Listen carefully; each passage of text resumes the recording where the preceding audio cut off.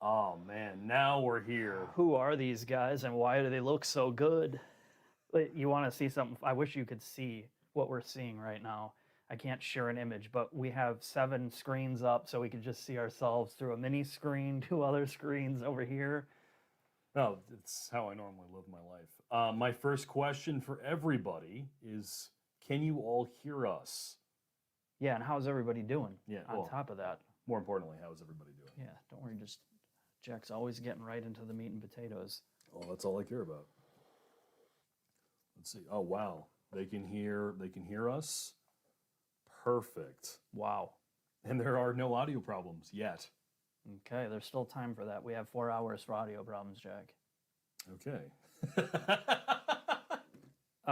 So here's the good and the bad of this live stream. The good is it's all good. The bad is you have to deal with us for about 4 hours, maybe 3 hours. And it's the one thing with the audio is you're gonna have to turn us up. I don't want to blow out people's eardrums, so if you can't hear us, there's a volume knob. Oh, I'm sorry. There's a touch screen to turn up the volume on your car so you can hear us better. We're gonna start off today by discussing the format, Jack. What are we doing here? So this is our first duo live stream of 2024. We were going to close one out in 2023, but we were busy. So this is a mix of trying to summarize some of the stuff we did at the end of the year, car of the year, upcoming projects, the fact that our NSX video is still not out yet. Jack, I can't believe Jack hasn't gotten this done. And some of our other future, projects or ideas for things like live streams and things we're planning on doing with some other YouTubers or channels or media outlets. So yeah, I guess first off, Mark, let's talk about NSX because that's all you've been doing for the last couple of weeks. Yeah. This is a project we said it would take about a year, and we're just at around maybe over a year. I don't even remember when we filmed the car. I don't remember either. I kind of blacked out. So every day I've been working on, so this is the status update. It started a year ago, and we got an NSX from Acura. You sure you want to bring up the audio like a touch for these folks? I don't know that I can try. All right. Why is it? Yeah, I'm seeing all the comments saying what audio. Okay. Now, is this like totally blowing out your eardrums? Okay, let's see how this is now. Is it any better this time? Is this worse or better? Crank it even more than this, or is it less than this? All right. We're good, right? Much better. Okay. All right, we're going to keep it there. All right. So let's get back onto it. Sounds the same. All right. All right. Audio's amazing. I'm not gonna change it much more unless it becomes a massive problem. So here we go. We filmed the NSX. We filmed the Type S NSX at the same time. Yes. And then we filmed John Vassos and Peter Cunningham interviews about the history of the car and their history of the car. And John Ikeda interviews. And John Ikeda. And Jonathan Rivers. And Jonathan Rivers. We had 5 or 6 or 7 NSXs at Autobahn all at the same time. Mm-hmm. Then we went to Japan. After But why did we go to Japan first? Because Mark wanted to make this really complicated. He's like, look, in Japan, women will bow to me, so we need to go to Japan, Jack. And as an excuse, you're going to tell Acura that we need to talk to Japanese men about a Japanese car that actually had nothing to do with John Ikeda, or in some ways had a little bit to do with Jonathan Rivers. Yeah, a little bit. Peter Cunningham, who sort of kind of raced them, and John Vassos, who... Peter Cunningham was far more involved with the NSX community than he let on. Oh, see, no one told me that. See, this is the how this project has basically turned out. We do something, and then I find out after the fact. Well, did you know about this? No, I didn't know about this because the people we talked to never told us. So as this has gone on, we do all this, and then I come back, and this is where I'm at right now. I started editing all these interviews with the Japanese engineers, the original guys who worked on it, and then they have a book which they didn't tell us about when we're there. Nobody mentioned this book that they wrote all about. We paid all this money to Honda paid all this money for us to be here, and We dragged you out of your retirement homes. You thought maybe you could have told us you wrote an entire book about the NSX that's only in Japanese, that cataloged every model year change and everything you did. Oh, no, you don't want to tell us that after we left Japan? Yeah, and to be fair, it's not really anybody's fault. It's just basically summarizing the difficulty in doing this. And now that I'm doing, I have Arnu, who's in Japan, a French-Japanese man who's basically translated everything.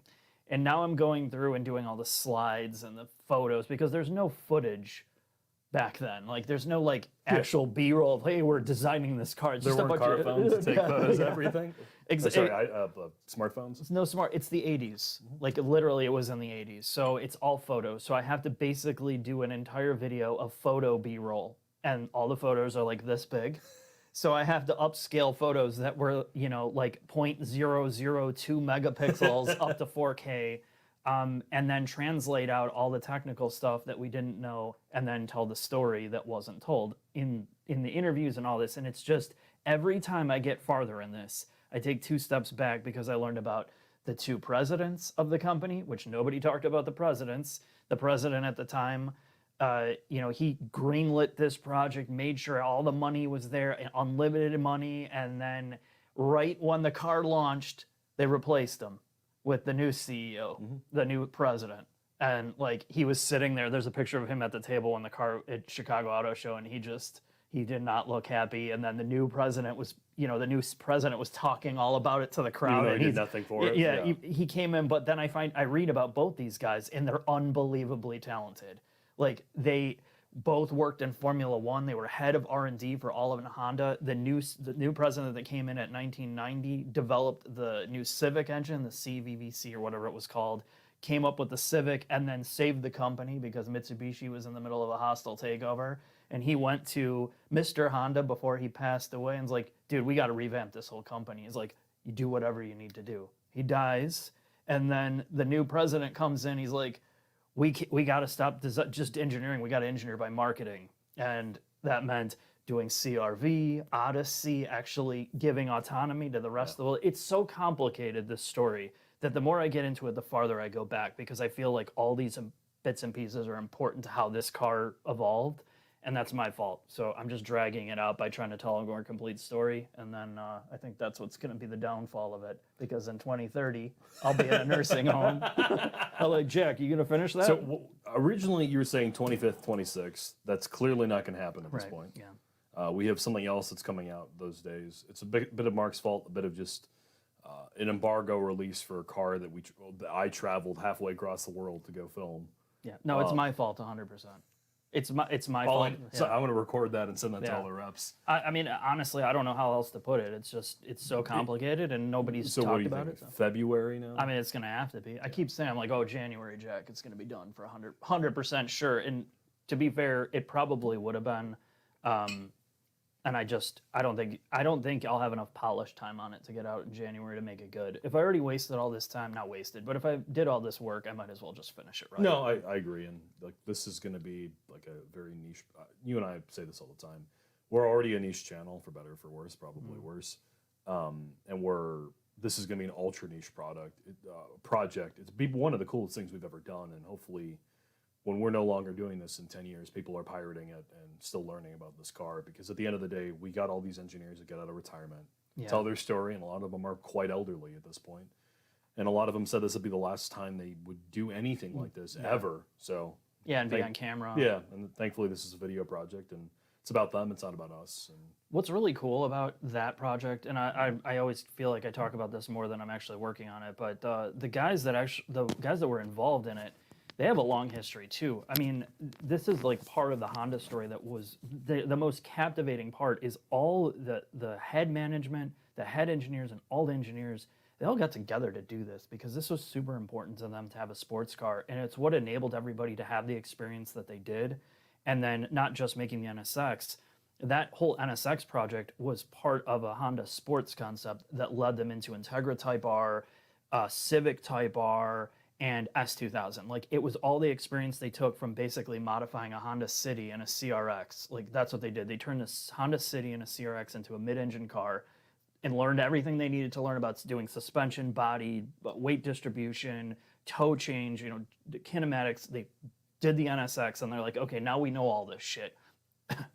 And then they did all these other cars, and there's a handful of them that stuck around. They did the new NSX. They did a couple of them still were involved in the new Type R. Tsukamoto-san, Wada-san. Yep. So a lot of those people still were working on it, but they're all gone now. There's like maybe 2 or 3 people left from that era. Sugimoto just retired as we were doing the project. Yeah, 2023. So all the guys are gone, and that's it. So this generation of car, we got to really hear from how it happened, how they learned all this stuff and the mistakes they made, and they were pretty transparent about the mistakes they made and how they would have done it better today. And I think it's going to be a captivating story for people to learn just how much went into these cars and have a better respect for that generation of car and why it was special then and why things are so much different now. And that leads us into one of the projects we're trying to do this year is it's the 20th anniversary of S2000 or 25th or something? I don't know. I don't know, some anniversary. Some anniversary S2000. Honda asked us to potentially It's got to be 25. Yeah, you're right. It would be, it's the 25th anniversary of S2000. So we'll be doing that like a big celebration piece this year on that, along with, as you're probably expecting, about 10 billion big comparison tests. We're doing E-Ray, NSX Type S, some Porsche Pile, and I doubt McLaren will say yes with how bad their Artura is, holding together. But that'll be one of them. GR Corolla, WRX, TA will be one, along with a bunch of other videos this year. But yeah, we'll have a bunch of comparison tests, documentary style films. I mean, things like Mustang GTD or whatever it's called is not going to be for a long, long time, having recently spoken to the reps about that. But yeah, we'll have some cool projects for you guys, more of the same. I'm looking forward to all the new cars as well. The second generation 992 will be out. Macan EV will be fun to put together. 718 EV will be fun to put together. So there'll be a lot of cool projects for you guys. We're also talking about starting a series. I'm curious to see what you guys think in the comments. Mark proposed this to me, and I've been doing some of the background work and putting this all together. We're thinking about doing like a Wednesday series, maybe once or twice a month, where it's the form of a live stream / podcast, where we take an expert from the automotive field, someone in chassis tuning, engine development, interior design, exterior design, all-wheel drive. Find experts from large automotive companies, bring them in and ask them questions about themselves and their philosophies behind what they work on and what goes into what they work on. So they'll be there representing themselves and their company, but the questions won't be about Lucid or GM or Honda. They'll be topical. So the first one we're planning on doing, just because we're very close with these guys now, is an interview series built around vehicle dynamics. It's a question that a lot of you guys ask about all the time. What goes into suspension tuning? How do you tune a car? So the guys from Lucid, forgive me, man. It's because you're drinking beer. I have to get through your company. So the guys from Lucid have agreed to come on. We'll get 2 or 3 of the engineers. We'll give them our questions ahead of time, just so they know what we're going to ask them. They'll sit it through and walk through their philosophies on these questions, and then we'll open it up to you guys to, we'll moderate and go through some questions and ask your questions to them about the specific topics. We're planning on doing one with GM on engine design, for the small block team, the guys who worked on LT6, infotainment with Toyota, brakes with Brembo. I mean, just as an immediate sort of list of things we're planning on doing. But you guys, hopefully, in the comments, think this is a good idea, because our plan is maybe do this February. Yeah, I think so. It's starting in February. Yeah, I'm gonna be doing a different setup in the shop to do some of this stuff. So I have a dedicated area. I just think that it's really hard. It's going to be hard to do this Dave Coleman, remotely. Michael just pointed out in the comments, Dave Coleman would be a great one. I'm sure he'd like to talk to us. And his colleague who worked on CX-90 drivetrain tuning was also at whatever that Sport Compact magazine. They'd be great to get on together. Oh, agreed. I think there's so much that could be done with this. That's not just... I think that's the thing, is like, I don't want to do I don't want to do just a podcast style thing. Everybody does that. So I think if we focus on the actual questions of the people that They are get doing like the 10 work. or 12 questions from us. Yeah. It'd probably honestly take them an hour to get through. An hour to 30 minutes, and then another hour to 30 minutes questions from you guys, in the live chat that I can quickly hit them with. And again, it's not about us giving you our opinions. It's about people who are experts in the field, giving them insight about how they got to the position they're in, a little bit bio on what they did to get there in their career, and then their views on said topics. There's a little bit more brainstorming on our end to do, but it's something we've always wanted to deal with. So anyway, what else do you want to talk about? Do you want to revisit Car of the Year before we start getting into the many questions we've already been asked, both by our Patreon and everybody else? Oh, our Patreons, for those who are watching this, our Discord, after 3 years of me saying I was going to do this, is finally up. So our Discord is up. If you're a Patreon member, you can hang out there. We have various topics and voice chats going, and we'll probably end up doing some iRacing thing in the future with you guys, or some other video game of some sort. But yeah, that's. Oh, you're asking if the audio is better? That's what I was dicking around with in the background. Sorry, I know I always go on. I'm way more conservative. So if it's, as long as it's not breaking up, we're all good to move forward. And to honestly, just to piggyback off of Jack's, I think there's so many people to talk to. That's why I'm excited. Mm-hmm. Like it's something that is. It's an easy way for us to interact with you guys, and more importantly, because we're not all that important, for you guys to interact with one another. The fact that you guys sit down and watch all of this stuff and hopefully learn from it. The idea is that we are trying to build a community with you guys, and it's the easiest way to do it. So. Okay. All right. Cool. I think the last thing is, I do want to do a couple car projects this year. One is NSX, like not the video, like a video. Yeah, buy one. I don't know. And talk about stuff about the car for people that want to potentially buy one. One of the big complaints that I've seen now with an older car is you're losing support from the manufacturer. So how to keep them going. So that would be interesting for me personally to do a series on it. And then there is one other car I will do, and I'm going to talk to you. I haven't talked to you about it yet. Is it the cross cab? I'm not saying, but by the look of your eyes. Oh man, Jack, we're gonna go bankrupt. I'm gonna buy a cross cab. I don't want to say what it is, but I have a release date plan for it already, and also a huge plan for it that I think will be next level for most of the people. It will probably redefine the industry. Let's just put it that way. Red Match is accurate. I need to go find in the nursing homes the engineers who worked on the PT Cruiser. No, they're still there making all the new product. Nah. You see, they replaced the Stellantis CEO today with the head of the Mexican operations. I forgot his. Is this the Southeast Asian gentleman? I don't know, Jack. I mean, I guess I could pull up the internet. I don't want to be rude, but yeah, the Stellantis guy got ousted today. New dude. So hopefully they bring over the Dodge attitude from Mexico here. Hey. In many ways, Mexico was more Dodge than America, because the Hellcat engine was built there. That's true. In fact, the Charger Challenger was built in Canada, so America isn't really it's not the home market real anymore. Dodge. And now that the Hornet is built in Italy, really, there's nothing American about Dodge anymore. It's a global brand. It is. That's true. They diversified out. So enough about Dodge, because I don't want to talk about them. We didn't talk about our Car of the Year thing. Oh, yeah. I don't have a ticker. Go watch the video. It was not self-serious. We stand by our views. Next year, we will do a better job with more trophies, more reasoning behind it. We stand by, well, at least I stand by the cars we picked. Next year, we will elaborate more on why we picked them and try to make it both even less serious than it was and more serious. Here, DT did the Googling for us. Why don't I put it on the screen? Can you believe I can do that?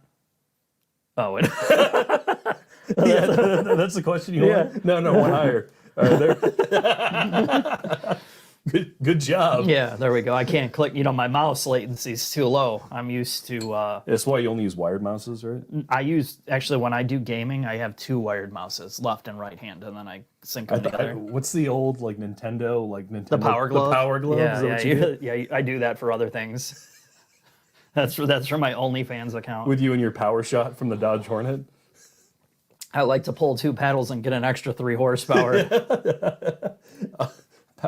Man, did you own a Power Glove when you were a kid? No, I wasn't a Nintendo kid. I had a you were a Nintendo. Sega I had kid, right? NES, but I never got the Power Glove. My friend had the gyro thing, the little robot. I can't remember his name, Gyro Man or Gyroscope and the Power Glove. And we always put the Power Glove on, and it was like the ultimate accessory that had no games that worked. It was so stupid.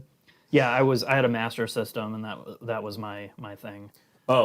Issues in business ramblings. So I am the business person, for better or for worse, and Mark's the creative. I will tell you, and this will be our first year we try to land title sponsors, and it is a massive pain in the ass. Certain companies have been great to work with so far, like Bridgestone has actually been amazing for all our comparison tests to work with, but as we want to expand this out and get more employees and people to help us with this so we can have more videos and better videos, the joys of making this more businessy is going to be a huge pain in the ass. And it has been already. The easy part has been now getting OEMs to agree to projects, to be honest. We've worked really, really hard in building good relationships with them. And while they are big asks for a lot of companies, a lot of them see value in it, and I don't have to justify everything I do anymore. But it's the business part of this and making sure that you can retire one day, and it doesn't make more sense for me to just go back to engineering from a monetary perspective and hire more people. So we can get videos out at a faster rate, and we can do regular reviews, more documentary style films, and more interesting projects for everybody. Yeah. The fiscal part of this is a huge, huge, huge pain in the ass. I mean, if Skippy, you're watching this, you want to sponsor Mark? No, I don't want Skippy. What is your peanut butter choice? Are you a Jif man? Actually, I was as a kid, and then I had to switch to almond butter. And I do the Trader Joe's almond butter because it's salted. They have a salted option, and it tastes great. I had to stop peanut butter based on my doctor's recommendations. That he felt that I was getting excessive amounts of headache, not because of the stress I'm under. Just because you're eating peanuts? He's like, you eat too much peanut butter, buddy. Let's cut that back. I'm like, all right, we'll do that. We got to make sure our comments are active. Sorry, man. All right, no, it's fine. Yeah, sorry, I was jumping around. So yeah, that's really the deal with the peanut butter. And we will do a project on the RX-7.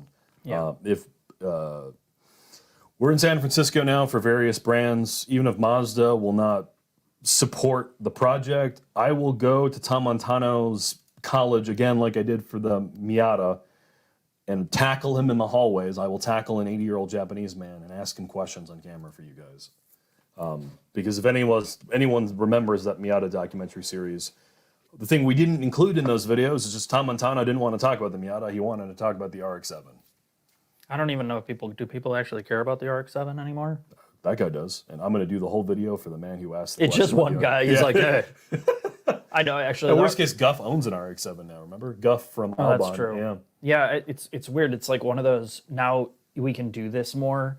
We see when other people do videos. And I know Throttle House did a video on RX-7, and I was surprised that it didn't have the viewership that I thought it would for them, because everything is but their viewers are attractive and young. Our viewers they don't know. Yeah, that's right. They're all models. Yeah, our viewers are all. They're all trolls like me. No, I don't know. I guess it's the same audience according to all the analytics. But this guy's got a Jewel Osco ad popping up. Got to order a Poke Bowl apparently.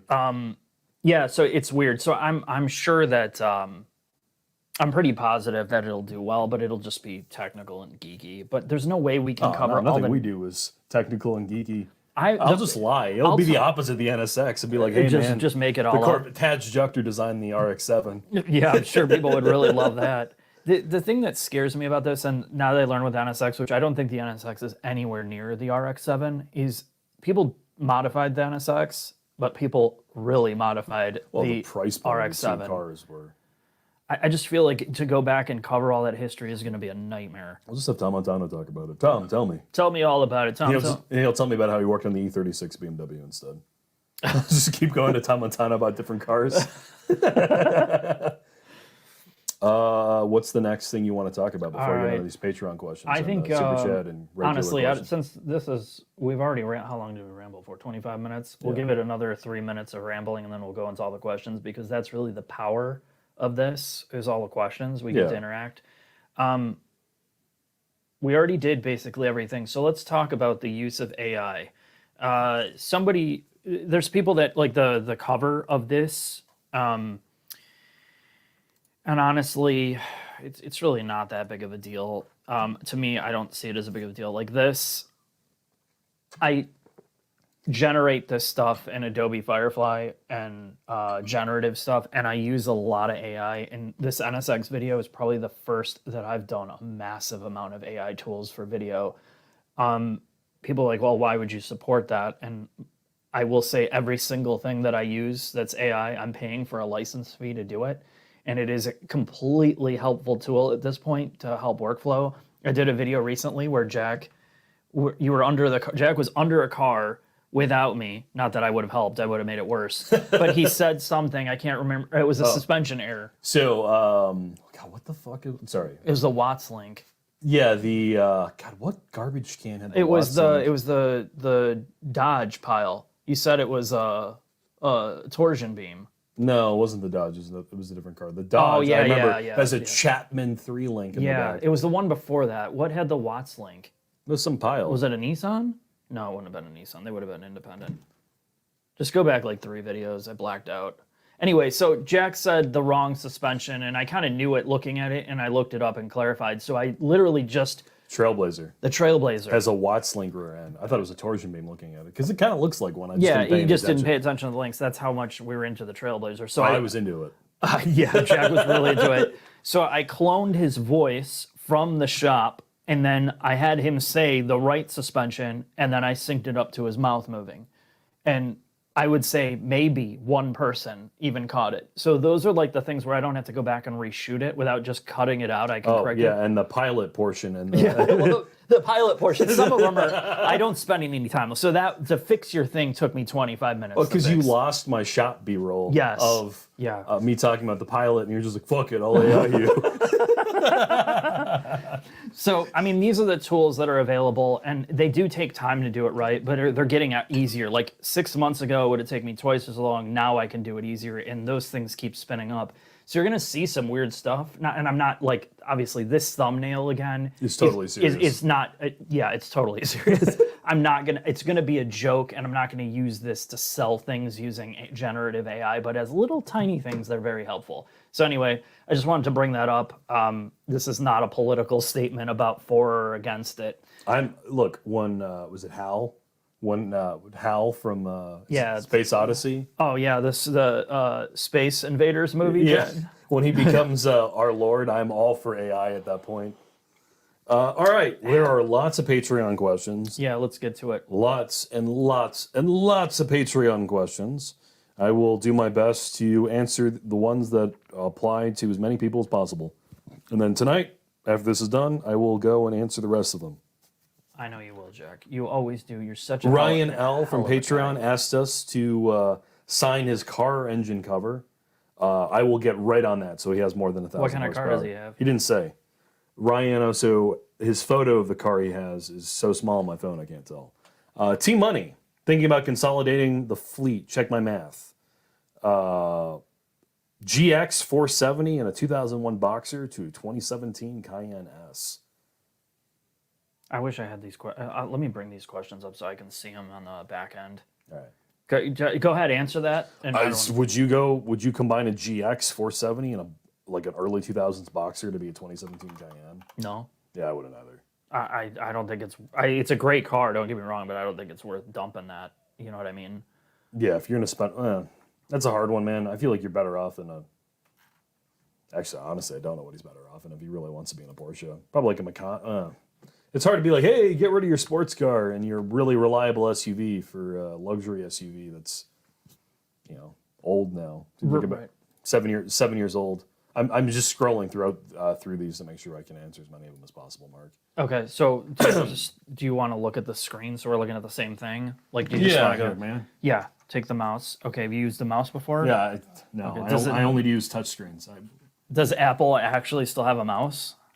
No, I just use the ghost of Steve You use Jobs. Steve Jobs' old turtleneck. Yeah. Oh my god. Coming from this is from Straight Wet. Coming from a Focus ST, the Acura TLX Type S has caught my eye. I'm looking for a more refined ride with more interior space, or while retaining a fun driving experience without compromising on reliability or affordability. CPO off lease. Thoughts and any alternatives I'm overlooking. Thanks for all your hard work. I haven't driven the new one. Well, So the not TLX Type S mechanically is identical. They didn't change anything. Nope. Oh, I thought they did. Bumpers. Oh, well, those bumpers can make a big difference. Bumpers, and I think the screen's different on the inside. I remember when we drove that car. You hated it. Well, yeah. But the problem, Mark, it's missing 3 numbers and letters. B58. If you're getting it as a used car, and For you're- how much? well, I don't know, 40. It's not 40. I can guarantee you it's not 40. I don't know how much is a Type S. I think they're like almost 60 grand. Somebody put it in the comments. I'm not looking this up. I don't want to distract from eating my peanut butter and jelly sandwich. Okay, let's say it's 45. Yeah, sure. At 45. All right, if you're coming from an ST, a Focus ST, it's gonna feel like a boat. Okay, Yeah. it's gonna feel like a boat. It is a good car. I do It's enjoy it. $53,000 used. Okay, that's a lot of money. So no. I mean, honestly, that it's to be fair, that's You too buy much an money. M340i. Okay, sorry, man. I like the Type S. I do like that car. I like the way it drives. I don't like the transmission at all. But as if I had to have a daily driver, Would you have you remember the S4 we drove? The Yeah. S5? Would you rather have that than No. the TLX? Oh. I like the way that the torque vectoring works on the Type S. I feel it's like more active as a front wheel drive platform, right? I feel like it's one of the most. But the active. S4 isn't. It's rear drive. Biased. The S4. The S4 understeers way more. Yeah, I know. All the Audis understeer like a pig. Even the RS3 Would you have an IS500 or a TLX Type S? as a daily driver. Yeah. TLX Type S. I think the IS500 is a better car, but it's like feels old. The audio system's not good in it. The daily driver things that it does, other than make great noises and rear wheel drive, it trades off so much. It is a good. I don't know, man. Those are 2 really hard cars. I guess if you're gonna have to buy one, the IS500 would be better because of the resale value would be much higher. Yeah, I think. and there's nothing ever that's going to go wrong in that car. It might burn some oil at like 100,000 miles. But it's also not all-wheel drive. Yeah. So like out here, granted, our weather's changing quite a bit, but that one time or that like handful of times where you have to drive through ice and snow and get snow shit. tires. Yeah, I guess it depends on the type of person you are. So anyway, I don't have an answer. Well, you're welcome. Let me. Here's my Stanley's. Did you see this? Did you just put Stanley on the bottle? No. Yes, I did. It says everybody keeps doing these Stanley things. I'm like, isn't Stanley the tool brand? They're like, no. Are you stupid? I'm like, all right. So I just ordered a bunch of Stanley stickers and put them on all my water bottles, so I'm in the know. Yunal asked, what cars or trucks would you purchase new today if you knew you needed to own them for 10 or 15 years? I responded, the Alpha Toenail, because I believe that beauty fills me with complete and utter confidence. PHEV, Italian, and serviced by Dodge dealers. Nothing could ever go wrong. What do you think would last 10 or 15 years? I think you wonder why Dodge doesn't like us. It's comments like that, dude. I mean, I spent the past 10 years building up this brand to have a great relationship with them, and you got to say that. What car would you pick if you were like, hey, I need a car that keeps 10 or 15 years?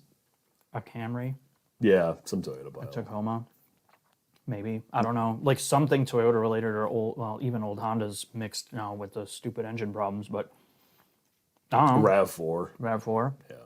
That probably, yeah. Your significant other has a 400-year-old RAV4.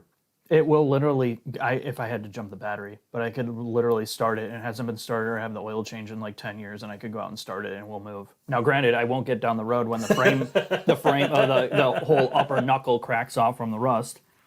All right. This is from Douglas. If you had to choose a classic car pre-1970 to daily drive, what would it be? Are you kidding? That's on you, dude. Nah, That's some Porsche, right? no. A 911? Yeah.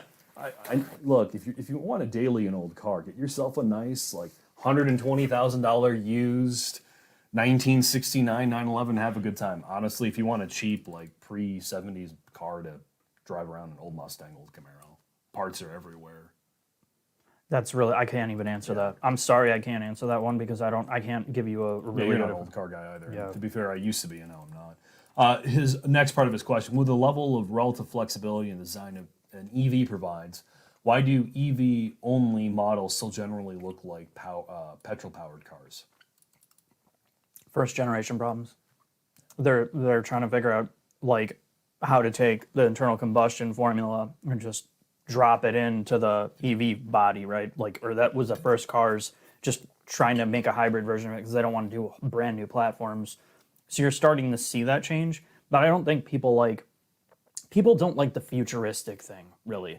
I think people are far more conservative, and the reason I think that is all you have to do is look at car colors. The most popular car colors are white, black, and silver. So clearly, people don't like a lot of adventure in their design. So If you have some like science project, no one's going to buy it. yeah, at least right now, that may change later when they figure out more packaging. But This is a question from TJ, and I'll consolidate it into Spirit of Racing. Do you think they're bringing back Mazda Speed with the Mazda thing with their hot models? Or they just don't they can't call it Mazda Speed. Remember they told us that? Yeah. The reason Mazda Speed doesn't come back is because they can't use the term speed globally. It's a big argument internally because the word speed has like legal ramifications. Yeah. So that's why they haven't brought Mazda Speed back globally. So they needed to come up with a new way to bring it back without calling it Mazda Speed. And this might be it. I don't know. Personally, I have no idea. I just don't know how they make a Mazda 3 or something like that into a sporty car. I had a Mazda 3 long term for like 6 months. Great luxury car. Bad hot hatchback. Yeah. Yeah, I mean, I don't know. I don't know what they're going to do. They're going to have to move to a new platform eventually. I see it as being a next generation thing versus like what reusing. Yeah, I don't know. Mike McAllister. I miss the characteristics that Honda engines used to have: smooth, free revving, and the zip fan sound in the upper revs. Anything that you can do? Basically saying, should we tell manufacturers they should build engines like this again? And the answer is they can't. Right. Yeah, they can't. The era of regular cars having high revving, free, naturally aspirated engines is dead, sadly. 100%, and they told us that 100%. And I just talked to Jonathan about this because Jonathan Rivers just spun up his own YouTube channel. Yeah. And he, I will tell you what it is. Yeah, just as a plug for him because he's going to be talking more about industry stuff. But he started his own YouTube channel, and I talked to him about the Honda engines, and we talked about the V6 because people are. It's called drive culture. Okay, yeah, drive culture on YouTube, and it's just him talking about cars at this point. It's the first time he's done it, so it's a little rough around the edges, but he'll figure it out. The NSX people now are having a hard time finding engine parts for that V6 that was in there.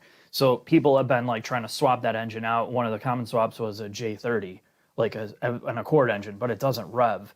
So then now they're talking about trying to get the new dual overhead cam engine that's in the Pilot and MDX and all that, the new corporate V6. That's a ground up engine. But as Honda's told us, they wanted to keep a naturally aspirated V6. But the entire design was built around emissions and fuel economy, and fuel economy is not that great, but mostly emissions because the old J30 single overhead cam engine couldn't meet emissions. So even that's the sad part. NVG and emissions, people don't understand that. They are not necessarily directly correlated. Like an old Honda Insight got like 50 miles to the gallon. Yeah. But it, by modern standards, wouldn't pass any emissions. Right. Well, the CVT one, because it didn't have lean burn, that might pass because it didn't do the lean burn part. Yeah. But yeah, the manual one where they could go lean burn to get 70 miles per gallon, it passed emissions then, but the NOx emissions are so high right now that they couldn't do it. So there's all these counterintuitive things, but yeah, it's just not possible, and there's no money in trying to develop a naturally aspirated engine, those fun engines, when they're going to be outperformed by every turbo engine, every hybrid engine, and every EV that's on the road. So there's just, unless it's a specialty car, which there's no money on that either for a commodity brand, it's just not going to happen. Next question from Paul, and I'll consolidate it. Wait, before you do that yeah. long one, somebody asked why I sold the LC500.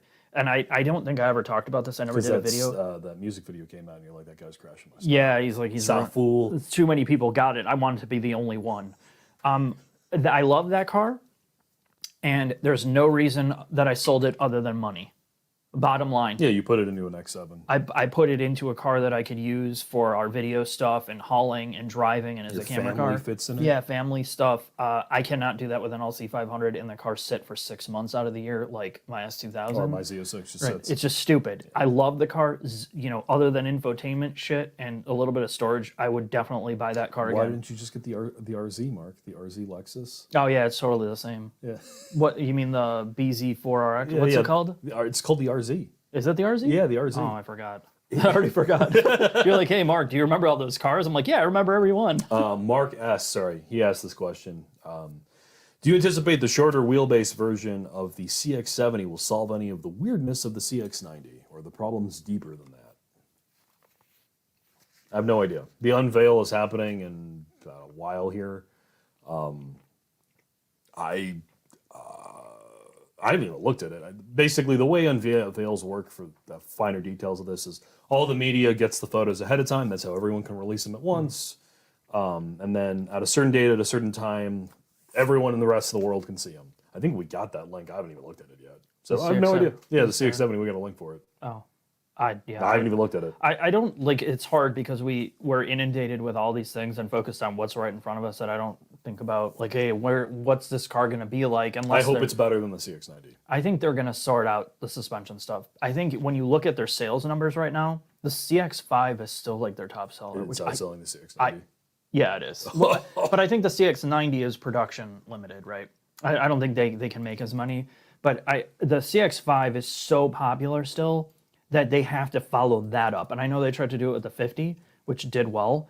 But they really need a true CX-5 replacement. Allegedly, one day in the next 50 years, I'm going to get a long-term CX-50 because I feel like it's a natural progression from the CX Mazda 3. But we'll see if that actually happens. Paul, debating between a GTS 4-liter new and a used GT4 for canyon carving and occasional road trip. I'd just get a GT4, wouldn't you? Which gen? The current one, like a 718 GT4 or a GTS. You really like the convertible GTS we had, or would you have a GT4 with like a manual or PDK? Oh man, I don't know. I guess I would get the new one. What's going to hold its value better, do you think? GT4. All right, then get a GT4. They're so similar. Honestly, The GT4 is not like the end. If you're looking for like the specialness of the GT3 engine, it's not. And I don't think it's that much better than the GTS 4-liter. So it's not a big difference, honestly, in driving. It's a little bit harder. Yeah. More direct. The wing, I think it looks way cooler. It looks cooler, but honestly, they don't drive like it's like, oh my god, this is transformational. They're so similar. So I would buy the car honestly that's just going to give you can flip it better, flip it easier. Or you'll actually enjoy owning it. I mean, I don't know. Yeah. I guess you're going to enjoy either one of them. Yeah. That's what I guess that's my point. Which one are you going to lose less money on when you go to sell GT4. it? Yeah, then do that. Yeah, I think your overall.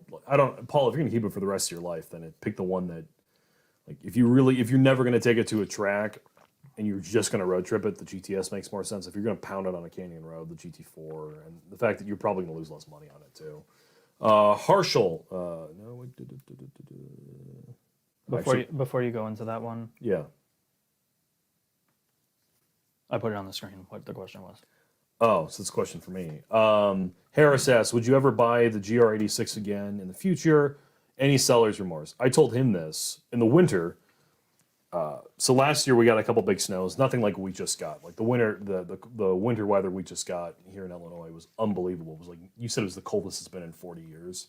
No, not 40 years. It was as cold as it was in 5 years, but our temperature right now is completely unseasonable. It's like -14 without the wind chill. So it's like -35 with the wind chill, which isn't that out of the realm, but we were colder than Hudson Bay, Alaska, parts of Greenland. Yeah. So we have this extreme crazy weather, and then you just get this massive snow and everything freezes to solid ice, and then it goes away pretty quick. But so I got to drive. Now I put 5,000 miles on the GR Corolla. I think I put like 12 or 13,000 miles on the GR86. And both cars have their inherent flaws and their pros. I will tell you, as a driving experience, under $40,000, they're new. There is nothing better than the GR86, other than like a Miata, Right, which is an unusable car. Yeah, Of the time. that's the problem. Like the Miata is more fun, but in the winter, would you rather be rolling around in a soft top Miata No, God, no. or the GR86? GR86. You know, I mean that's where that big difference comes to. There is not a more enjoyable car in the snow, including the GR Corolla, which I actually don't think is that fun in the snow. It's very capable, but fun, not so much. I haven't driven it, so I don't know. No, you'll drive it sooner. I mean, I'm going to do a snow cross here soon in the GR Corolla, but the GR86 in the snow, I regret not having it right now. It is a ton of fun. A mutual friend of mine just bought a BRZ. I picked him up from the airport and I dropped him off to buy it. He loves it. I don't miss the car, and that the engine is so underwhelming for what you're paying for.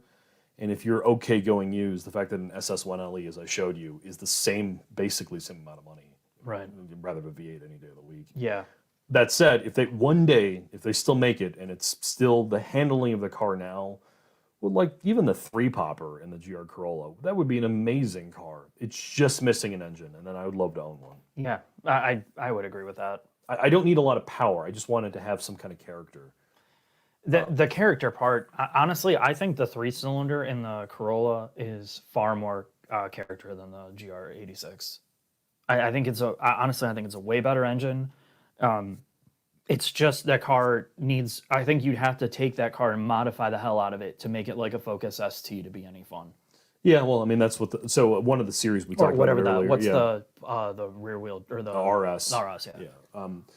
We're gonna do dampers on the GR Corolla. We're working with Limit Plus One. Those Ben and James at that company are great to work with. I think so. We're gonna do dampers. I'll probably do brakes from Essex and try to figure out some sort of cooling solution for the diff. Really curious what all that does. They want us to tune the car. I don't really want to deal with engine tuning, but whatever. Try to figure that out. Harshal asks, I'm going to try to consolidate this. What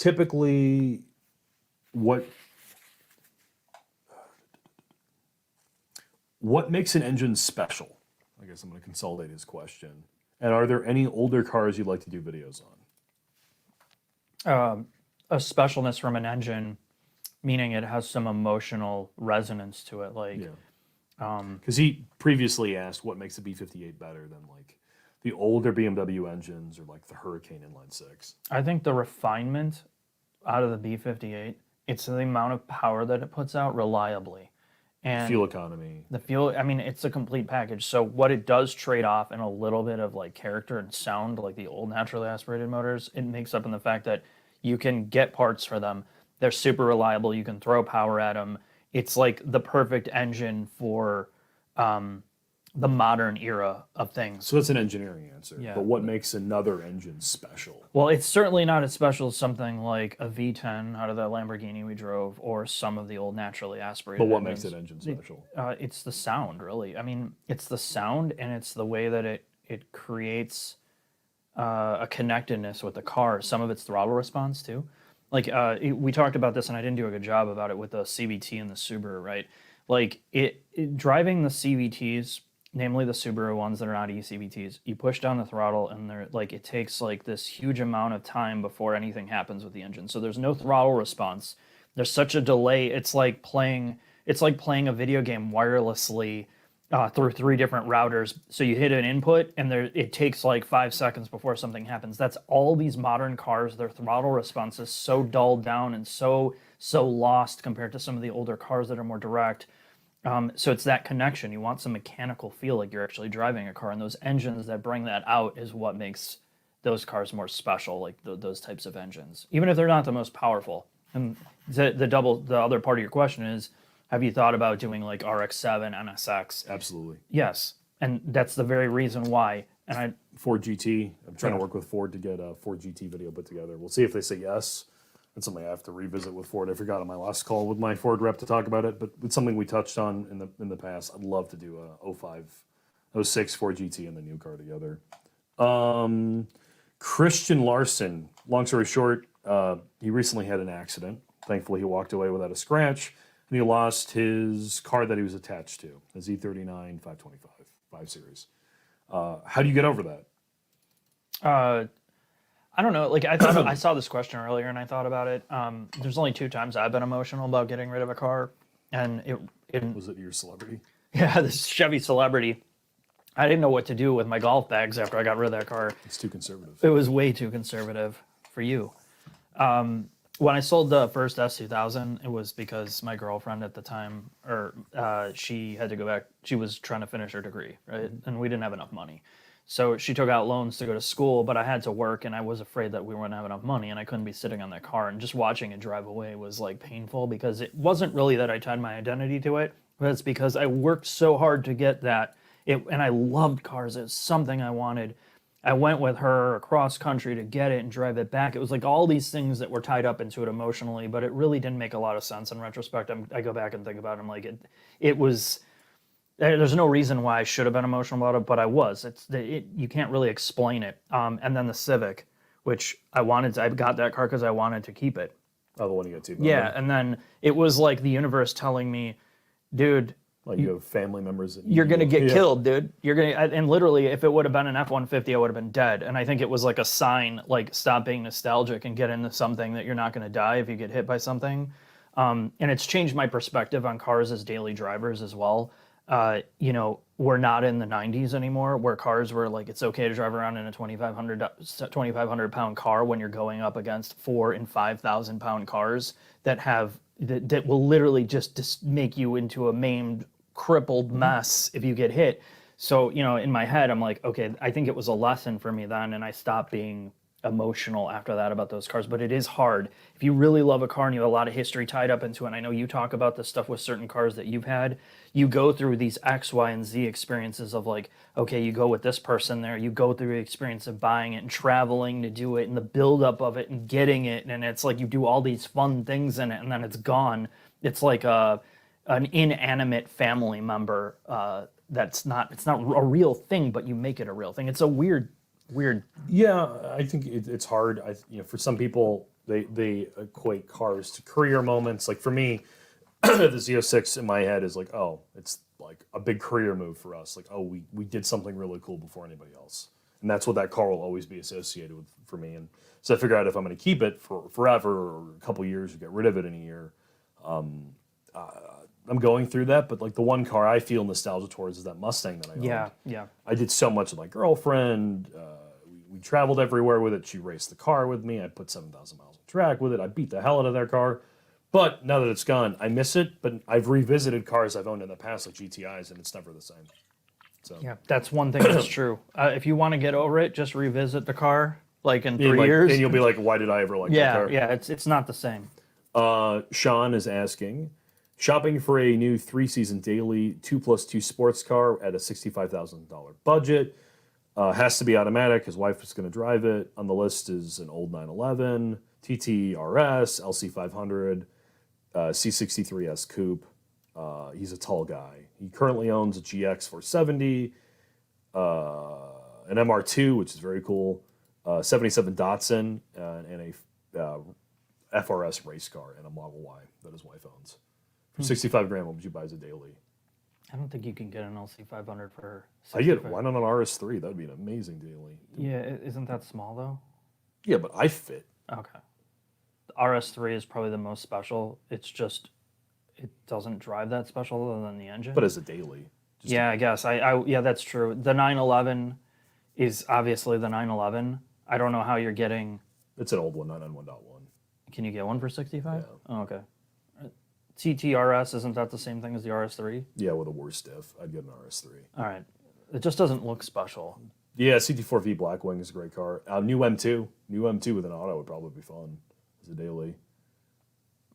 2+2, reasonable size back seat, not great, but he's a tall guy. That doesn't really work. You can rule. So out of those, it's easy to rule out for me the C63, the LC500, because you're stuck at the 2018 one with the hard suspension, Yeah, I wouldn't do that. which is not the greatest, unless you can find a 2019, but I think it'd be hard.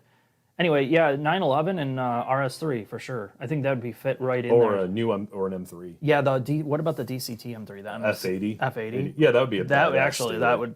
Could you get one for 65? Yeah, I'll do. Okay. Put that one on your list because the DCT is amazing. Yeah.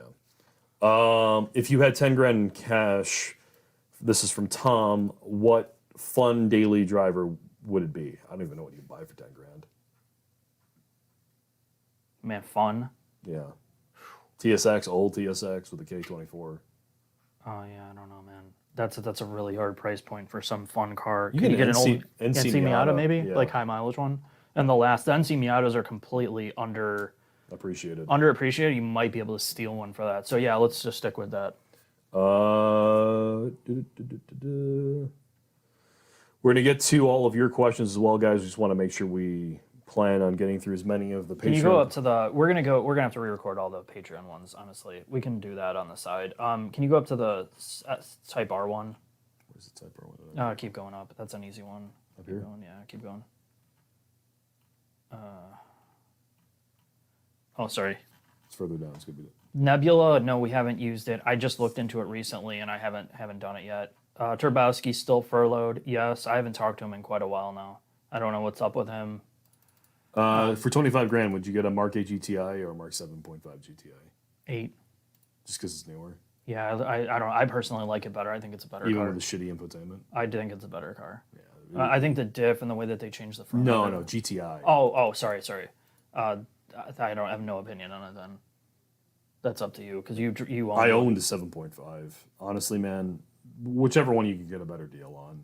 There are pros and cons to both of them. Objectively, the Mark 8's better. Subjectively, you don't have the shitty infotainment in the 7.5. Yeah, that's a big factor. Somebody asked about my long-term feelings about the Type R. That's what the question was. Given the fact that I only have like 2,500 miles on it, which is not enough to really have a feeling on it, and I don't drive. I refuse to drive it in the winter here just to not destroy it. But I will be doing more videos on it because I'm going to be doing wheels and tires, maybe Oleans on it, maybe, and some stuff in the summer. But I really love that car. I really don't want to have to sell it, but at the same time, it's still a Civic. But it is one of the more fun cars. I think we both agree in terms of like fun summer. The fact that it is a really usable all around car is great. I mean, the engine's for a 4-popper, the engine's spectacular too. Yeah, the gearbox is good. It's fun to drive. Great seats. And it's the great seats, and it's a really great car every day. Like you don't think about, oh, I'm not going to bring it today because I got to go do X, Y, and Z. You can do everything in it, and that's my feeling about it long term. Two last questions for Patreon. We'll answer, and then I'll either answer them via just responding to them in the comments, or I'll answer them. We'll do a video. What does automotive joy look like for each of you in 2024? What are you doing, and what are you looking to? Basically, what are we looking for automotive joy in 2024? This is a very problematic question because I think we were doing something recently where you were just saying that we're so broken with cars. And I wouldn't say that we're broken, but I think doing that live stream with Gene Del Sal, the guy who owns Audioholics, he was saying that he really lost interest a couple years ago and got into a state of almost depression because he's an engineer like in audio, and he spent his whole career and then the past 20 years doing reviews and running a web business on audio, and he just like hit the end of the line. He knew there was nothing else to do. As he literally said, I've reached the height of what I can do with this. There's nothing left in this space to do that he hasn't done. And I think for me personally, I don't want to say that there's always something left to do. It's just what is the return on it personally versus just churning shit out just to churn it out. And I think that's the difficulty of where we're at. I want to learn more from the people that are doing the design work, the work on the back end, and the ball busting work on the back end, even on the corporate side where people are not appreciating them. From the people that are just literally just checking a box and getting their job done to the people that are actually really engaged in this. I want to learn as much as I can from the industry before I cash out of this, and I don't think we've done a good enough job with that yet. Or personally, I don't feel like I've done a good enough job to get deeper into it. So for me, it's understanding what the future of cars is, electric cars, like what companies' plans are, how they're going to do it mass market, how they're going to do specialty cars, how they're going to hybridize things, and then I'm more curious about seeing if the market's going to shrink, how much it's going to shrink, and I think it's going to contract because there's too much product, too many cars doing the same thing. So I'm really curious to see for 2024 who comes out like ahead, and who's right and who's wrong with the industry stuff. For me, like you, I want to learn. I think the thing that I appreciate the most about doing this channel is I've learned an incredible amount. And the insights that we've learned about both cars and how things are made on the back end, and the fact that we spend so much time with these engineers is very gratifying. I want to continue to do that. The interview series we're planning on doing, if you didn't join us in the beginning of this, one of our plans this year is to start maybe twice a month interviewing on, basically a live stream format that we ask 10 or 12 questions, and then you guys take over in the end for like 30 or 40 minutes. Experts in the field, questions about what they do and why they do it. Yeah. I think that'll be deeply gratifying. And the amount of time we've spent with a lot of these engineers is very special. Yeah, it is. And you learn more.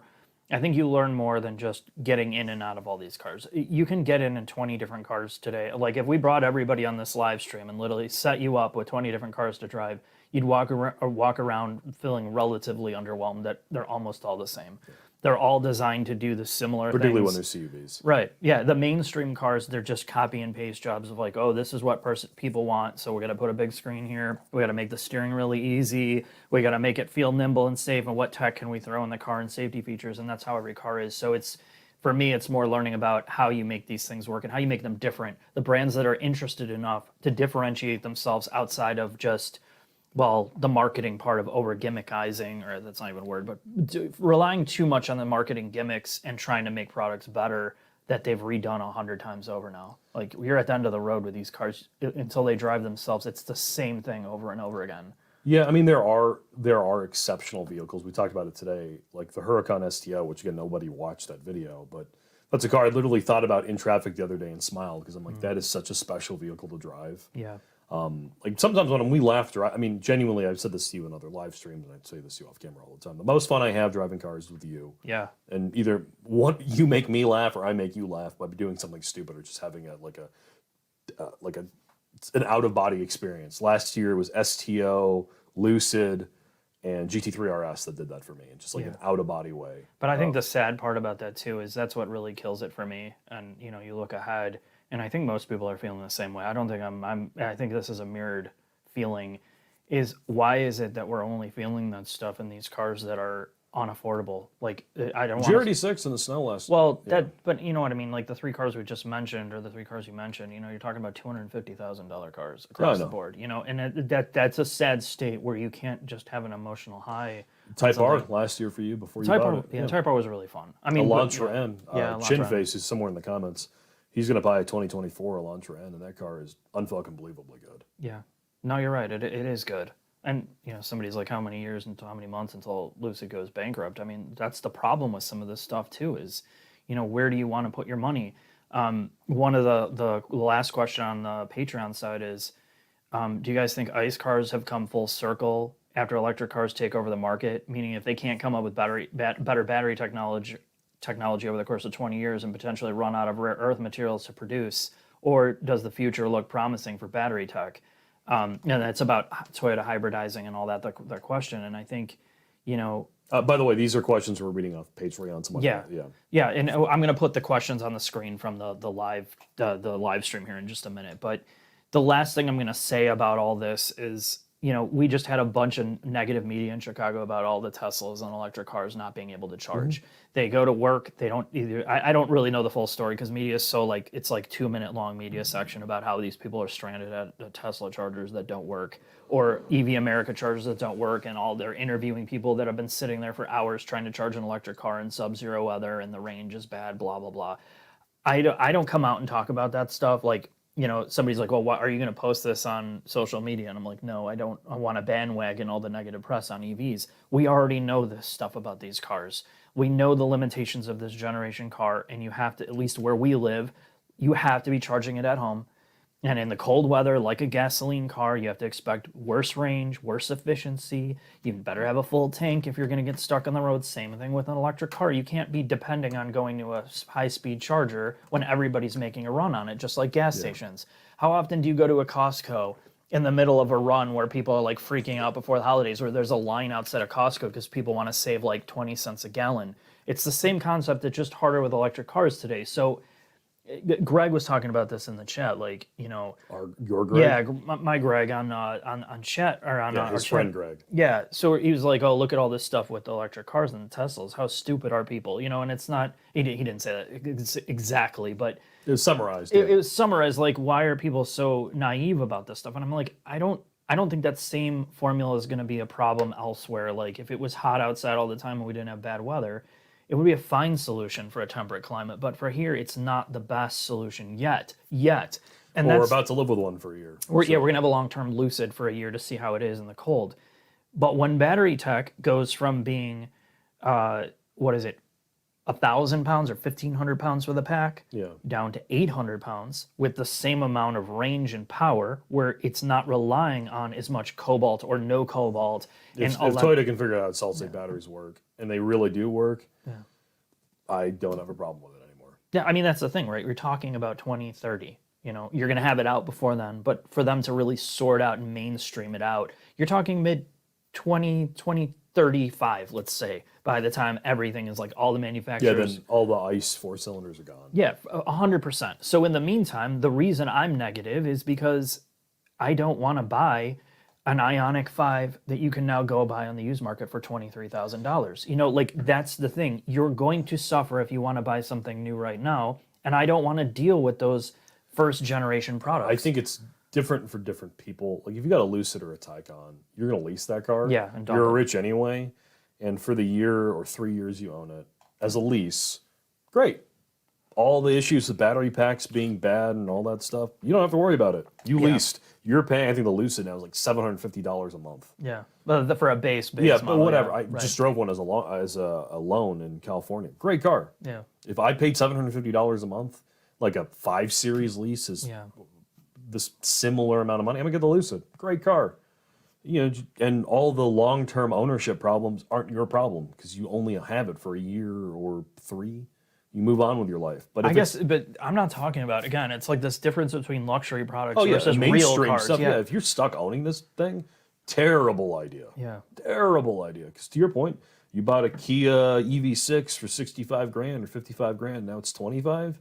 Man, that hurt. Like the 3 years you own that car, the cost to own is astronomical. And again, that's the thing. Like, if you're not buying a Tesla and you're buying one of the other manufacturers like mainstream EVs, you have to expect some of these problems. Or like an EQS. If you really got one, like Ferris is saying, for $400 a month. Yeah. Amazing. Right. Yeah. Of course. Amazing. But yeah, that's luxury products, right? Of course, you're not going to keep those. I'm just talking more about like, okay, when are we going to back off some of the EV speculation? And it's when you have commodity cars that you can buy for $35,000, $40,000 that are going to hold their value and not lose their ass, and you could pretty much do anything and not have like, worrying about an outage, or, if you go out and you don't have a garage and you can't charge at home and you have to keep the car outside, like when those solutions are solved or those problems are solved, then it's really, honestly, who cares? Like, I'm not fighting over a 4-cylinder. Like, like, who's like going to a dealership? Oh man, I got to have a 4-cylinder in my Equinox. Like, nobody cares about that anymore. My girlfriend's RAV4. When I drive around in that thing, I told you that the other day. This thing's a huge piece of shit. The only reason I'm like, hey, we're buying you one is she's a medical school fellow and she drives a shitload of miles. And and she has zero tolerance for anything breaking on the car. I'm like, here you go. Here's an appliance. Yeah, it's one that you know. Again, that's the thing. You But don't if it have was to an do EV anything. and it had 800 miles of range and never Right. broke and was, it would be way better. Yeah. I wouldn't miss that four popper in the RAV4 No, at all. nobody would. Nobody would unless you had an affinity towards something like that, which it doesn't. That- Honestly, nobody does. If you love the RAV4 as a driving experience, screws loose. But yeah, it's another 10 years where we'll no longer be having this conversation. We're going to be talking about, oh, did you hear about this battery pack? I can't believe they can get 1,000 miles out of 2 kilowatts. Yeah, right. Exactly. Alex, last Patreon question, and we'll move over to all the questions you lovely people have been asking. The only reason I'm picking this one is because I'm selfish and it's about a GR Corolla. Oh, okay. Alex, I test drove the GR Corolla and was super underwhelmed. Amazingly, I thought my Mark 7 GTI was a better daily. Am I crazy? What are your takes on the GR Corolla? Are there any hatchbacks that have the magic of a Miata? There are no hatchbacks that have the magic of a Miata, at least new ones. The closest one is either an Elantra or a Civic Type R or ITS. The GR Corolla is a car I now spent 5,000 miles in. I spoke to James today from Throttle House just via Instagram, and if he's watching this, hi James, congratulations on your new car, which is a Golf R Mark 8. And in every daily driver metric, other than the infotainment, which in the GR Corolla isn't really very good either, it is a better car. And the Mark 7 GTI has a better interior than the GR Corolla. You have bigger door pockets, you have better seats, infotainment is still physical, the motor. You have an armrest. You have rear vents. You have yes, it's a bigger car in the inside for people.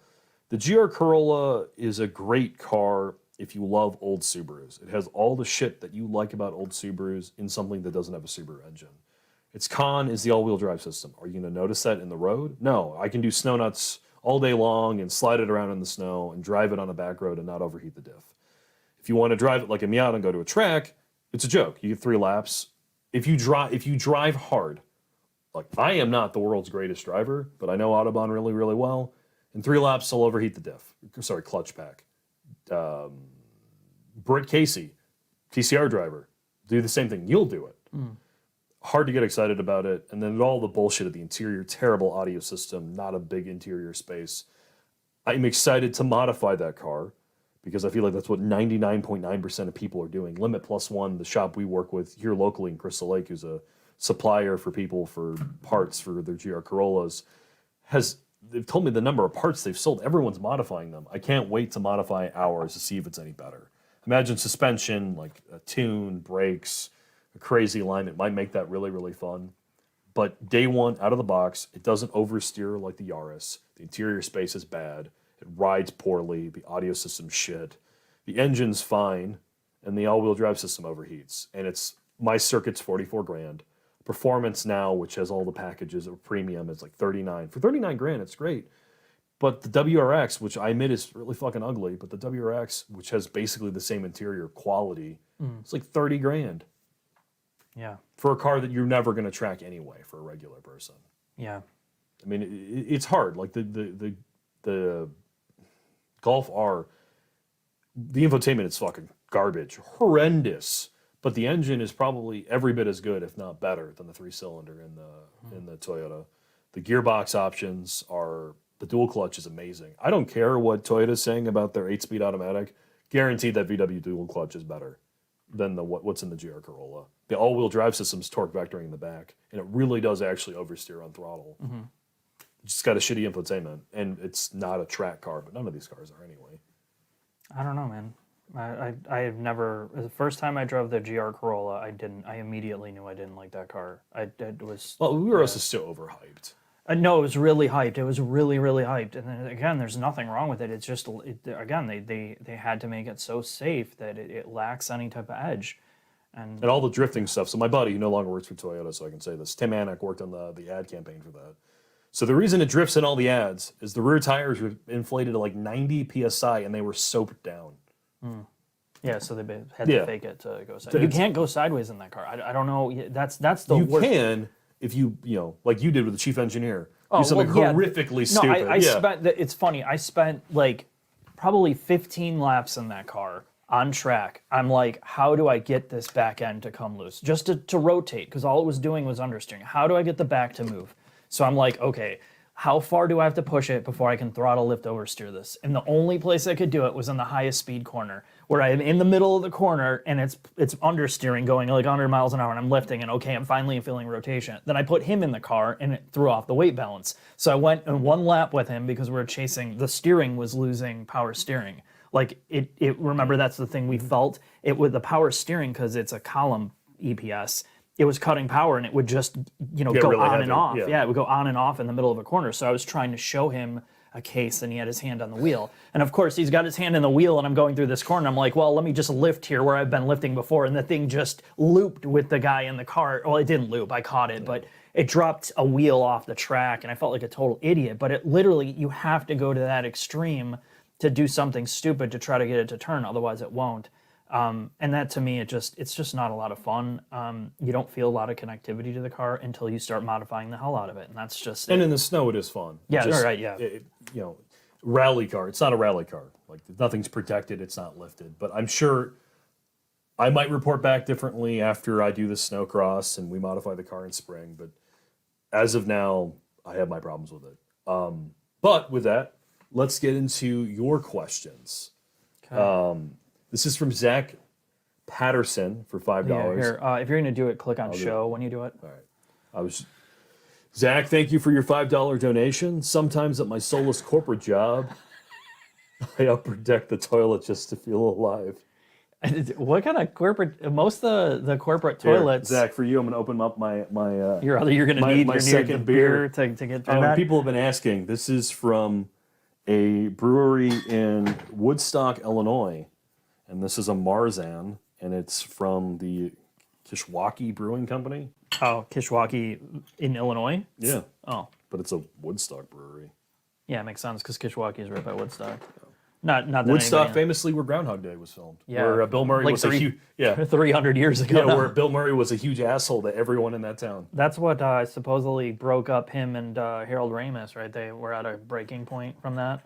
Yeah. So yeah, you know what? Honestly, when I was at my corporate job, I'll tell one anecdote since you donated $4.99, so Jack can get he's 1/50th the way there to modify the GR Corolla, so he's happy again and stops drinking. That car, by the way, unless the Supra S58 and you guys want us to buy one to do a series on, is going to get replaced by an SS1LE, and that is a project I'm going to do in spring. Really? Oh yeah, we'll get my boyfriend Aaron Link to come on and Al Oppenheimer. Oh, you're going to have a big competition when you find out what project car I'm getting.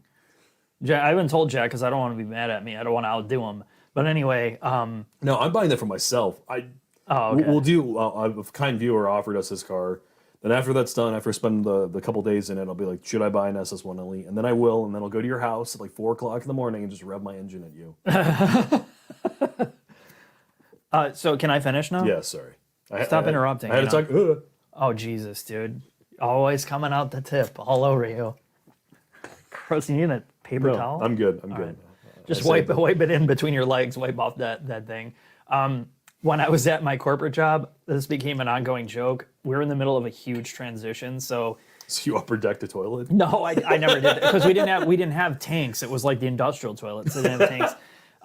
They were like the pure pressurized toilet that you could flush over and over again to get down a brick if you dropped one in the toilet. But we're in the middle of a cutover, so it was a Motorola site with all infrastructure. So a company came in and bought it, and we literally had to cut everything over in one night: networking, servers, computers, everything. Reimage the building, and this was like we had to have it done overnight. There was no way to do it in like multiple days because the place couldn't be shut down.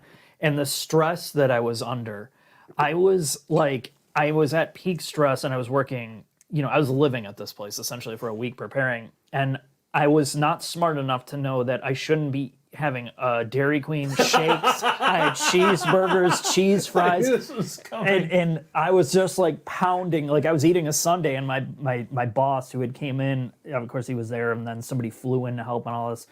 He's like, dude, how much ice cream are you gonna eat? And we're in the middle, we're out on the back part of this warehouse, and I'm like, he's like, dude, what is wrong with you? And it's like 3 a.m, and I go hobbling off. And needless to say, that was one of the few times I didn't upper deck the toilet, but the bathroom got closed down. I shut that son of a bitch down, and my boss, like, he's like, dude, there was a guy, and I shit you not, this No pun intended. no pun intended. My boss comes in, and there's a sign on the door written in like half Spanish, because the guy, you could tell the Spanish guy could barely write English, but he tried. God bless him. And it was like bathroom closed with like a frown. And my boss said he walked past the door, and there was this dude with a power washer in the stall.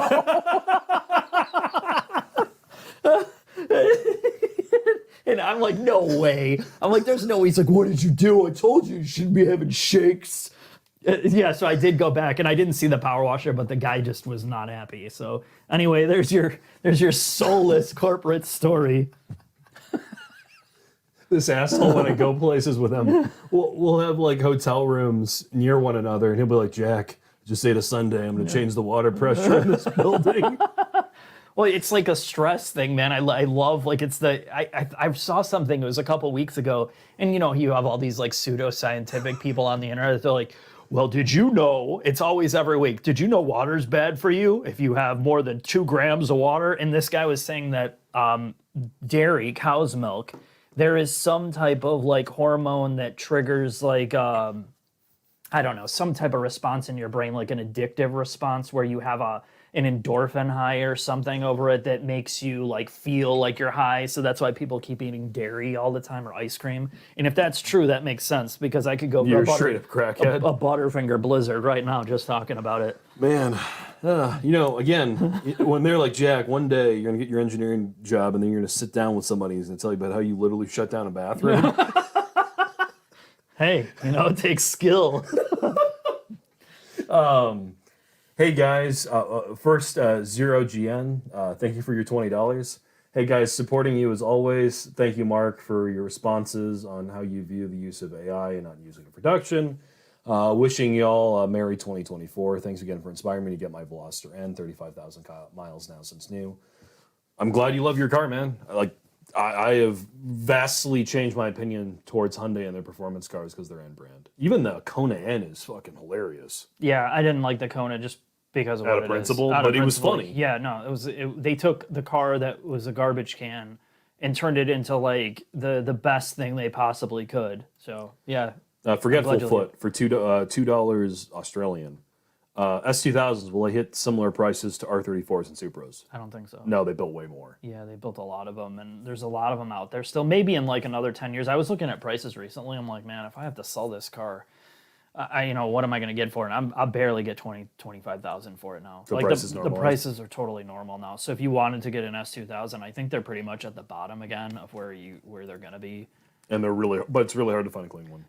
You can find it, surprisingly, I found some really clean ones, like 2-owner, 50,000 mile cars, like 2004, 2005, and like the mid-20s, which is really good. I mean, obviously, I didn't see them in person, but it is possible to get one for under 30 that is in really good shape.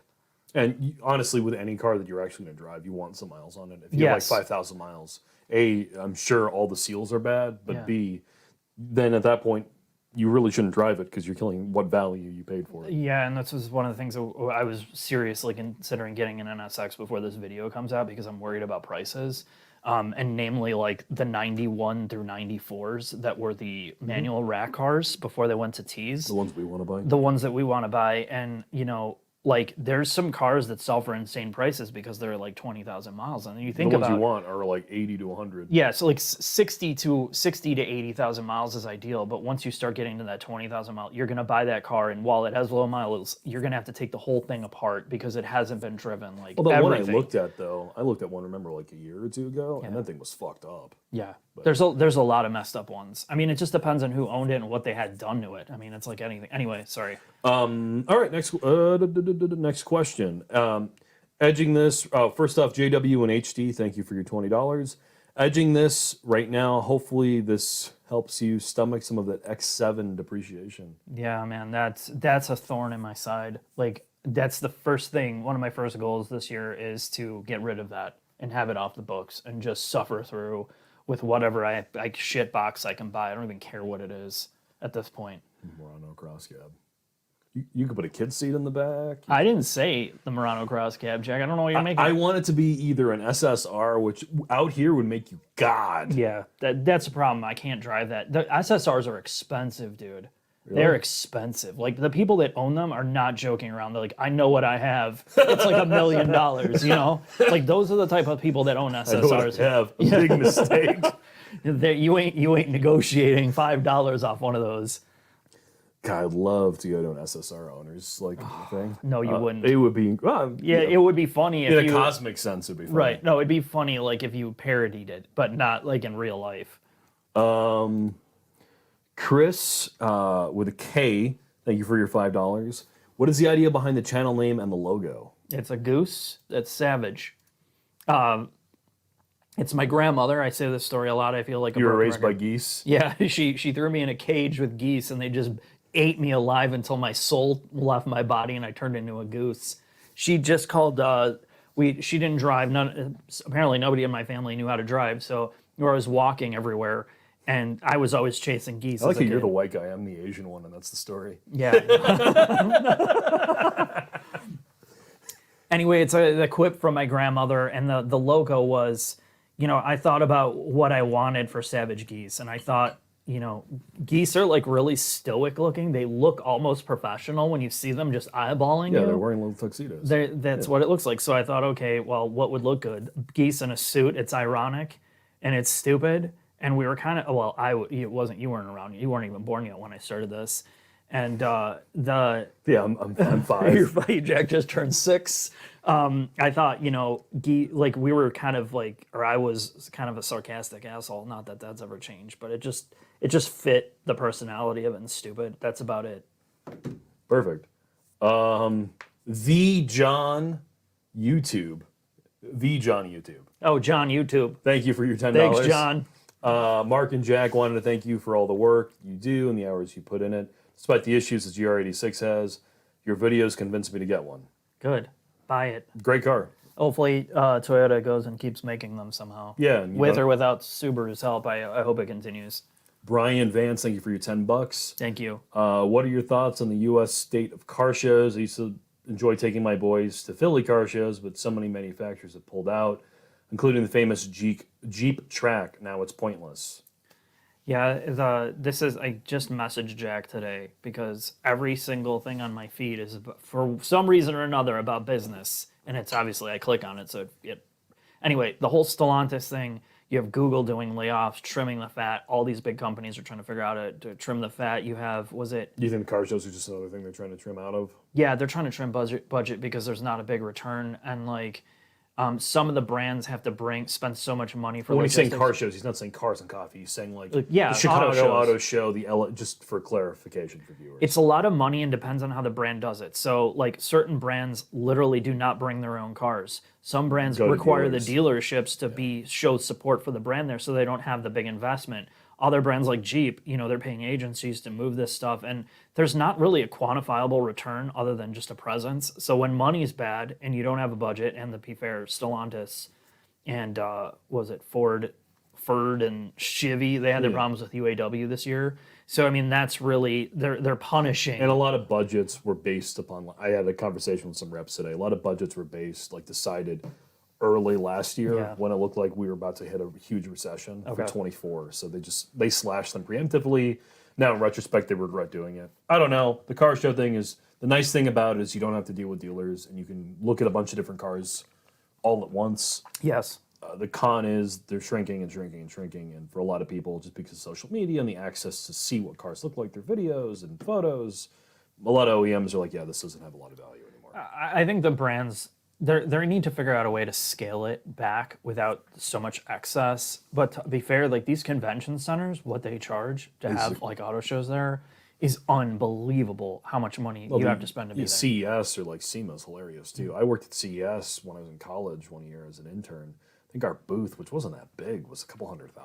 Yeah. It was unbelievable. It's stupid. Yeah. It just depends on what you're doing. But didn't even Porsche pull out of the LA Auto Show this year? They weren't even there. They weren't there. Yeah, I mean, it's just, again, you think about it from the business side of what is the return, and if I mean, honestly, I went to car shows all the time, or auto shows in Chicago before I started doing this because I wanted to see all the cars at once, and that there is a huge benefit to doing that because you can see everything.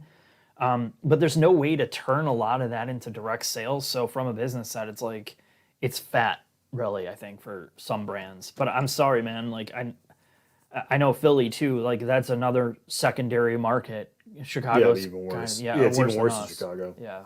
Oh, someone said, why do we keep bashing Hyundai products if we like their end cars?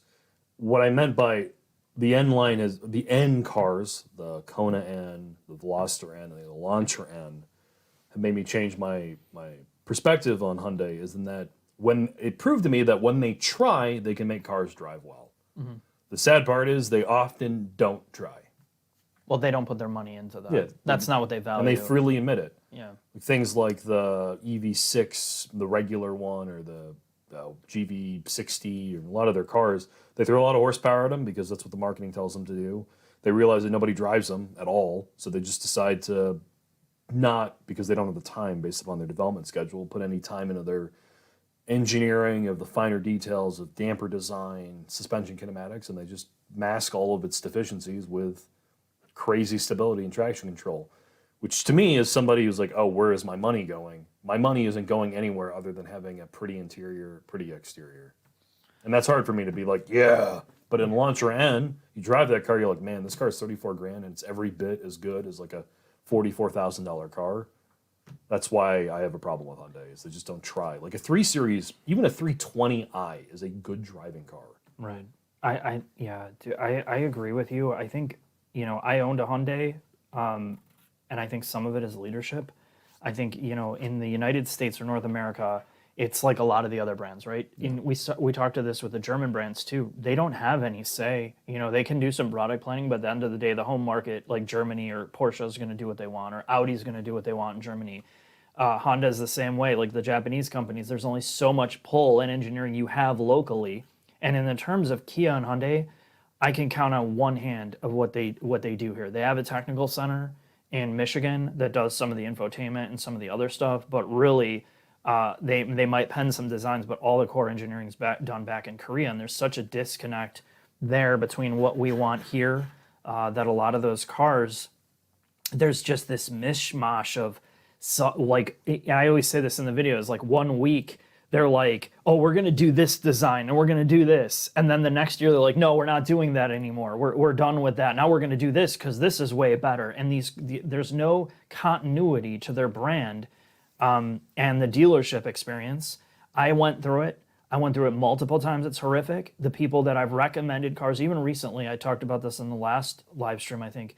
One of the guys on Instagram, he's like, dude, like I want a Genesis. I'm like, G70 is cool, G80 is cool, just don't pay a lot of money for it, He went to drive it in the dealership, same thing. He's like, it was so bad that I literally walked out and bought a TLX. And a TLX wasn't even in my mind because the dealership just gave me a good deal on it. They didn't screw me over. And it's like, it's not just one time you hear it. It's almost every time. And it's not, and it gets really, really old. And then you see all the marketing nauseum, like with the,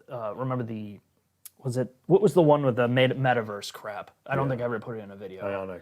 The Ioniq 6.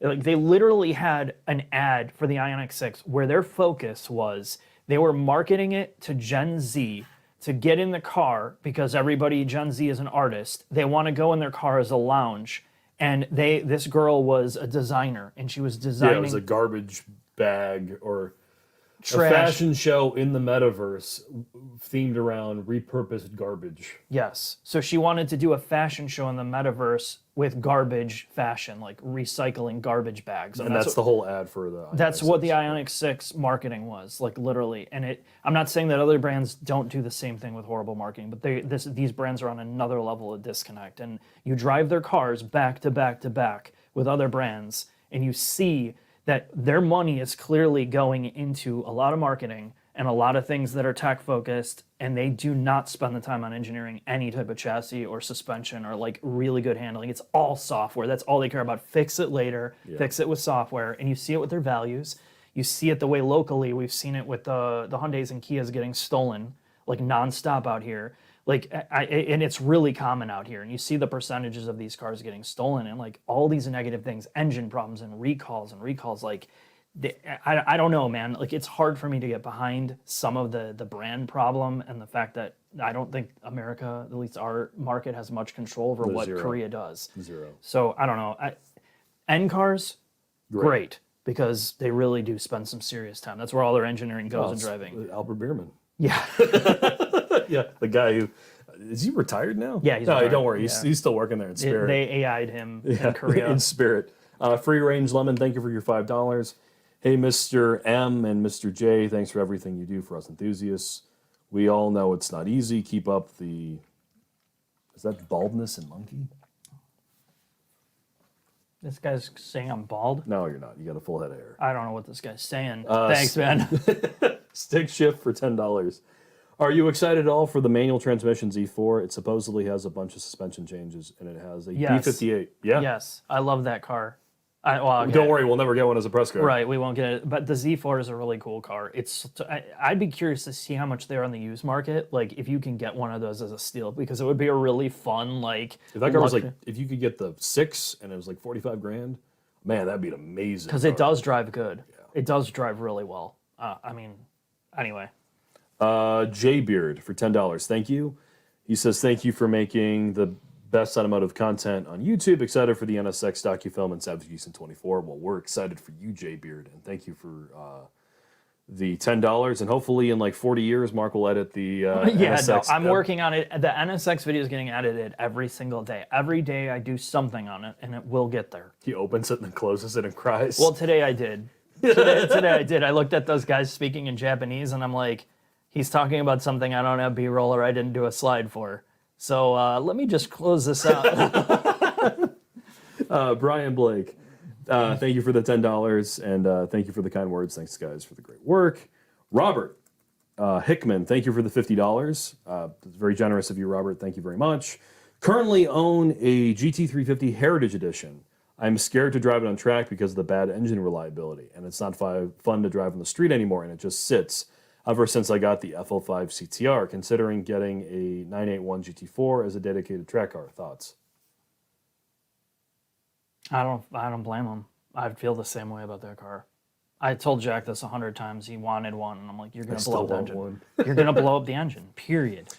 Just get a really long warranty and be like, hey. I don't know. To me, that sucks. And then you're gonna have some Ford dealership. You're gonna have to take it to a specific one. Don't worry about it. Ford dealers do a great job. You're gonna call roadside assistance after you pop the engine, probably on track in 2 years from now when the tail end of the warranty. They're gonna say, well, you were on track, we can't tow it. So you're gonna tow it home first, and then they're gonna be like, well, your closest dealership is this Ford here, and it's gonna be John, 50-year-old mechanic who's never worked on it before, all pissed off that he has to try to figure this piece of shit out, put a brand new motor in, nothing goes back together right, and you're left with this rattly ass, even more rattly, half put together piece of shit Mustang. What are you gonna do with that? I look back at the good times I had, Mark. There's your negative, there's your catastrophic view. Here's the other view, Robert. While I love the GT4 because it says Porsche, the GT350 is still a car I think about driving around Road America. That is how much I love that car. My argument is you already own the goddamn car. Go to your Ford dealer and be like, here's a lot of money. Extend my warranty out for 10 years. And then drive it at every track day you can and pop the motor 40 times. And then the year before your warranty goes up, be like, hey, that GT4 sounds real good. And then 10-1, Ford's going to discontinue that engine, a long block, whatever, well before 10 years. All right, 5 years. I promise you that 3 you won't get years, parts for it. I'm reducing the warranty time.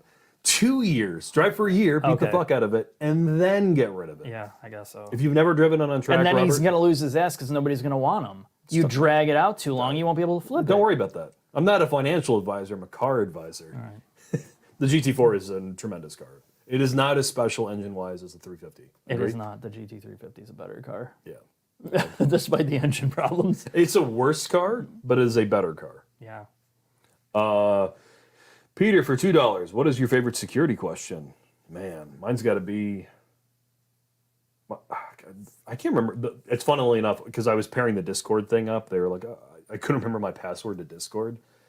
No one does security questions anymore. It's all like authenticators. You notice that? What, the passwords? multi-factor? all multi-factor stuff. Yeah. I don't. You know. What's your favorite security question, Mark? I always, if I get an option, I make my own. If it's a generic one, it's like. Is it big spoon or little spoon? It's like, what's your? I'm team little spoon. I always do. What's your favorite instrument? And I always do the skin flute. I can never. That one's so easy to answer. God damn it, Mark. Next question for $2 from Pickle Rick. It's like it came from Chris. Our chin face. Docu-film on the Panther platform cars. Do you know what the Panther platform is? No, I don't. It's Crown Vic. It's like those, yeah. Grand Okay. Marquis. Oh man, I'm gonna go to the retirement home. Or Didn't like, we do a Grand Marquis? Yeah, you did one with Todd. Mark. Yeah, sorry, not Mark's. With Todd. Yeah, Todd. Yeah, it was the police interceptor one that people were pissed off because it was more of a joke than real. Actually, Tom probably would go into the weeds with that car if I really asked him to go in the weeds because he kept buying them. Yeah, but he's also a mechanic for municipality. Yeah, that's true. Yeah, he works on all the he works on all the snowplows. Now the guy's got to be. I would love to spend a day with him at work for like just 2 days. Watch the. My favorite Todd, or his real name is Tom. Thing because we're in a group chat with him and a couple of your other friends, and if you think Mark is like, man, that Mark guy is really weird, he's all fucked up. All of his friends are worse. Like he's the normal one. No, they're not that bad. Yeah. The bar is. No, I mean, it's because we grew up in the same way, like, not the same way, but we were friends from, like, high school. Yeah. So a lot of the same personality traits. Tom got to, so Tom works in, like, some municipality in the middle of fucking nowhere, Illinois. No, it's Buffalo Grove. Middle of nowhere. That's not middle of nowhere. It's not Naperville. It doesn't matter. Okay.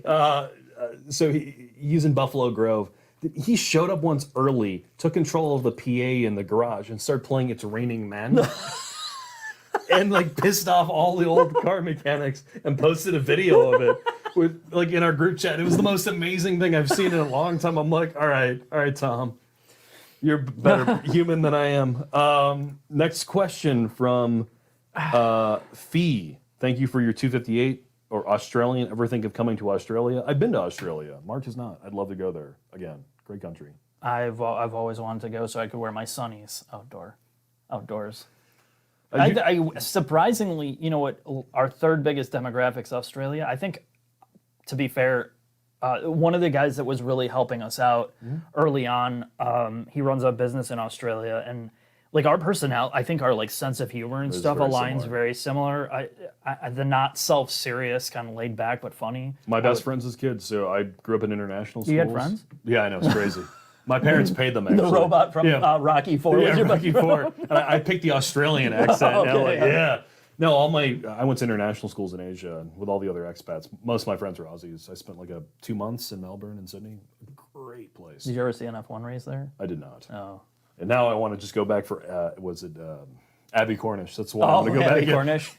What other Aussie I have no idea. actresses are there? Hugh Jackman. There's a lot. I'm going there for Hugh Jackman. Hugh Jackman. He's single now, man. Yeah, I know. I told you. I don't want to say it. I don't want to say it on here, but anyway. For Huge Jackman. Huge Jackman. Dylan, thank you for your $20.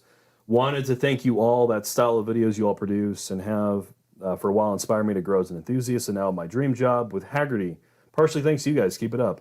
Dylan, congratulations on your job at Haggerty. Hopefully you're doing something fun there, or even if you're not, hopefully it's a good experience that you can take with you forever. Because that's a lot of those. Some of these corporate jobs they're invaluable. You know, we joke around about it, the corporate, and I think even people that we joke around with are in it, and it's like you can't see out of it, but you still find the humor in it.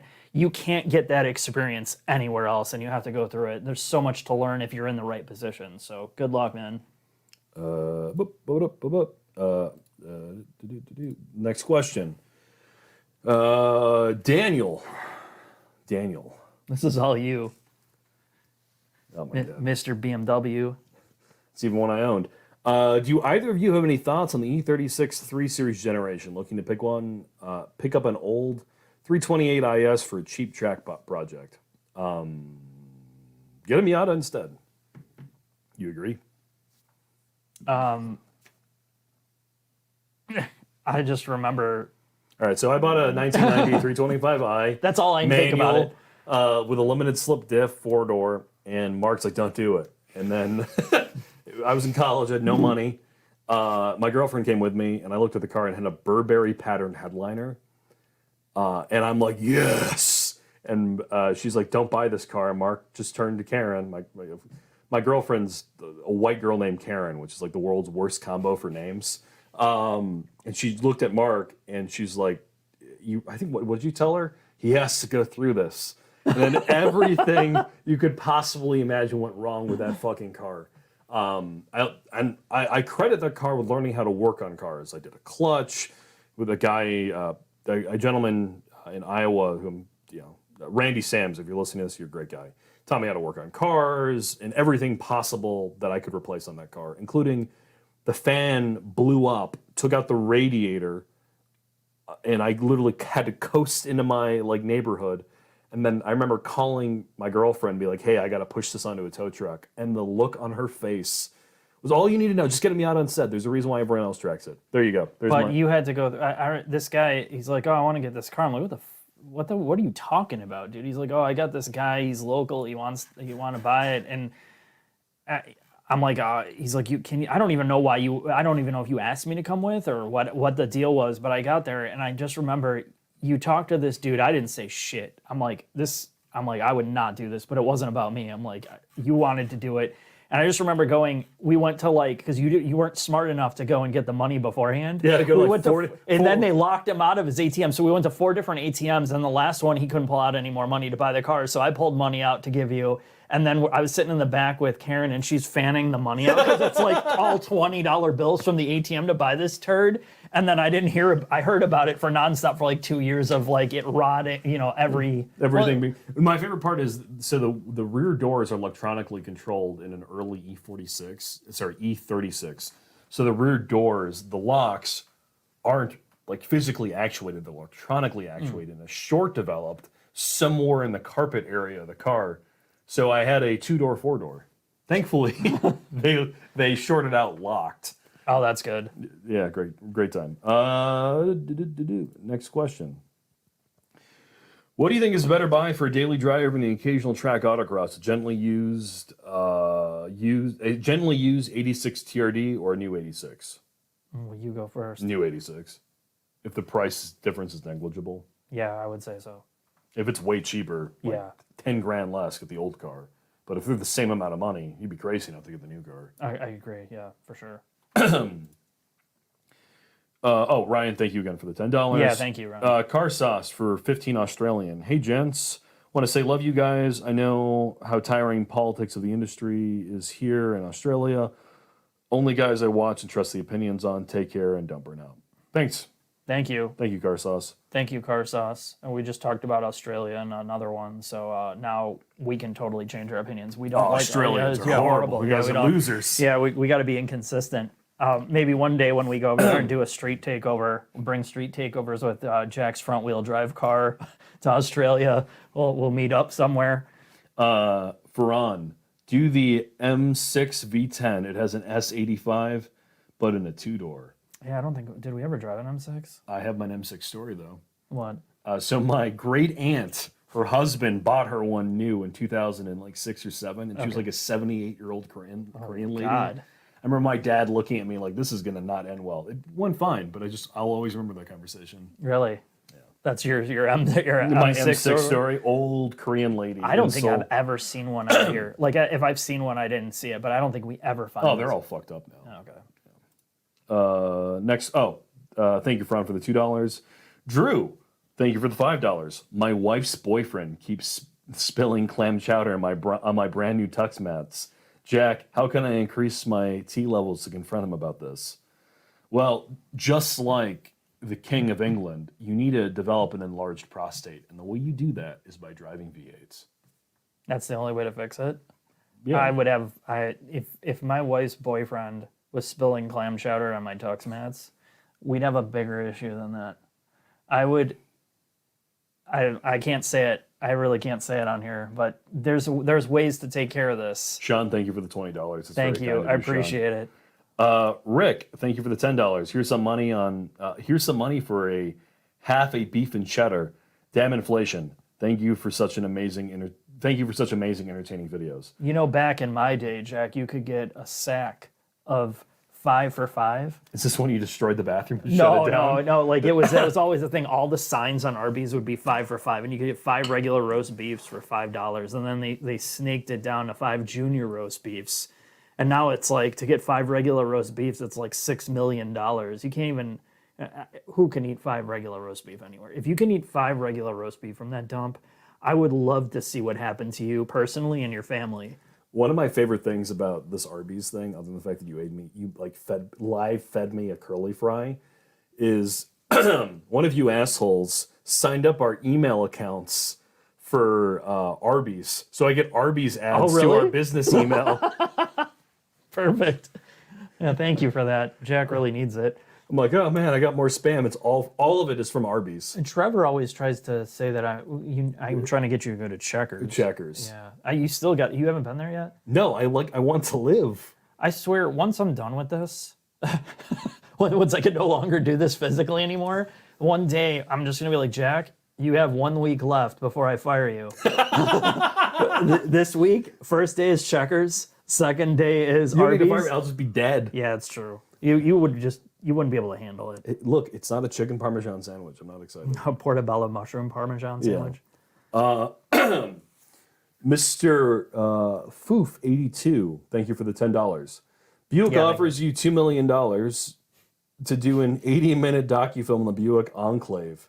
Do you bite? And if so, what do you cover? And what would be your approach to such a project? I have no morals. I would do that in about 2. If they paid me $5, I would do a docufilm. No, you wouldn't. No, I wouldn't. There's a number, and it's somewhere between $5 and $2 million. So that's obviously 80 minutes. It's a joke question. No, it's serious. The $2 million is a lot of money to do that. It's Enclave, not Encore. We've already done an amazing video on the Encore. If it was $2 million and I had my name not on it, that would be part of the contract. That would have nothing to do with it. No, I'd put your name. It would be my name Yeah, and my like face. Schwarzenegger would do Predator. It would say Mark. And then yeah, stretch out my last name so it fills the whole poster. yeah. No. I mean, if it was, I'd put my name on it if it was tongue-in-cheek comedy for sure. No. Yeah. Nah. $2 million? Yeah. Yeah, for that, sure. See, I would go to the break room where they designed the whole car in the lunch break, and then I would interview each one of them and talk about what they were eating while they designed the entire car. Is the Enclave here, or is that No, the Enclave is premium. It is a Traverse. Where is it built, do you know? I'm I don't know. Cambodia, like my underwear. My favorite clip, I think about it all the time because I think you sent it to me or Chris did. I don't know why, because you brought up Cambodia. Is Bill Burr going off about Mel Gibson, how his like that the conversation between he and his girlfriend. Oh yeah. It sounds like she's in the studio and he's in the basement in like Yeah, Vietnam, a bunker in right. Vietnam. The recorded calls. I know I put that in a video once and nobody even knew what it was. Him going Mel off. Gibson having a meltdown. Ryder for $5. Collab with Sarah and Tune might be pretty rad. I don't think she knows who we are. I know we met her. You met her. No, at I one of didn't. the press events. I Civic. physically no. It was GR86. Oh, it was 86. I don't know. No, she was at a Honda event too. I haven't talked to her personally. We're like the nerdy kids in middle school that had a peanut allergy that nobody wants to talk to. That is us in the automotive space. I don't think it's that bad. It's pretty bad. I don't think I They're always like, Mark's always showing up drunk. Yeah, okay. I don't think I was only drunk at one event. Like it wasn't. It was with the accident. vice president of Honda. Well, that was an accident. It was because it was Mexican food, and I can't eat Mexican food. I'm just not a big fan of it. So I was like, well, maybe if I drink a few of these, I could eat more food. And I didn't eat any more food, and I just drank a lot more. But to be fair, the booze there was spectacular. It was really good at that place, which I never drink just because I don't want to be an asshole at these events. Like Jackie's like, I'll take a dark and stormy. What your I'm an old fashioned man. My New York sours. I'm a cocktail guy. Travis Cagle, thank you for the $20. Thank you. Is there something special about the 718 Boxer that justifies it about being twice the price of the ND even used? No. Yes, it says Porsche. Yeah, no. Period. It's strut front, strut rear. When you're driving the Jeep, Just like what was a Trailblazer or what No, the Tonale? Yeah, the Hornet. All right. If you're looking at a 4-cylinder boxer and you're looking at a 4-cylinder ND2, it is not worth double the price. Is it a better car? Yes. Is it double the price? No. If you're looking at GT4 RS or GT4 and an ND2, I'm going to disagree with Mark. It is worth 3 times the price of an ND2 because the engine is on another planet. Okay. It's not my money. I mean, honestly, dude, you drove the GT4 RS and the GT4. Okay, we're not talking about the GT4S. That's All right, totally GTS 4-liter is like our buddy Amir just bought one for his wife. He's like his MSRP was like $106,000. An ND2 club is like 33. No, it's pushing 40 ND Club because you have to order them special now. I don't think you can get one. All right, it's 40 grand. Is the GTS 4-liter manual? How much is that pile? 106,000. Oh, okay. All right. So Mark, you have $100,000 to spend, and you're gonna spend. I'm gonna buy the ND2 every single time, brand new. Every single time. There's not one chance you're gonna get me to spend $100,000 on And in a strut. 5 years, the GTS will be $106,000. It will not depreciate. And the Miata will be $30,000. And if You you get a lost 10 club, grand. oh, okay, you'd be in a club. Somebody would buy it with 200,000 miles. Do you think somebody's gonna buy a Porsche with 200,000 miles? No, they are not. I'll buy it from No, you. Yeah, okay. That's all I am gonna say.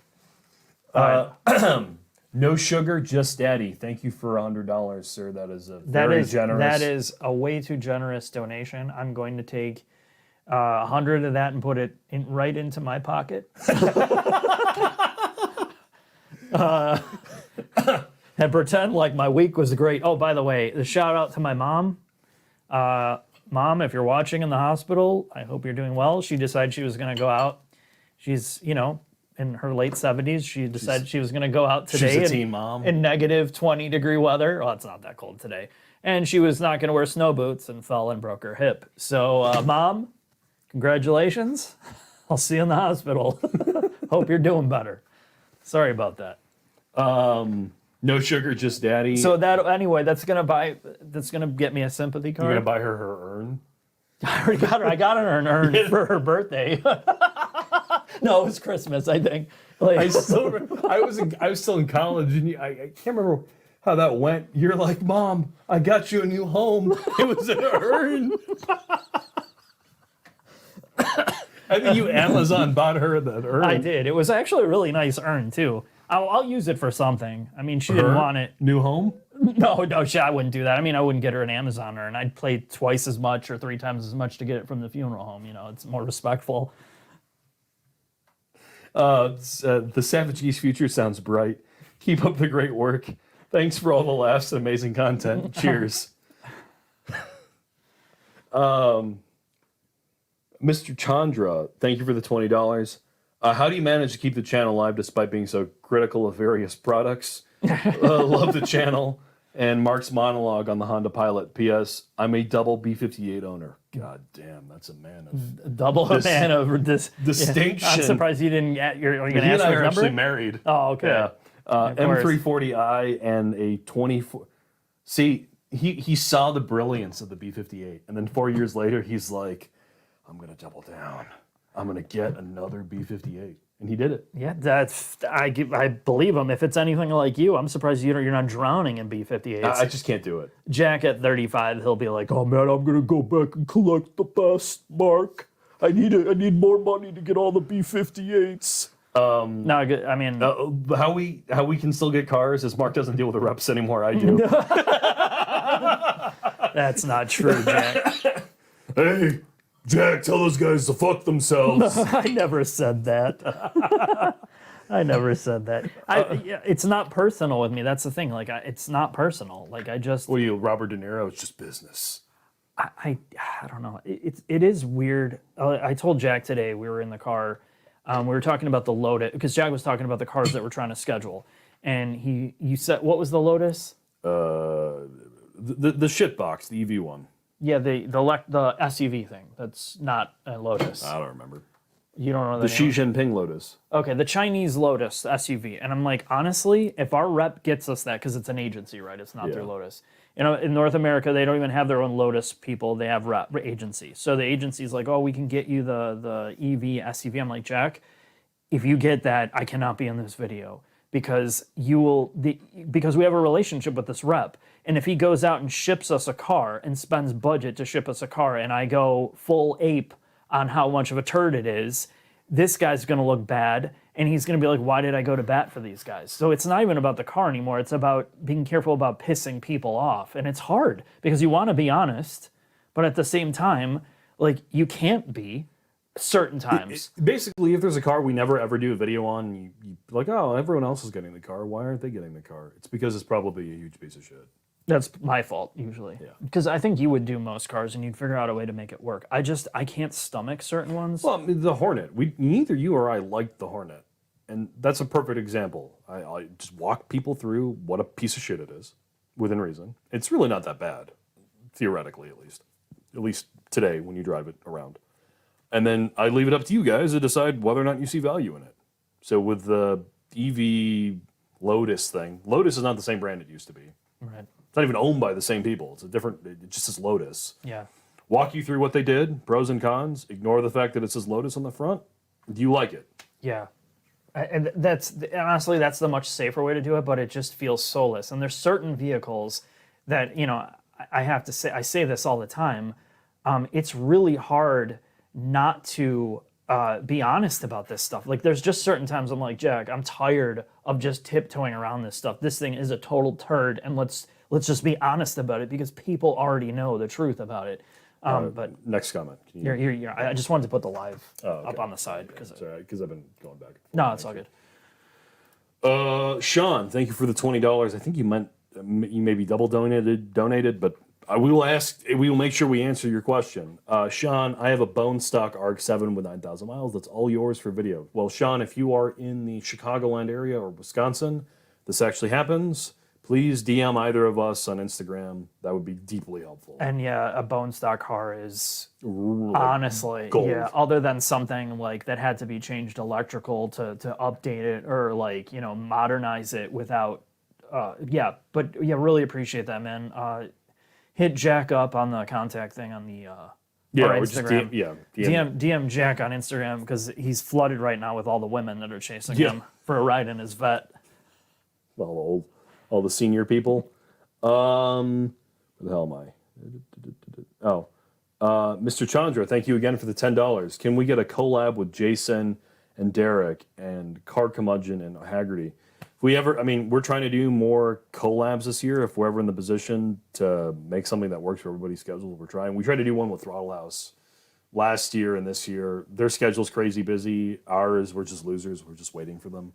No, I don't think that's what it is. I mean, honestly, like I want to do something with the straight pipes again, and then I want to do something with Throttle House. And we did one with straight pipes this year. I did. We're marked. Oh yeah, but that was because you were at the same event. Yeah, you know, you I mean, couldn't that go. wasn't like a real thing. It's just it becomes, you know, they're from Canada. It's not like we're that far in the Chicagoland area, Midwest. But It's they only have like families. It's yeah, hard to. it's really really hard to navigate that stuff, and you don't want to blow. This is the other thing, right?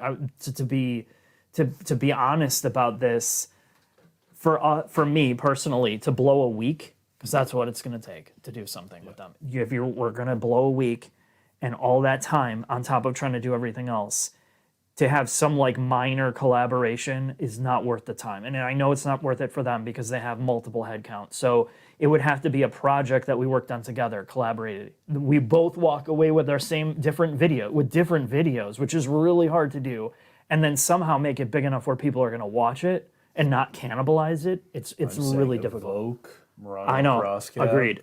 It has to be something stupid. I'm tired of all the serious, you know, I don't want it to be some like ridiculous cars where I have to spend all this time doing research and drag races and all this shit with serious stuff. It has to be fun. To me, it literally has to be fun. Man. I'm really going to butcher your name. I apologize. Shazwat Pramanada. I apologize. Yeah, I'm not apologizing laughing at for your you. name. Just I'm give apologizing give for the my guy his money inability. back, dude. That was I'm sorry. Thank you for the $2. Bought a 2018 GS 350 all-wheel drive. Trans died in my 15 Accord V6. That's actually surprising. what? The 15 Accord. All the V6, all the Accord, all the Honda the transmissions were garbage. I don't The know. Odysseys were popping left and right. I told you, Scott was talking about they were desperately trying to figure out what the hell was causing the trans on all the V6s to go out, and they isolated down a couple of dealerships that they didn't put enough delay time between drive and reverse, so people would go from drive to reverse and hit the throttle, and that transition back was like constant shock on the trans. They didn't program out, and they felt like that was one of the reasons why they were blowing up. I mean, there's a whole bunch of like cooling issues. I mean, I think you went right. I mean, there's nothing you could transition out of Accord better than a GS 350. Yeah, I mean, it'll honestly, outlive you, yeah. it's like the perfect. Adam, thank you for the $2. Any hidden gems that'll be importable? Oh, be importable soon. I don't even know, man. CTR? Yeah, would you buy one? No. No, I don't want a right-hand drive. Like, I mean, Civic. yeah, but I mean, it's a cool car if you were just going to keep it. James has the coolest right-hand drive car in the country. That car is pimp. The Century, yeah. Yeah, it's straight up Yakuza car. What about the old, can you import a Type R, second gen Type R yet? Was it 90? When was the second gen out? 2002? Yeah, no, you can't. You got a little while longer. A couple more That years. would be gold, like the second gen NSXR. It's such a cool car. The car you and I both Yeah, have models of. I've one in my, I don't keep any toy cars, but I have an NS. It's just from the video. When we were at the museum, I got an NSXR. Moo Moo, thank you for the $10. I own a 19 Jetta and a 99 Miata. Wife is 8 months pregnant, and I probably won't. Oh shit! Congratulations Sorry, on man. breeding. No, not sorry. You know what I mean. Congrats, but yeah, car problems. Wife is 8 months pregnant, and I probably won't drive a Miata. Consolidate to one premium car, like an Integra or a Golf R, to go drive. Drink. Oh, drink. Chianti at Olive Garden under the guise of buying diapers. That would be amazing. Honey, I went to the Olive. You're gonna have to do that, man. Believe me. I would just do an Integra to start. Golf R. You're gonna buy a Golf R over Integra Type S? Not Type S. Just Oh, isn't a Golf R the same, close to Type S? no, it's like 10 grand less. Is it really? Yeah, Golf Oh, R is like shit. $44,000. Type S is 55 grand. But the manual and the well, I guess it's an Integra. If SI. you It's an SI, right? Technically, you Yeah. probably buy the SI. No, the Integra Type S is 55 No, grand. I'm saying like, what's the equivalent Integra that's like the Civic SI that's close to the Golf R? We did a video on one. I think it's like 34 grand. That's a tough one, dude. Honestly, if you're The Integra is way bigger. the Integra is, that's why I thought. That's the only reason I said Integra is there's a lot more space in it. But I mean, the thing is if you're gonna have a kid, let's keep this in perspective, right? This is your only car. You are not going to be driving fast with a kid in a rear-facing car seat for a long time. So whatever you plan to do, take that plan and trim about 90% of what you're planning off, and then just get the Integra. One of our reps about to have a baby, and this was during E-Ray, so you can figure out what brand that's from. My dad and I went up. It was be a fun father-son road trip, and the rep's kid is due in like a month or two. Oh, Yeah. it was a month? No? Yeah, a month or two. It's a couple months out. Oh, okay. And he's like, my father's name is Brian. He's like, Brian, what do you expect? And he's just like, he gave him like Oh, the real like, you don't have a lot of help in the area. This is what you're expecting. I watched in my rep's eyes his soul the leave. lights go out? Yeah.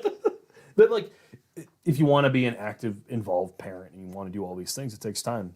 And everyone I know who has kids, who's like, I'm going to drive my fun car all the time. That doesn't happen anymore.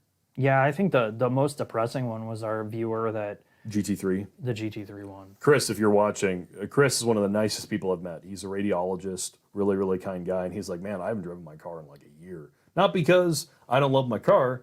I just have no time to drive it. I work all the time. My wife stay at home. And when I'm home, the last thing I can tell my wife, who just watched her 3 or 2 kids run around all day, is bye-bye. I'm going to go drive my car around. Yeah. And it looks bad as a doctor showing up in a GT3. Yeah, depending on where you work. Out here. Yeah, out here. It's work dependent, obviously. Oh, you already got this one. Where did all your gold bars go? Haven't seen much bullion in a while. Hope this helps. Thank you Budget for the $5 cuts, dude. He had to sell his bars. to buy my vet. Gold is up right now too. Yeah, I know. So you unloaded a lot. That's why I only own piano black now. Oh, it's a good switch, man. I don't know. I would be curious to see what the stock on piano black does this year. Adam Holland, thank you for the $20. I would love an interview series as a new mechanical engineer. It'd be interesting to learn how all these things come together. Happy to do it. That's the plan. Hopefully you guys watch. That was why I wanted to do it. Honestly, to be fair, I For want to Adam? learn. No, yeah, for Adam, this is the whole reason I want to do it. But for people like Adam, obviously, with No, selfishly, for Adam. yeah, for Adam. So this whole thing we saw in the future, and we knew that you were going to be a mechanical engineer, and you're going to single-handedly, we're going to use this to save the car world by trying to have people that are coming out of school to actually learn something before they get into a job that they absolutely loathe. At Ford, where they're like, hey man, we need you to get this door handle for 13 cents designed, and we need it to go inside the door. We need it to pop out with a servo. And One of the people who we interviewed, I'm not going to say which one, in our Dark Horse video, Freudian slip there, was like, I'm out of this hellhole. He texted me and left. All right, next question. Matthew, thank you for the $5. I recently bought a 2017 Giulia with with 50,000 miles. Previously owned a Colorado, just praying the Italian gods it doesn't break. Ooh, 17, that's an early one too. and he got 50,000 miles on a It's Giulia. probably not a QV though, or the. No, there's no way it was a quadrifolio. I mean, if it's the regular one with the because the difference between the two is drastic, like the complexity of fixing it, like drastically know. more complicated. So, I mean, honestly, it's probably not any worse than fixing a Dodge Dart. No, I'm sure it's more complicated than that. But I wouldn't worry about it, dude. I mean, just set aside another 25,000. No, it's not going to be that bad, dude. That glass is half full on this channel. Oh God, you're such an asshole. Bromated vegetable oil. Thank you for the $20. The Subaru delay is not the CVT; it's the drive-by-wire. I drove one with a sprint booster between the pedal and the wire, running to the system, and it livens up the accelerator quite a bit. Likely a miles per gallon thing. So yeah, I don't doubt that's a huge part of the problem. I'm just talking about throttle input at all RPM range, because it's not just like coming off the line. It's like coming out of a corner.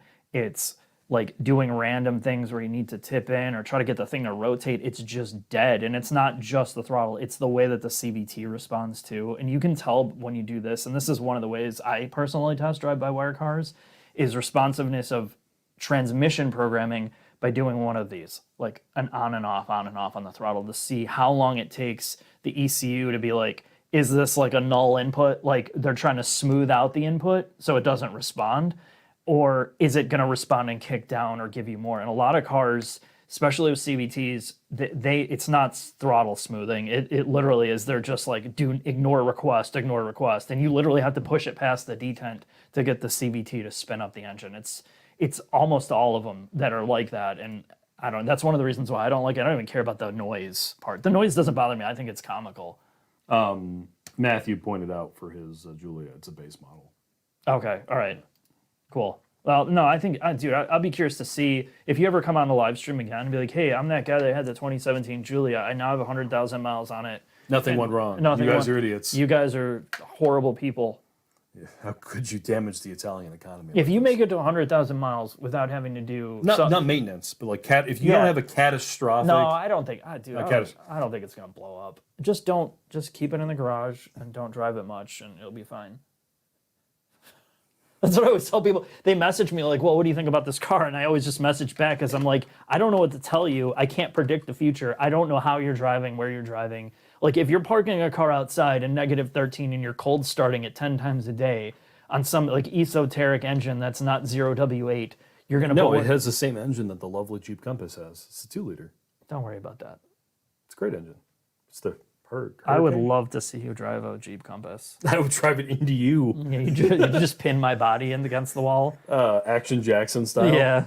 Patrick, thank you for the $50. Yeah, thank you, Patrick. Thank Patrick, you. long overdue support. Love the great content. Thank you. And back to Bromated, I need to drive one of those cars with a retune drive-by-wire to see how much difference it is. Just I'm not downplaying your comment. I completely understand what you're saying. So I'd be curious to see how much difference it made.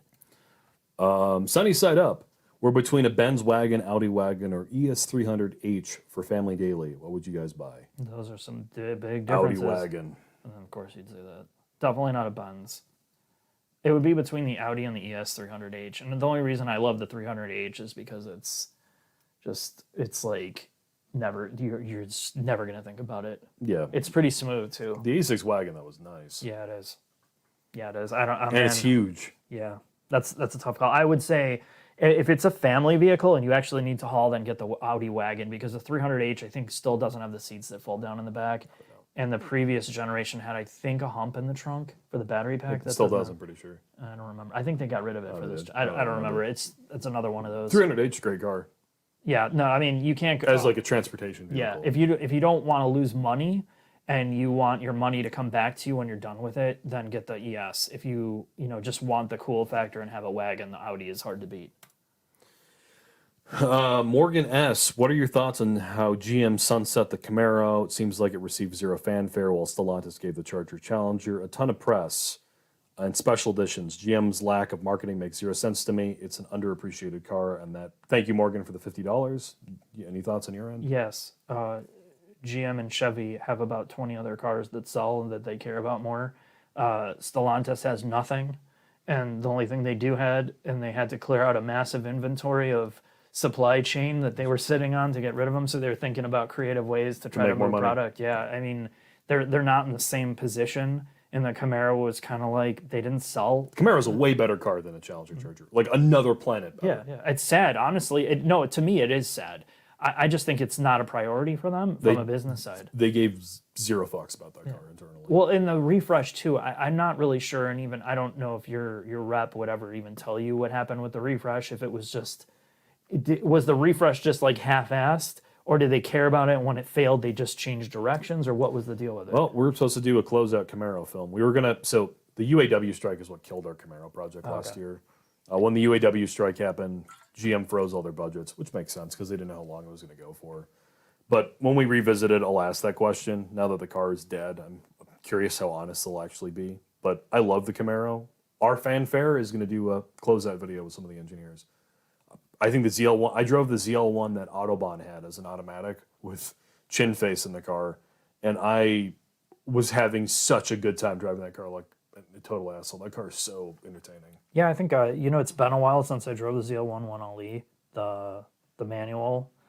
Obviously, it's only manual, right? No, you can get an automatic too. Okay, and that was probably one of the most impressed I ever was with a car.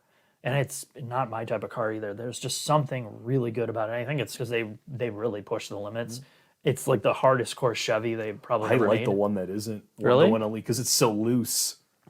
I feel like the other one's loose too. Once you overwhelm the rear tires, I mean, it's the same thing. I felt my mullet growing. Yeah, no doubt.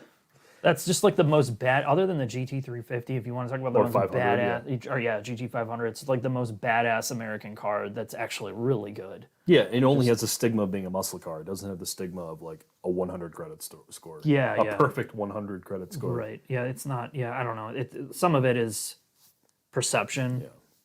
Yeah. Spicy McHaggis, which is a tremendous name. Thank you for the $50.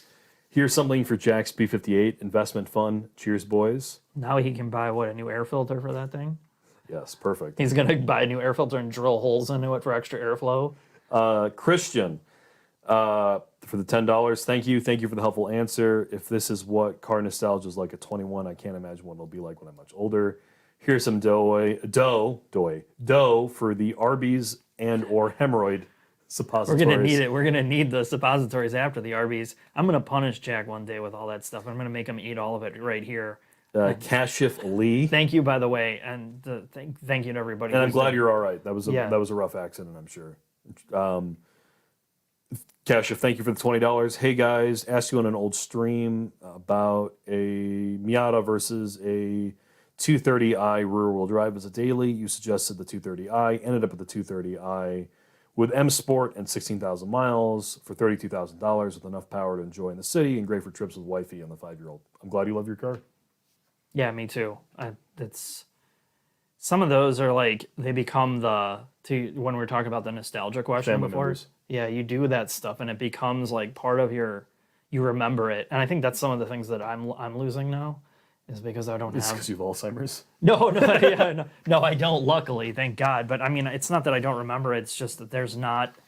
I don't get to do that stuff. Like I don't have my own car that I'm like want to take somewhere in a long trip. You know what I mean?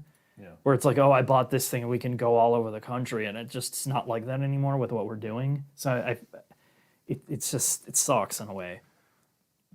Poor me. No, but I mean, just from the car nostalgia part, Yeah. it was important to me before, and it's kind of like it's not. I was there more as much. attached to the C7 than I am the Z06, so but it's different. I mean, Yeah. I think we're in a different place now.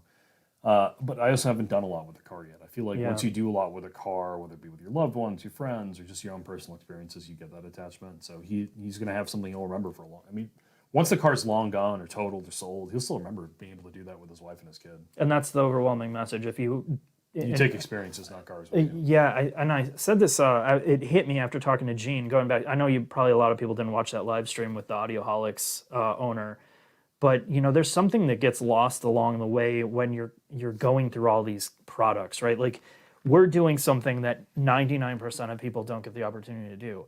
We're getting to drive every car that's made to a certain extent, and we're getting to drive specialty cars to a certain extent, back to back to back, and really like get into them and really drive them and then make these videos, and that's not something a normal person can do. So we lose some of the things that like we did when we didn't get to do this. Like I could go and have the excitement of like, oh, I really want this car and I'm going to buy it and it's my only car I'm going to drive for 4 years and really develop that attachment, and that just doesn't happen when you do this, and it's something that gets lost along the way. So if you have a car or you're really interested in a car, like savor that in that point of your life where you're at, unless it's just an appliance. Try to savor that experience and do as much as you can in that, and it'll be a much more happy memory for you than like. Yeah, I think the brokenness, in some ways, the grass is not always greener. When you drive everything on the planet Earth, it's hard to get excited for things. Yeah, At least new agree. things. Well, and that was the point with Gene, right? Like he loved audio, and now he's tested like every single speaker, every single amp. He's listened to the same songs over 20 years. So he hates on the music same- now too. Yeah, so he's like not as into it. Like his passion is watered down and diluted, and he can't even appreciate like when you get something good, because it's like you're comparing it to everything else other than just being in the moment of appreciating it.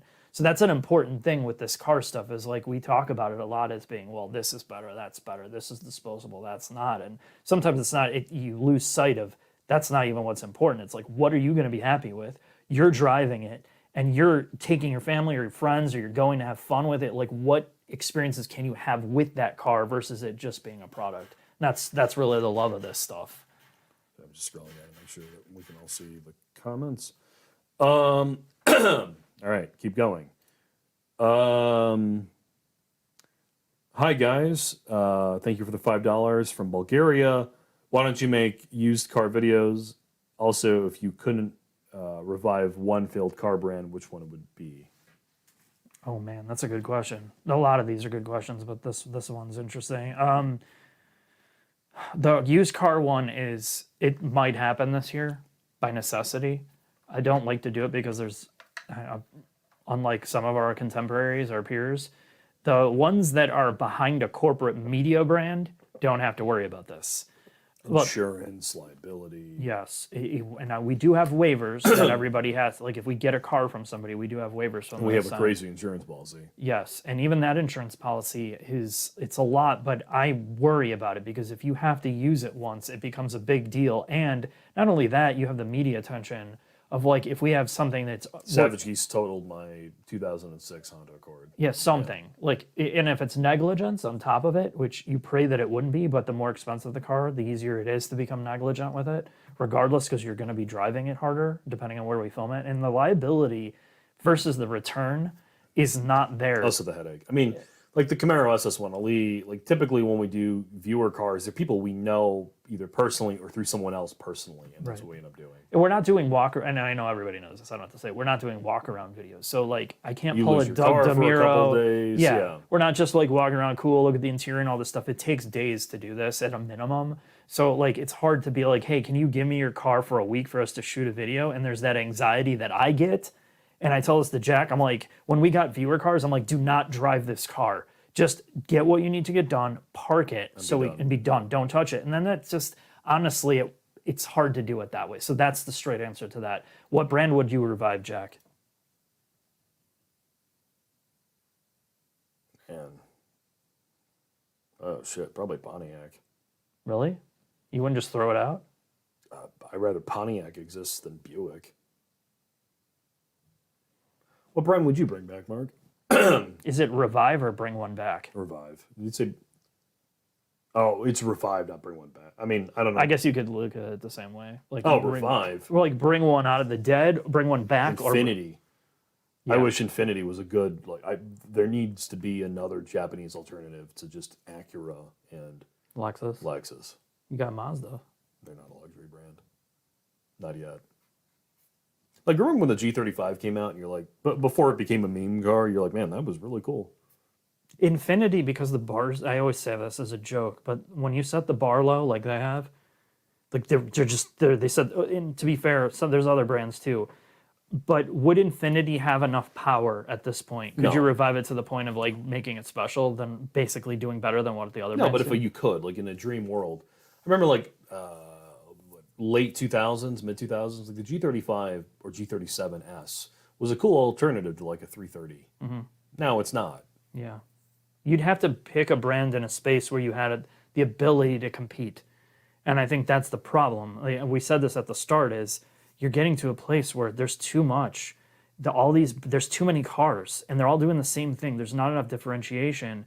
Unless you come up with some crazy breakthrough technology, you're basically doing the same thing as everybody else. So if you went and brought another brand back, like there's no way Infinity's competing with Lexus and Acura. They're having a hard time competing with themselves, like doing stuff. So Buick and Pontiac, like what are they gonna do? Like I mean, I don't know what you're gonna do. At least in North America, it's a really hard one. But I would agree with you. Infinity is actually a really interesting one. Because I think there is some room there. Cadillac, the sedans are dead, but the Escalade's king in that class, and it's a good car. I don't know. Anyway, we'll move on. Dr. Curley, thank you for the $5. Thoughts on the 2025 Charger coming with the Hurricane inline 6 as well as being an EV? I think that's shitty, a horrible idea. But you saw, I mean, the pre-production car that was leaked all over the internet looks really cool. Horrible idea. Being electric or being an inline Electric. 6? Yeah, I think it's a bad idea being an EV. The inline 6, I mean, I drove it around in the Wagoneer. I didn't hate that engine. They will sell a lot of those. It looks really cool. I really hope it's good. Yeah, I mean, I think the electric one. So to go back to the brand thing and this is actually a really good connection. The brands that I would revive, you can't revive yet. There's brands that I think have a true revival when you get to the next generation of like battery technology where you can. So my ideal world would be is if you can pick up like MG, for example, and have like fun small cars that don't exist, like what Mini Cooper tried to do. Like they were really small, fun because there's no small cars left. Make them lightweight, make them fun, make them quirky. Like those types of cars have a place when you can get battery size shrink down enough to make them usable and have long range, but we're not there, so I wouldn't even attempt something like that. But that's, to me, I think that would be a really interesting place to be. Gurnett, thank you for the $5. Hey, just got my red ITS for 2,000 miles. Love every bit of it. Just got a PPF. Wonder if I need to do rust prevention undercoating. I'm in Minnesota. If you're going to do rust coating, you got to do it before you even hit that car with anything else. If you've already driven it through salt and snow, it's already too late. I wouldn't touch it. I mean, literally, you're driving it off the truck and doing rust proofing on it because once that corrosion even starts a little bit, you've already created that. To me, wash your car frequently. Just if you're my two things of advice to tell everybody this: if you drive it through the salt, in the snow, and it's underneath the car and stuck on, just leave it outside. Leave it outside because at least the humidity is low in the cold, and it's just going to sit there. It's not going to rot away. As soon as you bring that wet, dripping car into your garage with higher humidity and temperature, where it's sitting there creating the corrosion, it's way worse. So leave it outside. And I would do that. And yes, you're going to cold start it, which is bad, but it's way better than creating a bunch of rot on the car. Or like Jack said, you have to wash it. If you leave it outside and it warms up, take it right away and go to a spray bay and get under that car, get soaking wet, and spray the shit out of it with a power washer and just get everything off as much as you can. That to me is a better idea. Dominic, thank you for the $10. Mr. Singh, thank you for the $10. Love the show. Looking for your opinion on buying a new Lexus IS300, a used 2021 A4, 3 Series C300 Alpha. I currently drive a 2016 Genesis, which is at the end of its life. Oh, man. I get the 3 Series. I would agree. IS300, it'll live a long time, but Yeah, it'll feel like getting into your 2016 Genesis. I would look at the IS300 and the 3 Series. 3 Series. Yeah, the Julia is also cool, but I mean, again, You're yeah, rolling the dice. Right. At the dealership experience, depending on where you live, can be absolutely horrible. But at least the dealership experience with the Lexus is great, and you won't have to go there. The 3 Series, to be honest, BMW dealerships are great, and you probably won't have to do much on it if you get a B50, B58. Even the 4-popper is probably fine. The A4, I mean, it's tried and true. Yeah. I know Audis have their reliability issues. I would rather, honestly, if I was that, I would just get a Golf R or Golf or something. I know that's not a. It's not a luxury car, yeah, though. that's true. 3 Series or A4 or IS if you want to keep it a long time. You just realize you're getting an old car that you're buying brand new. Right. Yeah, definitely. Jay Nux. Nux. Thanks for the $5. Thank you for just hammering that $4.99 right down our throats. Hafid, thank you for the $10. Thank you. Thanks for the amazing content. You guys keep pushing out. We'll appreciate the love, sweat and tears and Arby's it takes for you guys to do this. Poor janitor. I guess no carne asada invite for you. Yeah, the funny part after that, that the new company came in and took over, and it wasn't long before they started slashing the budgets, and they didn't want to pay as much for the people that cleaned and took out garbage, so it was like a skeleton crew. So I felt bad. I'm like, okay, I'm never going to do that again to this poor woman that has to clean the whole building now by herself. She didn't have a whole team. So yeah, if I could go back in time, let's take that money, and I would have slipped that $5 under the door when that poor dude was there with his pressure washer. He probably went home to his family that night. Oh, I hate my life. Bribing, RP, thank you for the $10. Thank you.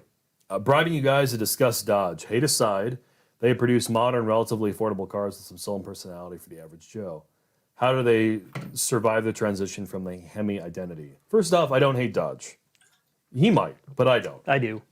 Well, you hate historical Dodge. I hate the company. I really do. I hate the company. I hate how they've just done the bare basics for so long. Every single model in history, some commodity turd that they've made, is just like one garbage can after another. Yeah, now, the journey's bad. Like, look at the shit that I grew up with. Like, oh, let's make a whole bunch of the same cars with cloud names, like the Stratus, the Breeze, like all those things. It just, like, they just dug their grave deeper and deeper, and then they pretend like they're good, like that pressure. The Dodge I think of Challenger and Charger and Durango.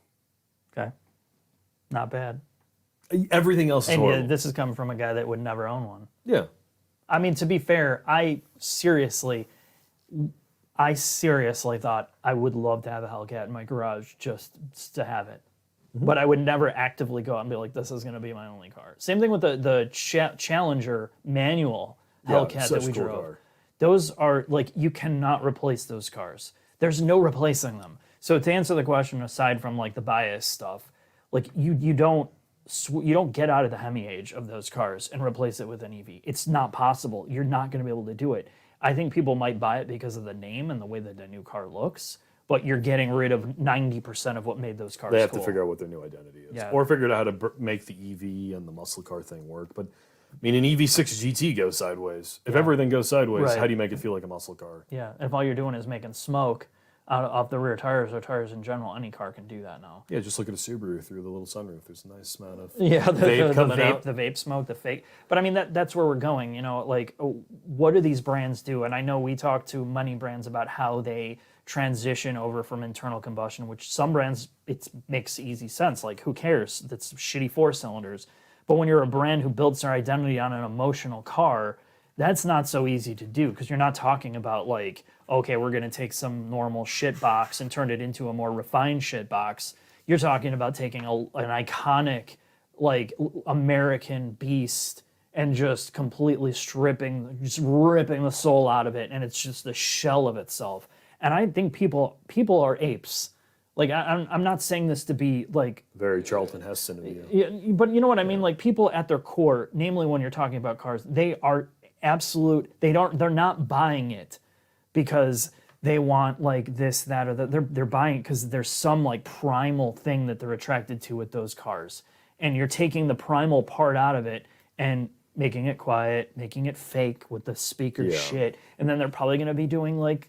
To your point, they're probably going to be blowing some smoke out of it, like digital smoke, and like pulling the pedals. Oh, I can do a fake burnout so I don't ruin my tires. Like, it's all bullshit.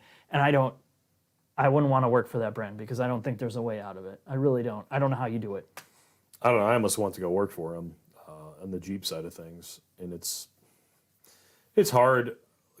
I really like certain people there at that brand, and that brand has so much baggage, like your baggage with them, because for a while they made shit boxes. But it's a lot of the same people that still work there from that era, and they make apologies for that stuff. They're like, "Oh man."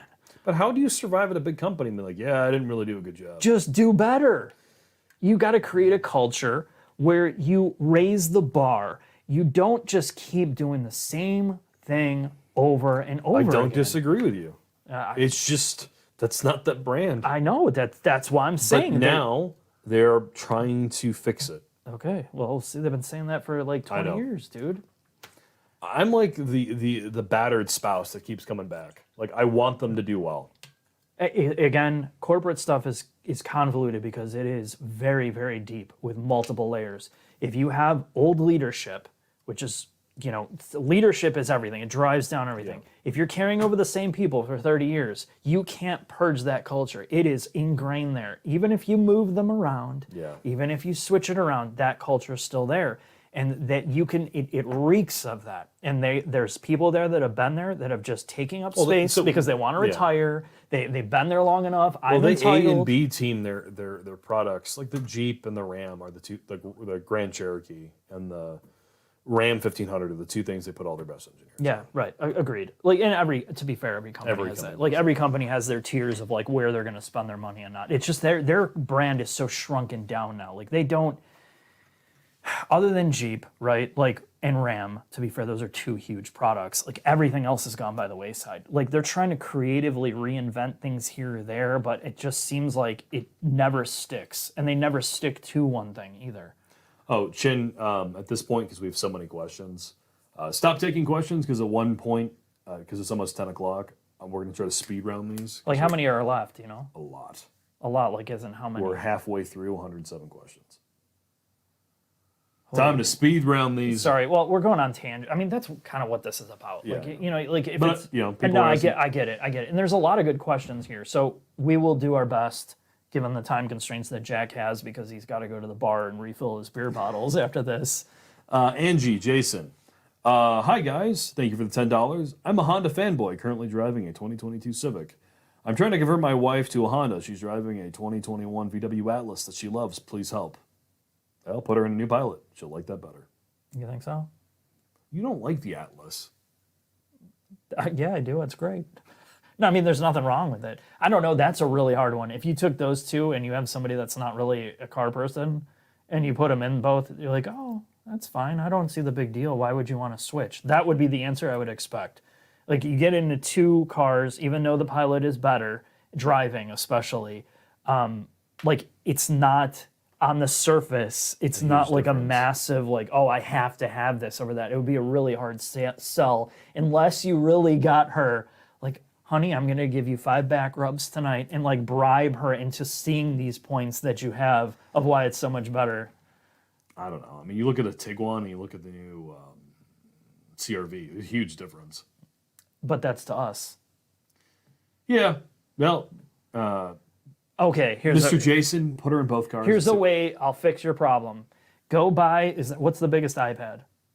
What's the size? 14? Do they have a 14? I hope so. Okay, let's just say there's a 14-inch iPad. Take it, get some double-sided tape, stick it on the pilot screen, and have the bigger screen in there, and just have her get it in. She'll want to buy it right away.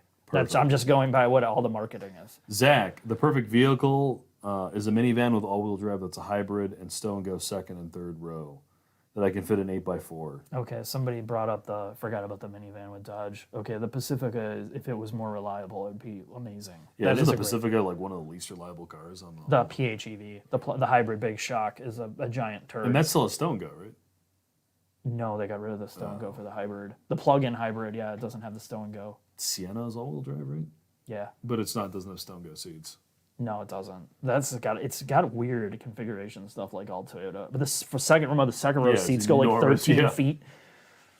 I like the Pacifica. By the way, I think that's like one of the best things that they've made. I agree. Like by a long stretch. When I said do better, try harder, Pacifica. That's it. That's like what that brand, they like went all in. New Grand Cherokee is good. That's true. I mean, it is pretty good. Double wishbone, all aluminum. But that's Jeep. Yeah, I know. You know what I mean? I'm going to be right back. Cam Doggy, any plans to review new Audis this year? Assuming our reps give us any cars, I'd love to do more Audis. Though, I think Audi and VW fiscally have a rough budget this year. I'm sure they just don't want anything to do with me because I'm so muscular. Cooper Long, thank you for your $20. Bought the fam our first new Honda after your Pilot review. White with a sexy brown leather interior. My track car is a well-prepped E36 328i. It's been my Miata, but I'm ready to move up to a faster platform. Yes, get the SS1LE Cooper. It is a very, very good car, and you can get them between like high 30s to mid 40s. They're very quick. They're mostly pretty reliable, and you have a big aftermarket. Richard for $10. Having a second kid soon. Congratulations, Richard. So 2 car seats. My wife has an Odyssey. She won't let me get an Integra Type S. Should I YOLO and get it, or ducktail and get a CRV or something else? Honestly, Richard, the Integra Type S or the Civic Type R, like actual interior volume minus the trunk is pretty close. So from a car seat perspective, it's not far off. To Mark's point earlier, I mean, you already know that you already have a kid. When the kid's first born, you're not going to be flying around in the Integra Type S, but go to a dealership, see if 2 car seats fit in the back seat of an Integra Type S. If they do, buy it. I mean, you're going to enjoy yourself 500% more than you would in a CRV. It's just, is your wife going to kill you if you do that? Next question, as Mark is in the John. Andrew D., thank you for your $20 Canadian. My 2012 Mazda Speed 3 is currently on Eibach Pro Kit springs with stock Mazda Speed dampers. I'd like to improve the ride quality.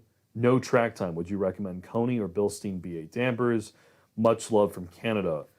I've had Coney yellows on cars. I haven't had Bilsteins. Mark has put aftermarket Bilsteins on a fit.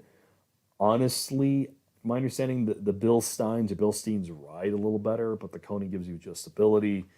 If you're never going to track the car, I think get the Bilsteins personally. I can't remember if the Bilsteins are a monotube or not. If they're a monotube, definitely go with the Bilsteins. If you're never, ever going to track the car. The one joy the Coney has is it does have adjustability. That's probably a controversial response based in the comments. I'll ask Mark when he gets back in here. Aaron, thank you for the $10. Any insight on whether companies are eliminating CarPlay will ever reverse course? Don't mind an integrated system like GM's, but paying $40 a month with a data plan for live traffic apps is awful.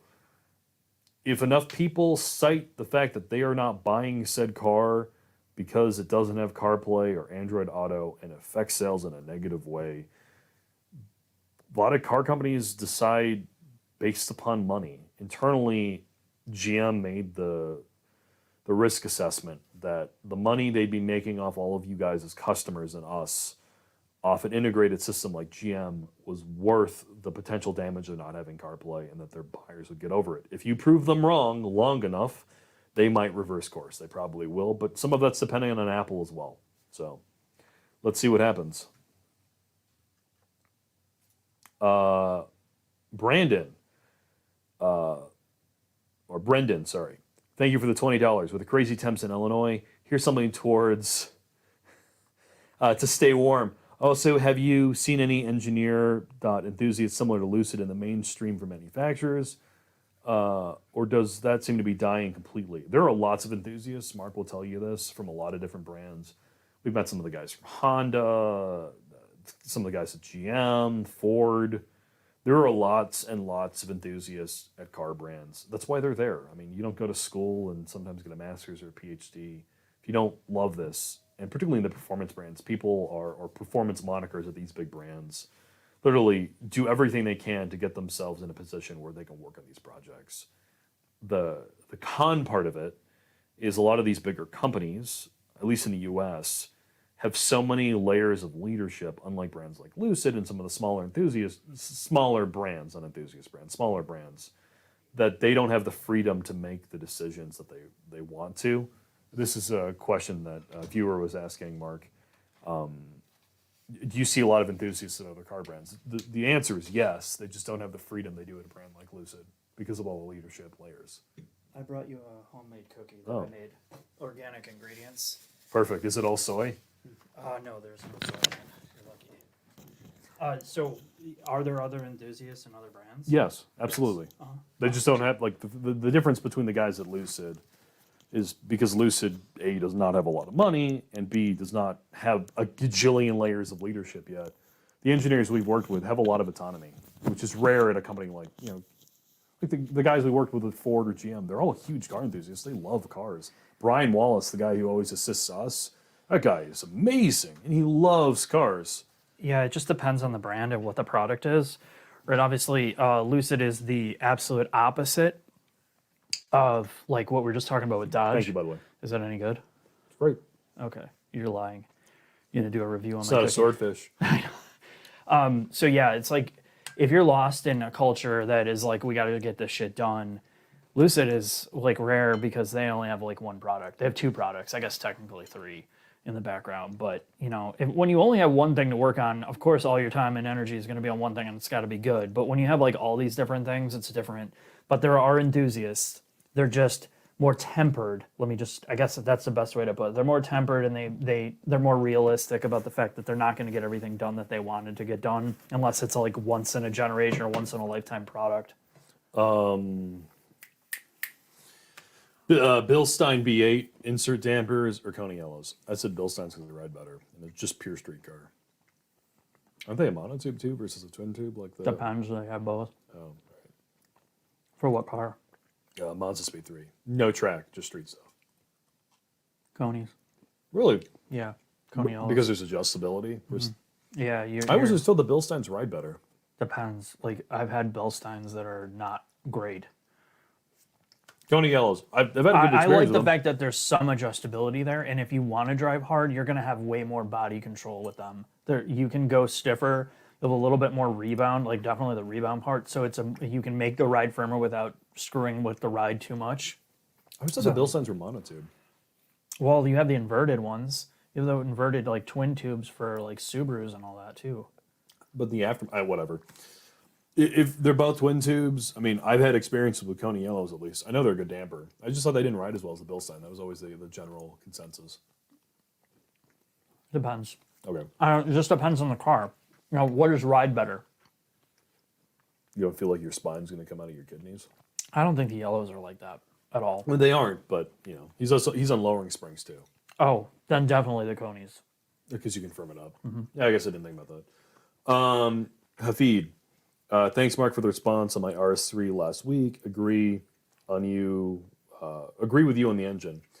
It makes the car had to experience the 5-cylinder before everything goes electric. But what are Jack's thoughts?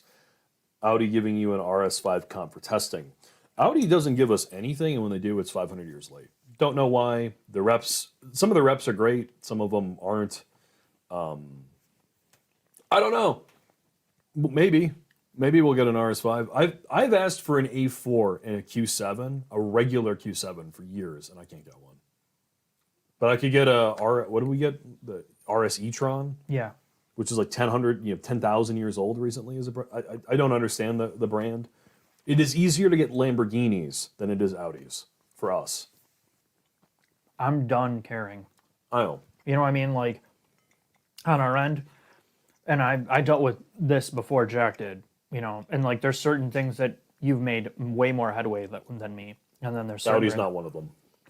I've always, since I started this, it just, we, or me, or this, what we're doing is not a priority to that brand.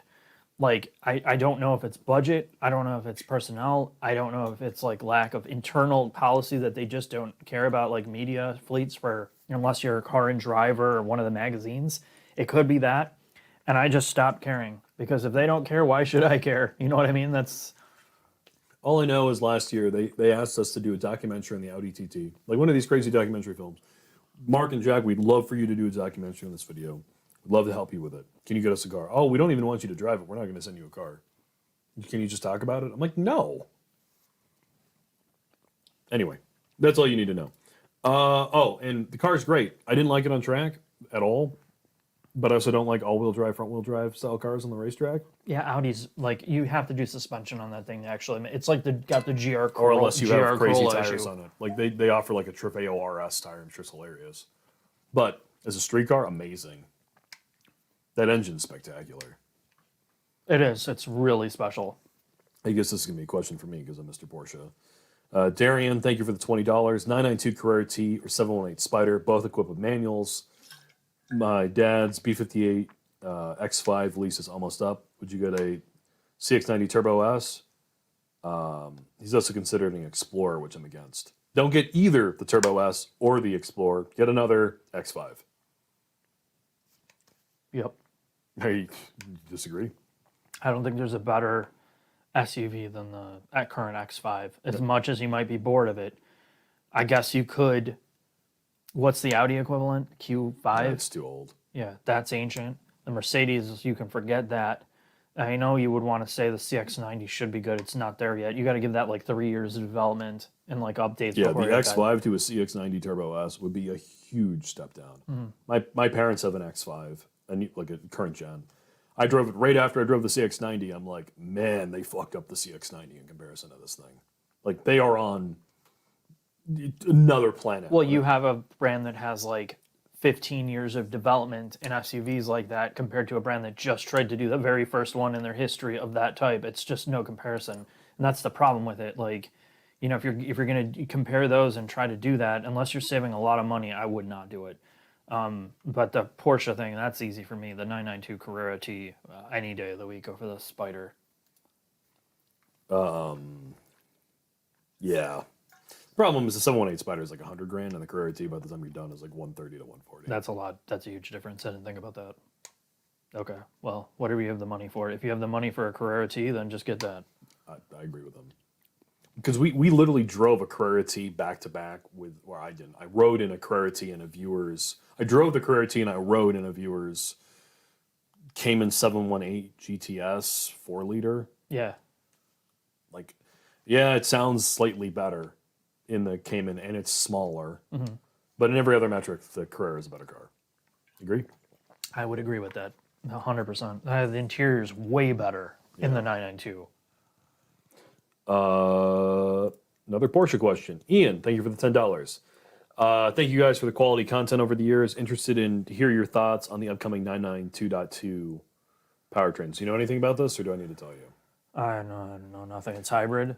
Hybrid turbo, and they're going to have a naturally aspirated 911 that isn't a GT3. So they'll have the GTS is supposedly going to get a new engine, a 3.6. It's a mild hybrid, but it's still naturally aspirated. It's like 48 volt hybrid, or what? Yeah, 48 volt hybrid. All right.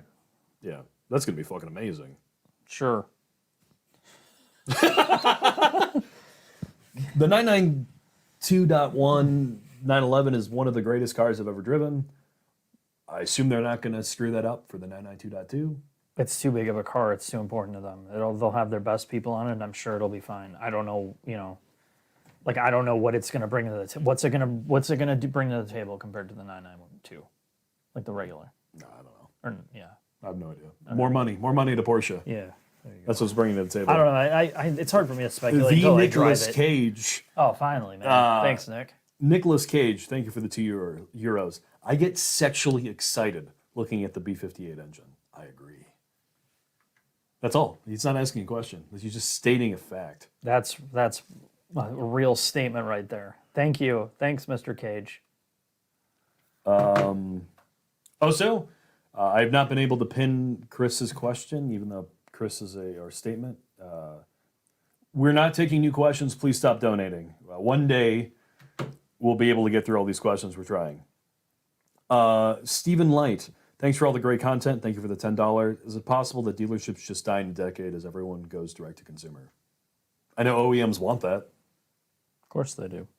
because it allows them to control all of the money associated. I think the bigger threat to the dealership network, and there's reasons why at least the dealership network can't completely go away legally, but as that pressure becomes more real, I think you'll see a major shift in the dealership model once they know that they could be phased out. Pin Chris his comment for no more questions, by the way. Where is it? I have no idea. It's one of the comments I did. Oh, Jesus. Chin, if you can hear me, comment again so we can pin it. Yeah, please do, brah. I can't pin anybody in here. I'd have to go to the actual. Oh, there it is. Oh, okay. I can't pin it. I have to go to that new website, YouTube. Yeah, go do it on your phone. 'Cause you need it Oh on your yeah, phone. that's true. I didn't think about my phone. Tob Larone. Love the channel. CT5V Blackwing or CT4V Blackwing and $20,000 left over for beef and cheddars. That's what my first thing. That's the first thing that shows up on my phone. Oh, you can't see it. It says, "Why do Subaru engines blow up?" Nah, that doesn't happen. CT5V Blackwing or CT4V? Five every day of the week, champ. Yeah, I like the vibe better too. Hey, champ, every day of the week. It's 20 grand more money though. It's that much more money. Yeah, it's like 30,000 more. CT5V Blackwing. Just go rewatch your second video. And when they change the car again, I'll be doing another deep dive on the CT5V Blackwing where I go sideways. That's how much I love that car. I thought about that car for weeks after we drove it. I still think about it today.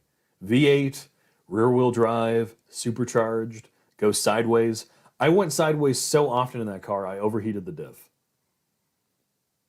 With you. Oh yeah, that's right. You were Yeah. doing, but that was you were doing Yeah. hard launches. That is still one of my favorite things you've ever done. You're like, Jack, I want you to throw a banana out the window, and then I want you to drift over the banana mid-corner. That was like this. I don't know what was going on that day, but I was burned. I was burned out, and I was like had no desire to be there and doing that. And like the banana thing, like I wanted to do it, but I didn't want to get the gimbal. I didn't want to like slow mo it. I set up a drone to cheap it out, and I couldn't believe. First try. First try. Well, no, you No, had second try, The, second the try. first one was a failed. It wasn't. You didn't hit it. You messed up the drift. Like you didn't come in right, and then the second one you actually did the drift. You hit it first time, and I wished that I actually would have had a camera on it properly to show it. I mean, it showed it in the video, but it looked like shit. I had a very good time. Jack has a good time. I think the only time with the sideways stuff, like I've gotten way more nervous with you doing it Oh, the Lucid. well, you had the Lucid and you had the Lambo and then you had something else like the GT3. Like you had three of these hyper expensive cars that you were like going flat out sideways, like Formula Drift sideways. You're on a track that's not designed to do this stuff. know. Like, you're in Armcos and like tire walls, like, one mistake with one of these cars at that speed and you're done. And I just like The closest I've bullets. come to stuffing a car is in that Lucid. But the Lucid power slides start at 100 miles an hour. Yeah. It's unfucking believable. The Lucid one, like in that video, if you watch, it was no joke. It wasn't fun for me. Like that was not fun. so I was bad. having. I was just like literally, please do not crash it because that one, I think we said this in the last live stream, but I was standing on the back side of the track and we had the X7 off the track, like way far away from where he was doing his drift, and I, like we're talking probably halfway down a straight or more from where he was at. So I don't know. I can't even say It's not a quarter mile the whole length. it was of the making car. like an eighth of a mile Yeah. down. And, he kept wanting to, he's like, okay, come through the corner at 100 and have this huge drift.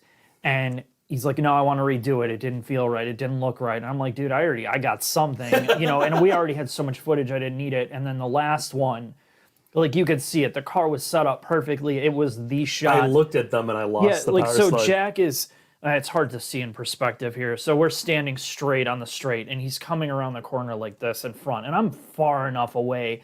And he comes out perfectly sideways and he is going through the drift, gonna follow the line, and I see his head turn, look at me. For whatever reason, he turned to look at me, even though I was nowhere in his trajectory. As soon as his head turned to look at me, I lost it. The car snapped. Like it just, like his hands followed his eyes. This car snapped. He tried to correct and it did the tank slapper, even though there's no, it whipped. And he went in the grass. And the car looped all the way into the grass on this. Like he went. If there was an arm cut there, the car would have been gone. And then the car swung back on the other side of the track where the X7 was. Like so, he crossed over that side and then came back on the other side of the track where the X7 was. No, it was this. I lost it and it went 180 and it just went 180 across the track. Oh, that's but it looped around the track. It followed through the corner because you came back on the other side of the track. So you went off the track and then you came back on the track and went on the other side of the track. Yeah, that's what I did. And the I swear the X7 was like 2 car lengths away. You would have just front end smacked into that car. It like totaled both the cars, and I was he was in a field at that point. You couldn't even see the car. Like it was a 4-wheel drift. That was the last slide we did of the day, and after that, I'm like, I am done.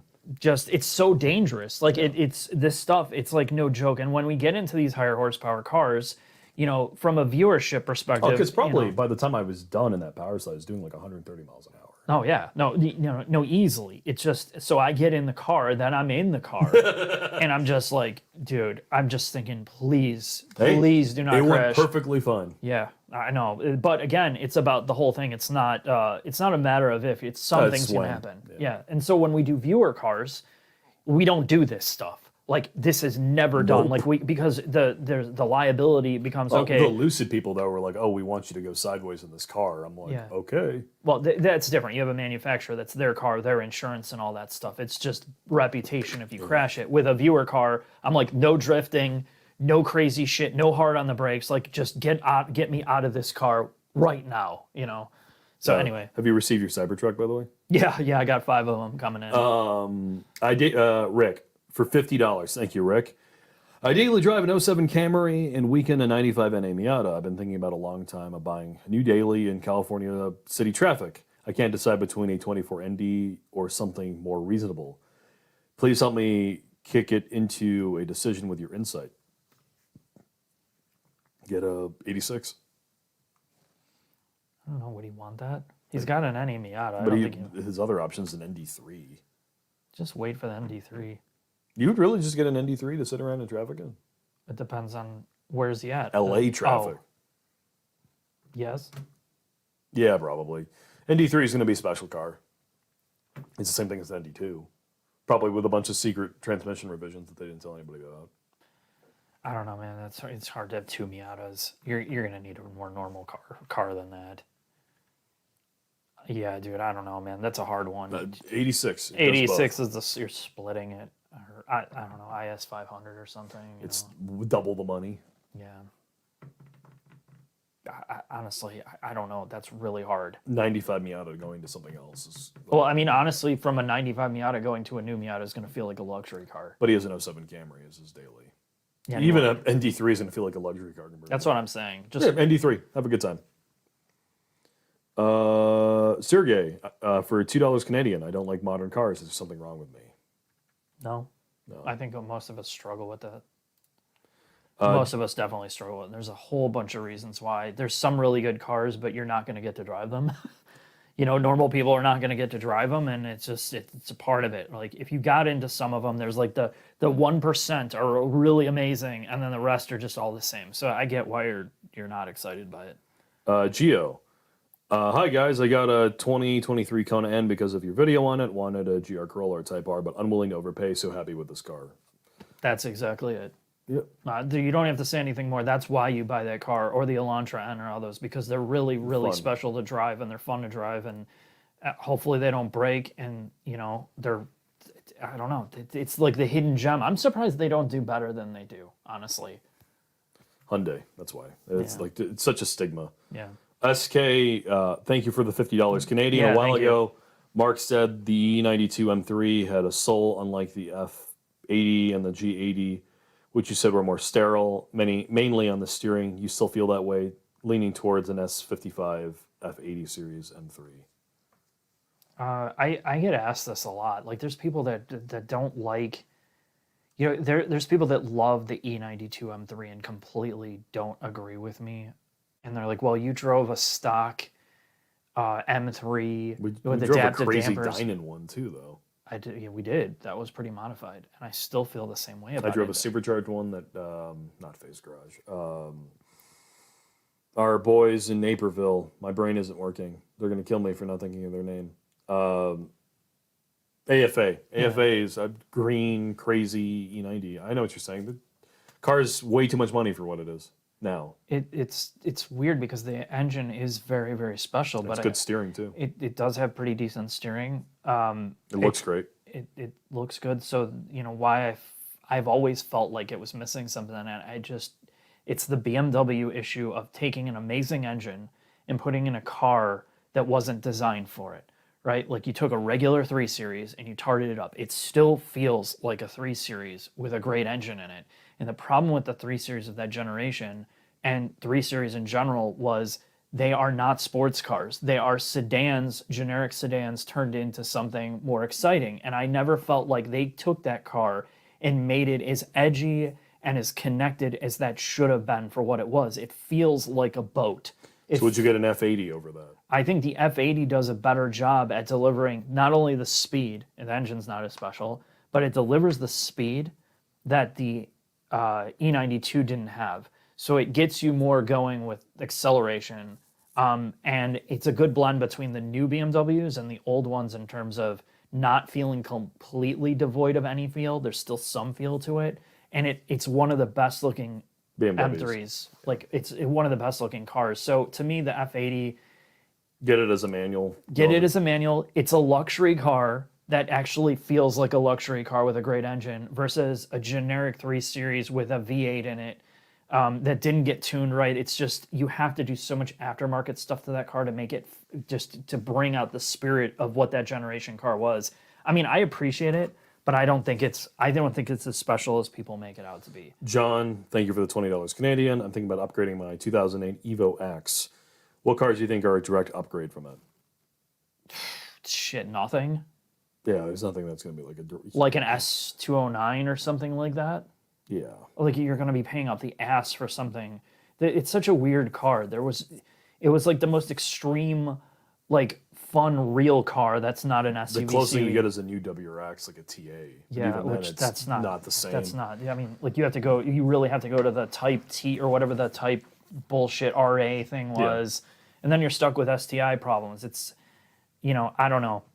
To be the S209, Very few things are going to have the feel of that 2008. No, you're if you love that car, there's nothing really else like it in the all-wheel drive section, because they all died after those cars. After that car specifically died, nothing else was there to stand in for it. You got the RS, which was like the next iteration, which is torque vectoring. It has it's not the same. They just made the car super stiff, but they didn't have the feel like of the Evo. And I'm not saying the Evo is like the best car ever, but at least it came from an era where everything felt like it was a driver's car. I almost feel like you got to go get like a rear-wheel drive sports car. Yeah, 100%. Just transition into something different altogether, and just realize that you're not going to have that feel of like that shit box, but well-connected, light, right, visceral, but maybe not objectively good Evo. 100%. I want to say one more thing about the E92 M3. To me, just to be really, really straight, the engine is great, but the manual transmission is average as hell. Like, clutch and trans are just not a great connected feel. The steering, despite it being hydraulic, it's hydraulic, but there's still not a lot of feel there. There's more feel than the new ones, but it's not like great. There's not a lot of connectivity through that car. That's why I didn't like it, aside from its engine, and that's where I'm going to leave it. Sorry, I just thought about that. Dennis, thank you for the €20. Saving it for my dream car, 2002 Courier T manual. Want to buy one used in some years, but I don't know if I can manage it. They get more and more expensive. Any good alternatives must be manual. And you just get a 991 Courier T. Yeah. If they're like 30 grand less money, get that car. Honestly, like You're going to there's get most of the experience. Yeah. Vets, like C7 Vets. I mean, it's not the same, not even remotely the same, but you get some of that driver's car manual thing going for you. Right. Yeah. Evora, Yeah. Vora. just deal with Lotus problems. Yep. I mean, it's a cool car. I mean, it's again, it's not something you're driving every day. So it's, as long as you're not driving it, you're not going to have problems with it, assuming it doesn't start or something. Just, if you never drive the car, Right. it'll be fine. Yeah. Alphabach Broccoli, 1967. You're always a gentleman, sir. Thank you, sir. $5.44. What sort of fan fiction are you expecting on the Discord? A sequel to the Dodge Demon, at least. hopefully. We have a Discord now. I finally linked it today. If it's a total shit show, blame Chinface and I, not Mark. I literally had to be like, hey man, you got to install Discord on your phone today. Which I didn't. Yeah. I had Discord installed before and then just uninstalled. Because I'm not, my gaming days are over. I used to be master gamer. Like Akio Toyota. Yeah, I competed in all the tournaments. If you're really bored today, go watch the LBX documentary they made with Akio Toyota. It's not a documentary. I know, That's what they call it. They called it a Yeah, documentary, but when you Google it, there's a scene where he's like, oh. I'll link it. I'll link it on here for you guys. I don't know why I'm doing a fake Japanese accent. In Japan, they don't have tracks like the Nürburgring. So I went to the people at Fuji Speedway and I went, build me a hotel. And then they did. That's the power of Akio Toyota. Yeah, I'm going to link it right now so you guys can, here it is. This is. Okay, and the other thing I want you to do is watch this entire thing and be like, oh, this is sort of a charming, Japanese man who's responsible for all these enthusiast cars and he's kind of funny. Then imagine him being a white guy from Detroit and being like a GM executive.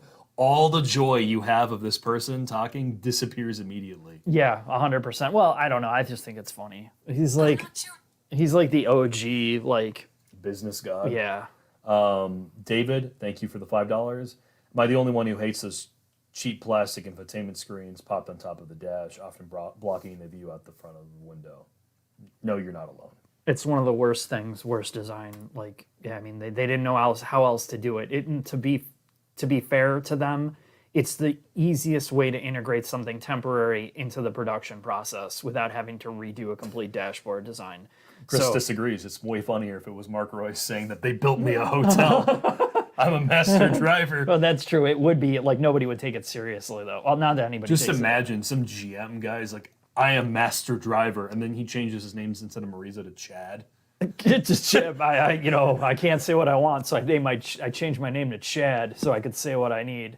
The thing is with Akio is this guy probably has about 10 times more money, or if not at least 10 times more money than any American executive. He's more powerful than allegedly than the Prime Minister of Japan. Okay, so when it's him saying, "Look, I'm a master driver," you just say yes. You say yes. You're a master driver. There's no hotel here. Who's gonna build me one? I mean, it's just like. I mean, it is like the Tom, I'm rich, why is this a problem? Right, yeah. So like the 800th degree, and it's super, I mean, probably not funny if you're there in the moment. Yeah. But cosmically funny. No, it is really funny. That's really funny. Dirty Ace, 1414. You guys are the best channel, hands down. Thank you for the $5. Thanks for everything. I have a 21 Trackhawk. Should I keep it or sell it and get a 392 Wrangler? Nah, keep the Trackhawk Supercharger. You didn't clarify the Discord thing, by the way. It's a Patreon thing. So if you are a Patreon member, you get, as a part of it, you get a Discord. Access to our Discord. It's unfortunately, we don't have a lot of perks of being on Patreon other than getting. So that's one of them. Yes. And I know that the people that are on Patreon supporting us are doing it just because they support us and they don't want perks. They don't really care. And I tried to split up the class system.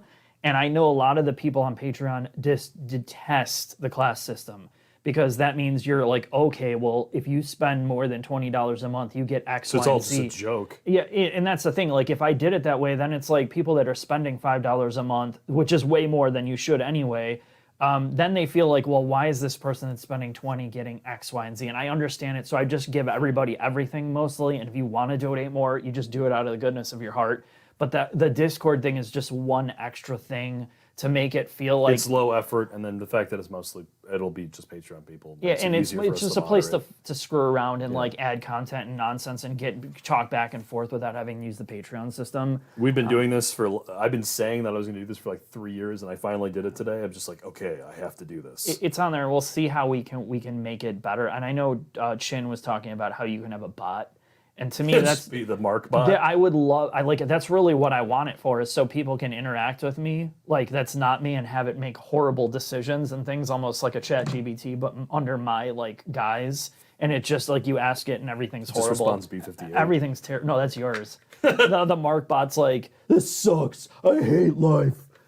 Disconnect. I'd just be like, have you thought about buying a Porsche? Yeah. every conversation steers back into your Corvette somehow. Trackhawk or 392 Wrangler? Trackhawk. Trackhawk is the one with the blower. Yeah. That thing rode like shit. Who cares? You think the Wrangler rode better? No. Yeah, I guess if you're gonna get one, If you're gonna go full asshole, go peak asshole. Like not Wrangler. no. Oh, you think the Yeah, Trackhawk? it makes the supercharger noise. I don't know. And then you have to worry about getting carjacked. You get both experiences. Yeah, that's true. Either you gotta have both. And then have no prostate left. Yeah, It just blows pretty much up. your prostate will just turn into ash inside your body. It'll be like the end of one of those Avengers movies. Why is there black stuff all over my genitals? Draw your prostate turn to ash, Bill.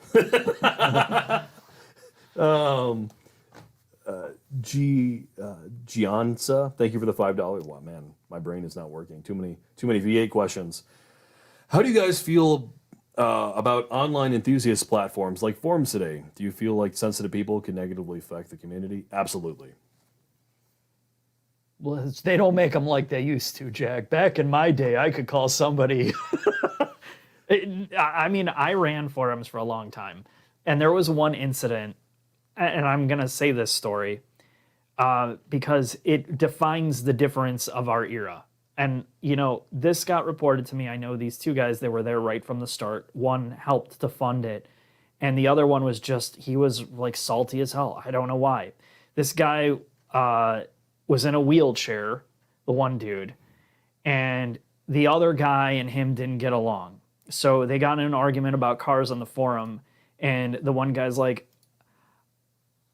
just told him how I'm glad he'll never know what it's like to feel something again. Or it was like Something horrible. It was like, and these two dudes knew each other, right? And like they hated each other, but this was like the stuff that was going on, and it was people were having this argument: when do you cross the line?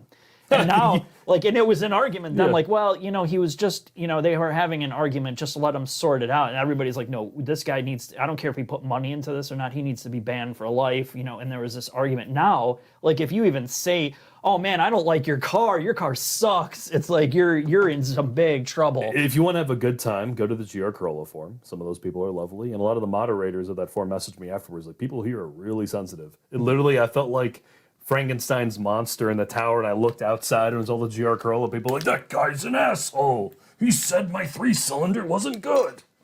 Yeah, and that's the thing. Yes, forums are not what they used to be. And to be fair, forums could have been way better, but the people that did like a lot of the coding and the software, they never evolved it out, and social media destroyed it. So now what you have is a lot of them are really, really older people that's the community, or you have like newer people that are like don't get it.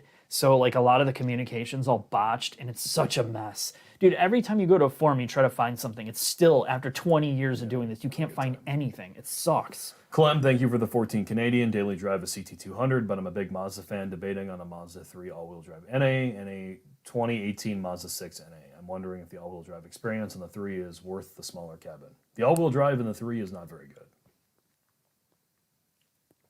It's not the greatest. So would you get a Mazda 6? Mm-hmm. Or I would just get a regular Mazda 3 and save my money. Yeah, you could do that. Yeah, I mean, honestly, you're getting a lot of it. I mean, if you really, really need the all-wheel drive part for all season, it's going to make a difference coming from front-wheel drive. I mean, it is going to be a better experience, but you're paying a lot more for it. So, I don't know. If you don't need all-wheel drive, just start with the really good front-wheel drive version. I think it'll be cheaper too. And the 6, I think the 6, the 6 that the last 6 they did was a good car. The 6, I really like that car a lot for what it was. And some people were saying Reddit. It's replaced forums. Yeah, our cars is great. Yeah, our cars does a really good job. Right. It's heavily, heavily moderated to a fault, but at the same time, like I don't know how you keep people in check anymore. It's gotta be. Some people make the argument it's overly moderated, and it probably is. And the joke about Reddit is the thing that they love on our cars is like brown diesel wagons, and there's some truth to that. But if you can parse through a lot of it, there are some people who just want you to have a good time and are fairly inclusive. Yeah, true. Just it's like your mom said: if you have nothing nice to say nothing at all. My mom never said that. Well, yeah, your mom's a different case altogether. My mom gave me vegetable pouches as a kid. She was like, I want you to be stronger than your dad. He was a loser. Martin, for 28 Canadian. This is for a Arby's Market. Arby's Market Fresh for Mark's mom. Holy shit. There's so much comments about Arby's now I want it. You think it's open till midnight? I'll be the last As asshole. your doctor, I'm going to say. 11:59 p.m. I'm going to show up and order like 20 of them. Watch the people just like want to lynch me. Cars for $2. Thanks, your Kraft bought pristine AP1. What? Hey, what? Thanks to your Kraft bought a pristine sorry, AP1. I didn't. You Wait, thought- yeah, I know. I didn't read that. I thought you said My like brain is shutting down. craft beer or something. Yeah, that's what I thought too. Hope you enjoy it. Juan, thank you for the 129 MX. Thank you. If I travel 300 kilometers to you in a Suzuki Swift Sport, would you review it? Yes. If you drove 300 kilometers, I would give you a master video on a Suzuki Swift. You're gonna. I'm not paying for you to come, and I'm not gonna put you up in a hotel. But I know a place in Woodstock called Bob's Motel. I can't guarantee that you're not gonna get some type of seriously bad disease from there, but it's cheap. So, FGGHI. Anyway, thank you for your 500 yen. Do you think it's completely lost for the Japanese when it comes to EVs? I'm still loving my Leaf, but I might go Tesla next. The Leaf is. they close at 11. Are you just gonna leave? Oh no, we can get this done in. There's no way 4 I'm hours. making it to Crystal Lake to get a beef and cheddar. It's not gonna happen. I would have to break so many laws to get there. Officer, I need to get here and yell at a minimum wage No, employee. I wouldn't even pull over. I would just drive straight there in the drive-through and then deal with the consequences after. Fuck. Do the Japanese do EVs well? Not right now. What do they make? What's the EVs they make? BZ4X. Leaf. The Aria? The Leaf, the Aria, and then what's Hondas or GM? Yeah, that doesn't count. I'm sure they're not even going to get sold in Japan. He's paying us in yen. What about Mitsubishi? Ooh. The iMe? Yeah.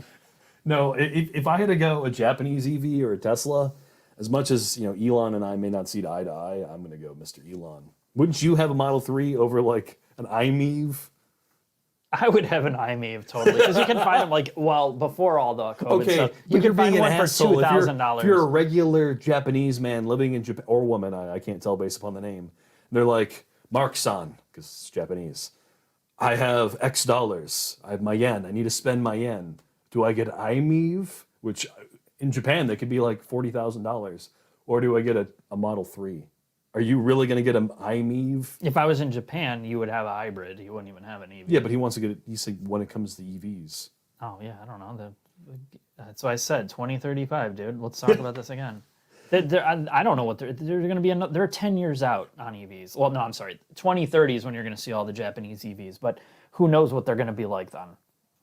Could be good, could be bad. I'm not going to speculate. I'm not that guy. Thanks for the high quality content, guys. Really appreciate it. Thoughts on a dad car, 2 kids and car seats under $45,000. That sounds good.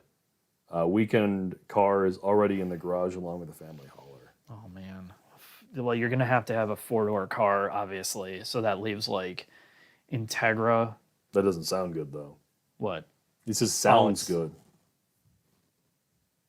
That sounds good.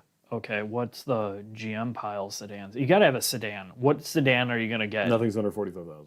What? ISF. You Oh. get a used ISF. That sounds good. Okay, what about the hatchback piles? None of them sound good. What about the Golf R? Doesn't that sound good? Not really. I mean, not really. It's a 4-bobber. What about the Akrapovic exhaust? Titanium?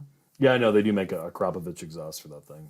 I don't know. Honestly, $20,000 daily. I mean, you like the IS 500. Sorry, ISF, don't you? Or did you No. not? I like the IS 500, not the ISF. This is transmission is so Horrible. it's so bad on the. Unless it's really cheap. Yeah. I don't know. It's okay. This well, I that don't sounds good as hard. There are lots of great dad know. What cars. about the Infinity pile? G35? The one after that. I don't know. Q50 does not sound good at all. That car was Well, horrible. some people think it sounds good. I honestly, People I know with no concept of no, hearing. no. I think some people really like the tone. It's a frequency thing. I mean, that's another one. One of the Audi piles. Someone next comment, like an S5. Yeah, that's true. Does an S5 sound good? It sounds okay. Well, then why not get a Golf R? Isn't the same shit? No, one's got a V6. Oh no, yeah. sorry. Okay, somebody said Charger 5.7 or a Scat Pack.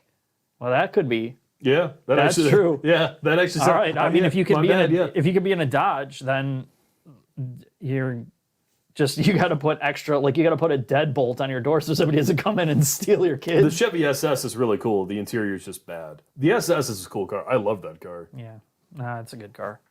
The SS is another one. I forget about that car all the time, and so did GM. Yeah, 392, man. Good call. Thanks for fixing that for us. Okay, we're gonna transfer those funds to you. K. Dot Kills best all-wheel drive. Thank you for your $5. Best all-wheel drive coupe off the top of your head under $40,000, new or used. Oh my god. Are there any coupes left? Not the A5 or S5 either. Oh, you can get a 440i all-wheel. Mm. It's a B58. That's 4 like Series. the default choice. I can't even honestly. It's so hard to think of. All-wheel drive coupe. Yeah, I can't think of anything. 4 Series. yeah, pretty much. That isn't an A5. What about a coupe SUV? Well, let me tell you, sir. X6. Ooh. Yeah, X4. yeah. Murano Cross Cab. No, that's not in production. A vote. Well, None of those are in production. X4, X6, but they're not under $40,000. Any SUV coupe. We said used. Oh, Yeah, Murano. Okay, that's- Murano Cross Cab. but that's a convertible, dude. That's not a coupe. It's a coupe. It's 2 doors. Coupe. Oh, what about an SC430? Oh yeah. That's a hard one. No, I would agree honestly, that 4 Series. Yeah, 4 Series. Rian, thank you for the $10. I have a 2020 Challenger Scat Pack wide body. I inherited. I like the car, but I don't really need it. Do you think I should? Do you think? I don't think it's gonna be worth. It's not gonna be a collector's car. No, there's too many of them. But somebody would buy it. Like it will hold its value. Somebody would steal it for sure. Somebody would definitely steal it, dude. I would be curious to see what your insurance is going to be on it. But anyway, yeah, I would keep it. I think somebody will buy it from you, no problem. Just try to enjoy it. Don't like worry about it being a collectible. Bagoni, thank you for the $2. You are not a robot. Thank you. Wilmer, thank you for the $5. Would one of those used Hertz Tesla Model 3s at $13,000 make a good track beater? Yes, For 13 grand. I know they're dumping those things for pennies on the dollar. For us to be done with them. I mean, Do it they would have be any an interesting warranties? concept car. I don't know. I probably not with Tesla. If they were a rental car, and they'd probably try to make your life miserable trying to get that thing serviced. But honestly, for 13,000, you know, I know it's not throwaway money, but as a project toy, you could probably have some fun with that thing. Jay Nux, if there were any documents or interviews from the NSX project that discuss DC2 Integra Type R, I'd love to see them. If ever. There was no talk about DC2 Just Integra. S2000. It was S2000 only. Anything to do with DC2 Integra was just the evolution of what they did based on the work that they put in place with NSX and then CRX, mid-engine, and Honda, whatever, I can't remember the thing right now. My brain is dead. The step or the wagon thing they turned into the front wheel drive to all mid-engine. So a lot of those learnings went into DC2, but they didn't really talk about what they did to DC2. Cool Amazon 123. When are we getting an Infinity review? Dude. Oh, What did you do? I don't even want to say it, dude. I just tore my sack. Oh. You're unbelievable, dude. Oh. What are you doing? Dude, it's because I'm sitting here so long. In 20 years, dude, you'll know what I'm talking about when you're going to have a harness for these things. You and your long balls. Man. CA for $2. What are we getting? An Infinity review? Bin Long? When they have press cars, which they don't have. Yeah, that brand. I don't know, man. I feel bad, but I don't. Marco, thank you for the $100. You were a crazy person. Oh my God, Marco. Thank you. I have been a fan of your channel for 5 years. It's my favorite YouTube channel. I wish you to continue to well and success. Thank you. Thank you, Marco, genuinely. Thank you. That's honestly, it's not. I really appreciate everybody sticking around here. I know every time we do a live stream, it's like 3 to 4 hours, but it's. I know Jack has a problem with it. We're at 3:28. Yeah. I'm powering through. People paid. I'm going to try to get through their questions. No, thank you very much. Basoran, thank you for the $10. My Camry SE gets paid off in December. Looking to trade in and get more performance and luxury without using a resale value. What are my best options? Yeah, a Camry XSE. Camry TRD. Man, I can't crystal ball it. Just look at the cars that held value in the past. Type R did. Man, yeah. Golf R probably will if you get a manual because it'll be the last manual Golf Rs. GR Corollas probably. I wonder how will. much that car's worth. The Camry is probably like 20 G's still. I have no idea. It's an SE, Probably so teens. you think teens? Yeah, SE. I don't know, man. That's hard because why not keep it? Because you want to use the money, the equity to buy something else. Civic Si. There you go. Dude, that's such a solid car. It's like The SI won't lose any money. I know, but I'm just saying, like when you have a But he Camry wants of to that, have performance and fun. if you could keep both and just go in the hole on the other one, that's my bad advice. But if you have to flip it, yeah, like something to Jack's point, that's really smart. If you, I look at the Type R, the FL5, and I can't. The money that it costs to buy it is so nauseating. But at the same time, when I look at prices, the car's worth more than what it was when I bought it.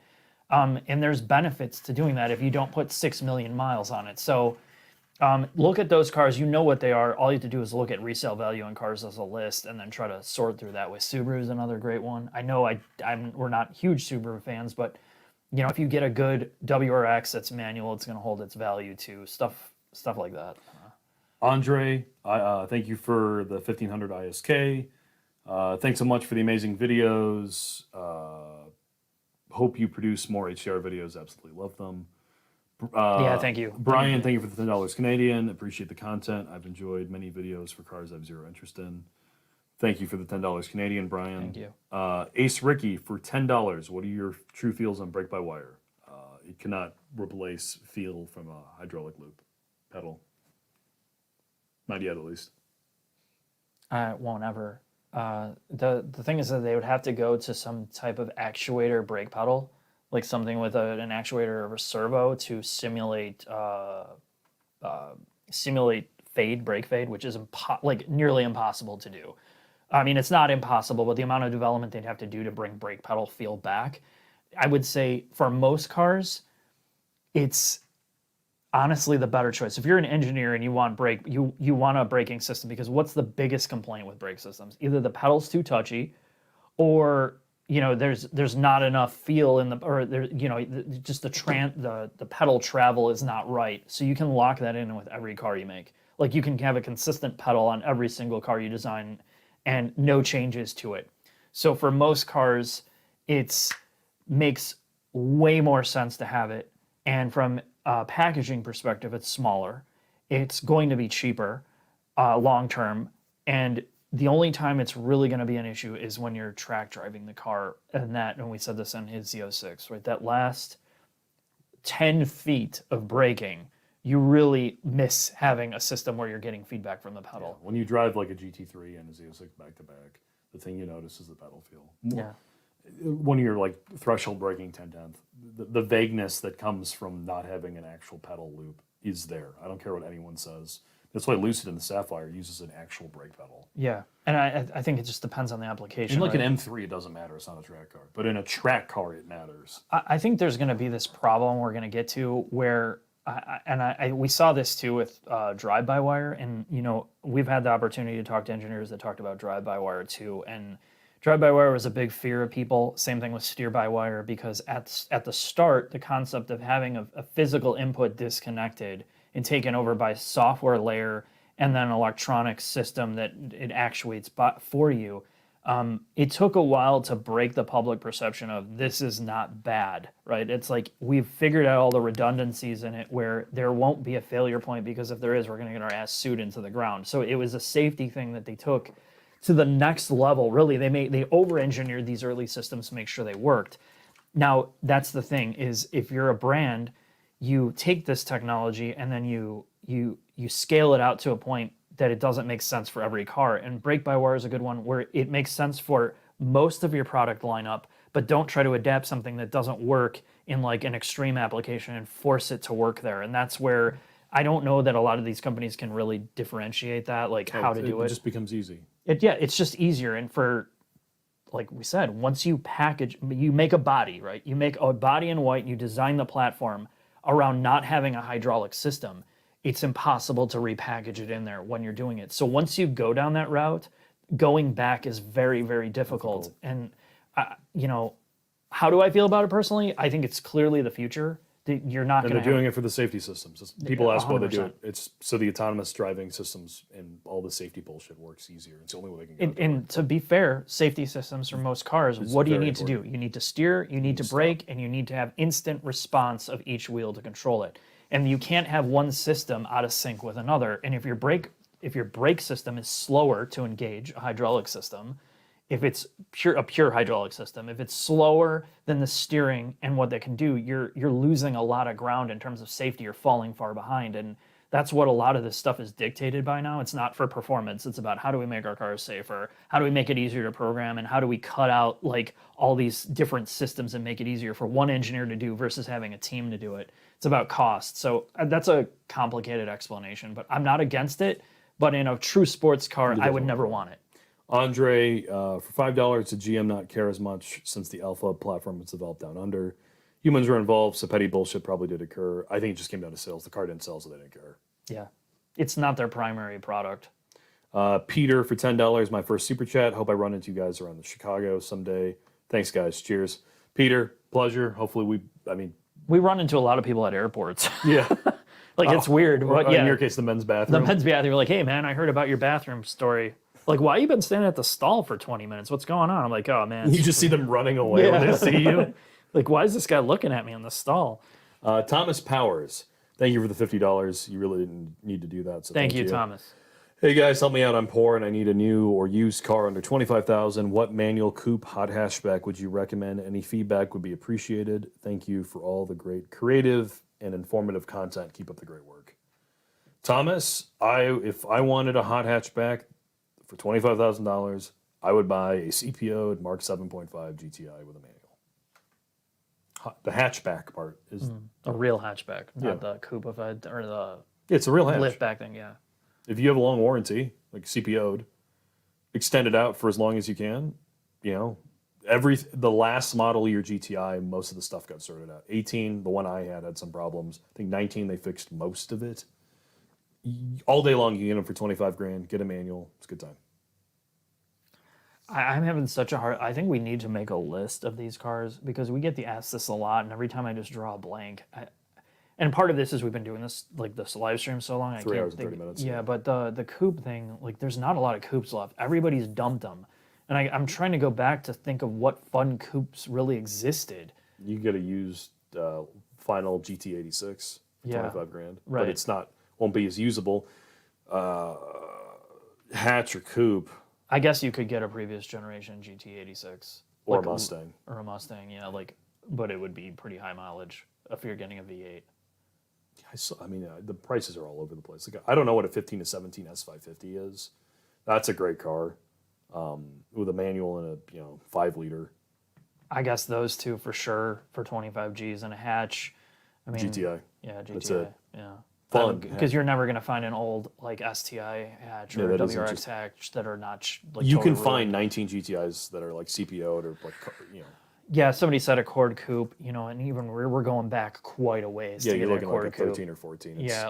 No, I think they did the Cord coupe right after that, but they switched it to strut. So even that one was compromised. But that's not like you can't. It's a fun car because it's a manual, but it's not like dynamic. 370Z, someone brought Yeah, up. that's true. Yeah, 370Z would be a good deal. I wouldn't get the 1.5 SI Coupe. It's not my cup of tea. I'd rather have a GTI. Yeah, I agree. You'd have more balls in it. Yeah. It would be a true hatchback experience. But yeah, check out, honestly, look at some of the comments too, because I think the 370 is actually a really good example. And it's a hatch. And a GTI and GT86, not GR86. XC90 had some teething issues. Do you think the upcoming CX70 will solve those? They should. Hopefully. Yeah, I mean, a lot of the problems were body suspension. Like Sandra, thank you for the $5, by the way. Patty Mans for $5. You guys should kiss. That's what we're doing after this. Paul for $5. Hey, fellas. Thanks for your 2022 WRX video. Got a 2023 at MSRP. Now I can crush this East Coast snow while vaping and I fidget spin. I wonder how much fidget spinning you can. Can you fidget spin and vape, 2 hands in a fidget spinner and vape at the same time and still drive? While driving in traffic at 100 miles an hour? Isn't that Ultima stuff? Yeah, well, I mean, he could make it a WRX thing. Stan, thank you for the $20. As a European expat, I'm puzzled why it's not as why there aren't as much wagon options in the U.S. market, especially diesel power with a stick shift, both new and used. Just a bit frustrating. I can't have anything close to that except in some SUVs. They didn't sell here.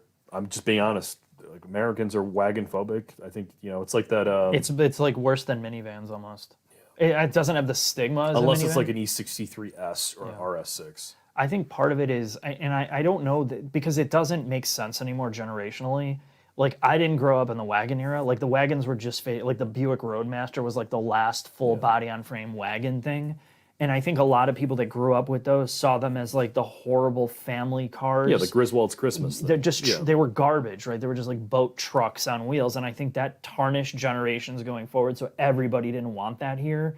And now nobody remembers those, but somehow it's just carried on. People don't want them. I don't know. It's weird.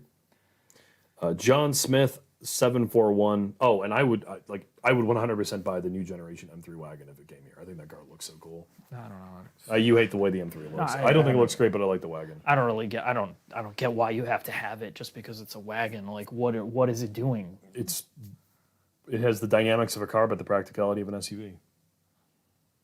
Then get a X6. No. John Smith 741 for 1369. I own an IS 500 and a 4V Blackwing and a C4 ZR1. Yeah, that's your guy right there. That man, and I will sorely miss the feeling. And I will sorely miss feeling something when I'm behind the wheel. I really appreciate you guys. Thank you for doing what you do. Thank you. Thank you, John. I'm sorry my brain stopped. I like working your there. fleet, man. That's solid. The C4 ZR1 is a really cool car to me. I know. You'd talk about it all day. I know. And someone offered us one, and I feel bad. Just the timing didn't work. I'll try asking again. But it's, again, viewer car, liability. Well, when we wind up when we're like near destitute, we'll have a live stream. We're like, please bring us your cars. Drive yourself. Take time off. 3,000 kilometers yes. in your whatever that was. Suzuki Swift. Just bring it all here, all at once, and watch the owner of the shop, just have a full blown like stroke when he sees all these things come up. John Altium. Or Altium. The Altium platform. Yeah. Thanks for the $5 Canadian for the roast beef. Roast classic. beef, thank you. Tomorrow we're gonna hit it up. Parkman for the $10. Grew up a Honda and BMW fan. Loathed Porsches. I owned a Porsche. I was converted. No surprise. From thinking they were bland and boring to the most complete sports car. What's your state of conversion, Mark? I'm half there. I say this. I appreciate everything that brand does because they're so focused. Like the what's that turd? The Cayenne regular Cayenne S, best 2-row SUV. It's just I have too much money. Every Porsche has too much money, and then the GT3 RS are the most special cars in existence, and it's because the people that did it are just so talented that you can't not like it. Yes. And even like the 718, which I'm like, I don't know why you'd buy that, but it is a special driving car feeling when you're not like at the extreme limit. They're really, really solid, well thought out cars. It's hard to stomach the price for me. That's why I have Bobby just said everyone. Oh, Bobby. everyone converts to Porsches in their 40s because that's the only time you can afford them. Yeah, that's right. No, it's true. I mean, like, unless you're in a special case, it's hard. Like, nobody's dumping $150,000 when you're in your 20s, unless you're a Trust makeup fund kid, yeah. influencer. You know, Next question for $5. Any update? Oh, and Resonator, thank you. Any update on your GR Corolla? I bought a 2024 Core with performance back for $38,500 for MSRP. I don't plan to track this car in another car for that. So far, I'm loving it. For that intended purpose, particularly live in bad weather, it's a fine car, particularly for $38,000. When you were paying in the 40s for them, like 44 with tax, or like before tax, it becomes a different story. I have my problems with that car. We're going to come out with a video, another one. There are things I like about it. There are things I don't. I know why people like them, but I guess that's. I watched a ton of content on those cars after you released your video because people were like raging about it. Yeah. And I saw people like, talking shit about us, about, and I get it because the car, to be fair, if you're a real person and you're driving just the cars in this universe where it's around, there's nothing else like it. And if you're not a Golf R. Well, yeah, but even the Golf R there's something more isolated out Yeah, about it's the more of Golf a R. luxury car. It feels, yeah, it is. So it is a special car. It's just putting in perspective of what it is, like from what we're doing. We're looking at it compared to like what everybody else is doing versus the price. So it's stripping away some of the character of it, even though it's a really special car for this era at least. Vince Jiang for $5 Canadian, daily drive a V6 manual Accord Coupe. What is more fun that I could buy for under $20,000 that retains the rawness, reliability, and practicality? C5 Corvette. Man, dude, that's really hard. Is that a C5 era? You can't get a C6, but you get a C5. What's the Z? What's the pile we did? The Z06. You get one of those. I mean, it doesn't have 4 doors, 4 seats like the coupe, but it's pretty reliable and it's way more raw. Yeah, if you're really looking at like some type of sports car thing, but I don't know what you're talking about. Like in terms of the V6 manual Accord Coupe was like a standalone animal. I know you had the V6 Camrys, but they were, oh God, they were like nothing compared to that. I guess you could the TL of that era. 05, 07. It's just impossible to find them. It's like a step up from what you had, and then the later ones had an LSD, which that car desperately needs, as you know, if you're driving like a maniac. If you can find one of those, you'd be really happy with that as a step up. But I don't know, you can find Pontiac another 20. GTO. GTO, that's true. That car was badass. The 6-liter one. Oh man. Yeah, that's V8, true. Yep. Looks cool, manual. But I guess if you're coming from an Accord, that's going to be a big ask. Yeah. No, it's not. You got to think so? look. It says V8 rear wheel drive. Okay. All right. It's not a big ask for me. All right. Yeah, and we get to go back to Australia, like our viewer told us. Yeah, to. that's true. Yeah. I personally don't know that there's a rawness with the V6 manual Accord Coupe coming from owning one, but that generation had it had a lot of feel to it, and I mean it wasn't a bad thing either. I don't know. It's a really hard price point in a weird era. Ian for $5. Any advice on making car content on such a saturated YouTube space? I've had some so far. Much love. Yeah, that if it's about cars, obviously you're on here because we're gonna assume. It's Find a niche. I think you have to find more than a niche. Okay, so there's like 3 layers to this. There's the TikTok shit, not shit. TikTok. There's TikTok inspired content where you have to jam shit in a minute. Okay, everybody's doing that. That's really hard, and you need a lot of access to cars and a ton of personality. Or you go the medium route and do like influencer stuff. Again, it's about what you're really passionate about. What's your skill? What are you good at? Are you good at being cute and personable? His and name's Ian. I bet you he is. He's way more personable than us. We're on the bottom 1 percentile. If you have a lot of personality, you can connect with a diverse audience. That's something that the car market does not do well. Yeah, that's why we have a videos. 99% female audience. Yeah, connect with the females, get a balanced audience, and try to cover stuff that nobody else is talking with. So look at my advice would be look at the mommy influencers for cars, see what they're doing. Look at what TikTok's doing, and then look at what technical people are doing and try to blend them together. and make it really light, make it really fun, and make it digestible, and make it better than us. Okay, and then you're gonna win $5 extra a month. Sorry, YouTube will be just. It's hard. You need. I would have to like sit down and get specific questions to really get better answers. Sorry. Nanite Alex for $10 is a 986 Boxster, ideal first sports car for $10,000 to $12,000. What other fun manual roadsters can I consider? Love your content. If you have a really tight budget, a 9.8, an old Porsche is not a good idea. No, I agree. I'm just being honest. I mean, it could be fine, but if What it's other? There's no roadster. There's no roadsters that exist. I mean, you're NC Miata. You You're get a looking at Z4 a coupe? beat up S2000. a Z4 coupe with a manual, Yeah. Oh, what about a 350 convertible? I wouldn't get that car. Why? Why would you? V6. Yeah, but I'm sure it has the body rigidity of like. Well, you just put an X brace on the roof. Yeah, it'll I'll be put a fine. roll cage in it. There you Get go. a Miata. Miata is a much better first sports car. Miata's. Thank you. Oh, So- it's first. Yeah. yeah, sorry. Miata. Yeah. Miata. Yeah. I hate saying it because that's the obvious answer. Stereotypical. Yeah. Or like jalopy. I'm just trying to personally to go around the Miata to say something else just to avoid saying Miata. V6 Mustang convertible. Oh, perfect. That's a good car for you. I'd love to see you in that. Frazier for $10. Love the reviews. I love my Focus RS, but I'm looking to upgrade. Wanted to maintain a fun factor for 5 to 10 track events and a lot of skiing annually, considering RS3, RS5, and Stelvio. RS3. RS3. Thank you. That's an easy one. The Stelvio QV would be But you can't track it. right. I wouldn't. No. But also tracks wouldn't let you. Oh, that's true. A Some lot of them tracks. won't, yeah. Some tracks. E-Train for $10. Just joined the live. What did I miss? Bought it. You have 4 hours of content to go through E-Train. And he asked this an hour ago. Yeah. So you got a lot of work to God. do on your back end.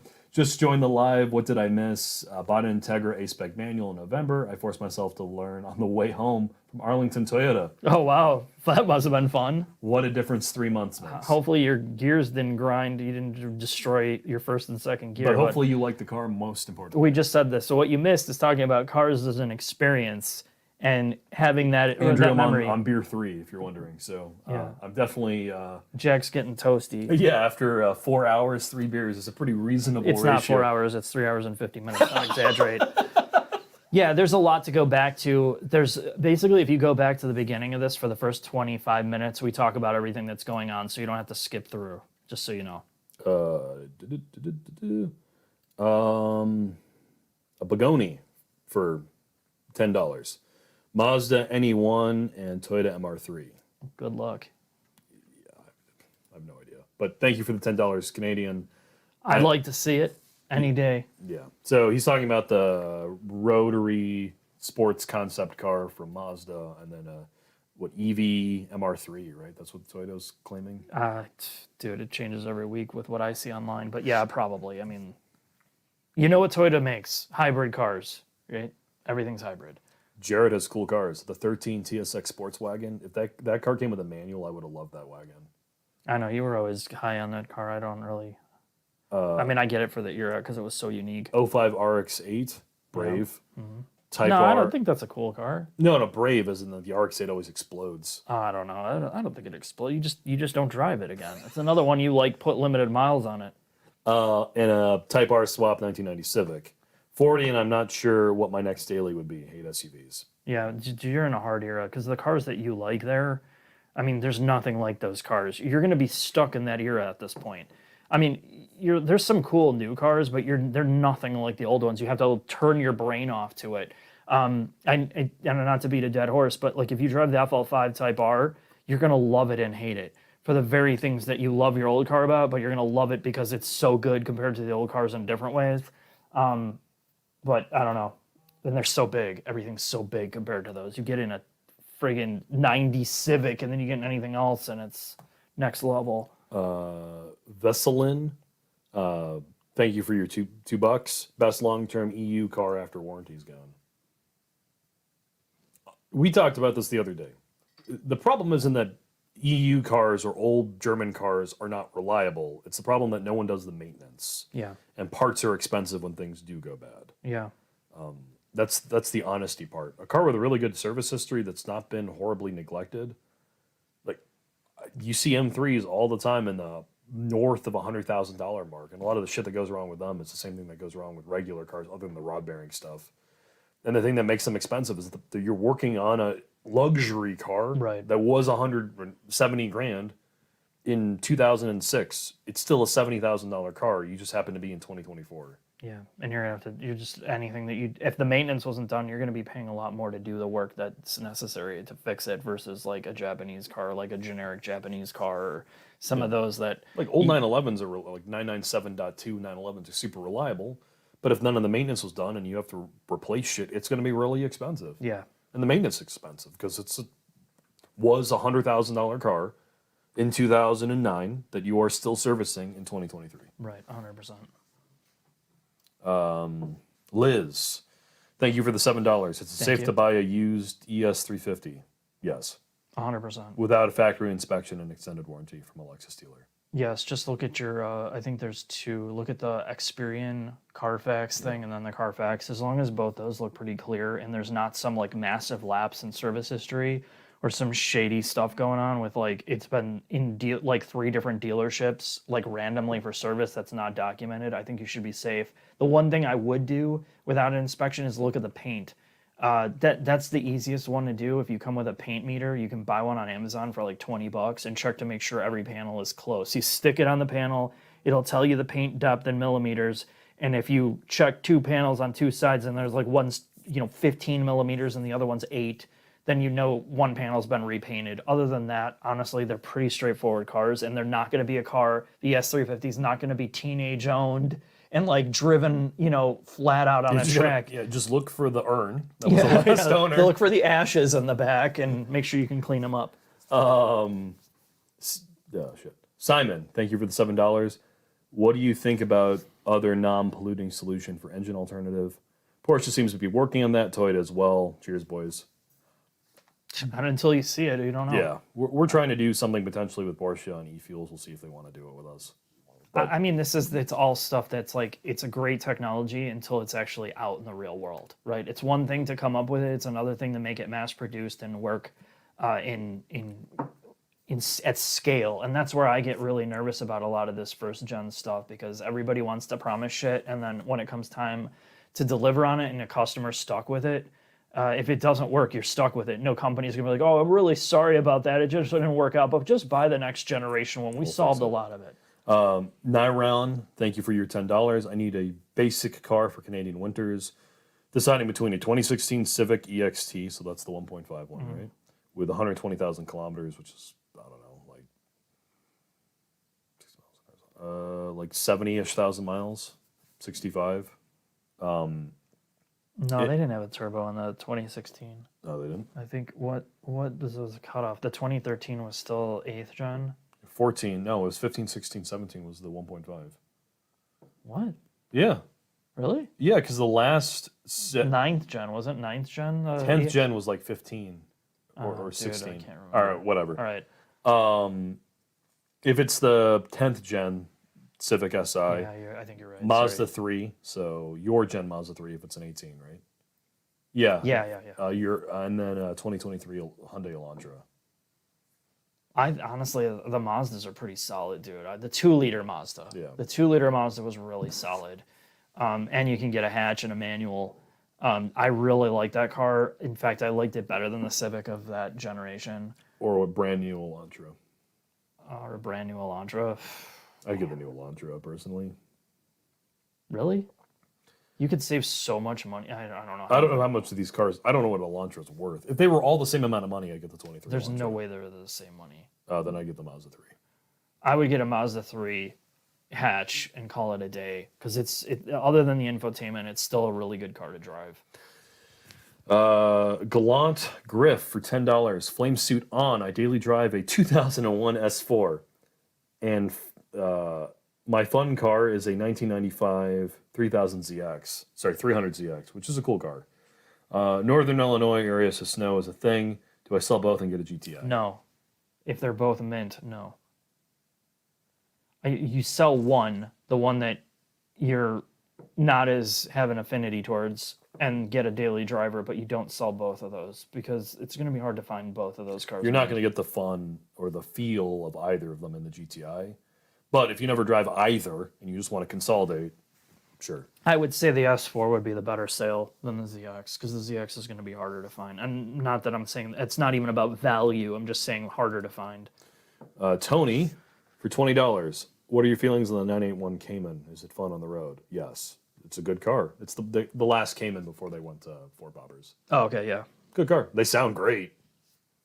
There's just, is it a good car at $100,000? No. Is it a good car at $40,000? Yes. Yes. Right. When you put that in perspective, yeah, of course. GT350. Yeah. Thank you for your $10. GT350 is a more special car than the Dark Horse. The Dark Horse will actually work though. The Dark Horse will work longer, 100%. The if you're gonna just go for an experience right now, the GT350. Yeah. Even if it's the same money, the GT350. Dev, thank you for the $5. Do you guys feel like government regulations and electrification are only ruining real driving enthusiasm, but also freedom of movement? You guys rock. That's a hard one, man. Yes, it's there's a whole bunch of stuff that we could go into, and this is a whole topic that I don't want to dive deep into. But again, it's not one thing. Like every discussion, Government regulations in cars is sometimes, in many ways, a great thing. They're safer now than they used to be. Yeah. You can breathe the air. The safety part is huge. The fuel efficiency part does help consumers in some ways.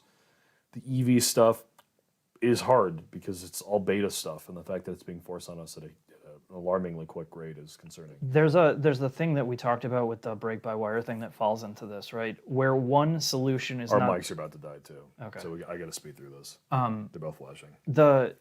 There's not a one-size solution for every single person on the planet, and it's unfair to expect everybody to fall into the same bucket. So when you make these rules and government for regulations, emissions, speed, cameras, like all these things that are coming out and the safety systems, not everybody needs this, and it shouldn't apply to every single product. But because there's so many people, there's so many cars, there's so many like differences in tiers of like what's driver education, what's safety, what's more important, the money part of it, the company part. It's too big to control it, and it's too big to break it up into all these segments where it's fair. So you take the path of least resistance and you put these blanket laws on everything, and everybody has to comply, and we just all have to suffer. That's modern society problems, and it's not even political. It's just the reality of it. Everything's about the lowest common denominator. Yeah, 100%, and there's no changing it right now.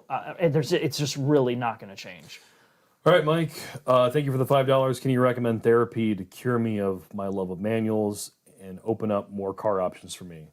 What's it like wearing Depends for 3 hours? Well, I got to take a leak like a racehorse, so I'm trying to get through these. Yeah. I already went. The manual thing, you got to keep a manual car in your fleet. It's going to be hard. I know people are going to have, like, how do I do this? I don't have the space. You're going to have to keep one manual car to experience that. I miss the manual in the Z06 every single time I drive it. Yes. So just have one, keep it for when you need it, and then find a really good auto trans in a car that you appreciate. And I'm not going to say PDK, but I'm going to say a PDK. When you drive something like that, or, some really good, the M3 dual clutch before they dump the DCT, those are really special transmissions. Robbie M, thank you for the $5. I know you always like the Honda Pilot. I'm watching the mics. Okay. But Honda reliability is terrible now. Tons of new pilots need steering racks. J Series having rod knock problems. Yep, I know, man. Teething pains. And we get cars when they're brand new.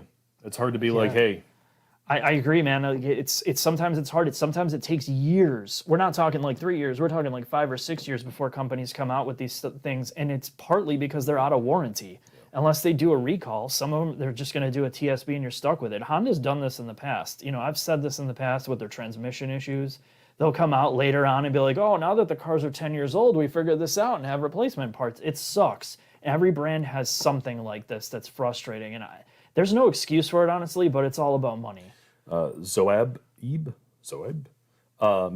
Salim, I'm selling my 981 Cayman S since it's not getting driven to get a family 4-door, 6-speed sports sedan. Is there anything good besides a G80 or a Civic Type R? CT4V Blackwing. For like $65,000, there's not a better 4-door sedan. Agreed. Car Driver says this. Thomas says this from Throttle House, and I say it. For like Okay. 65 grand, it's fucking amazing. Yeah, agreed. I'm not going to question that one. Hi Chew, thank you for the $5. Not an important question. Take my money regardless.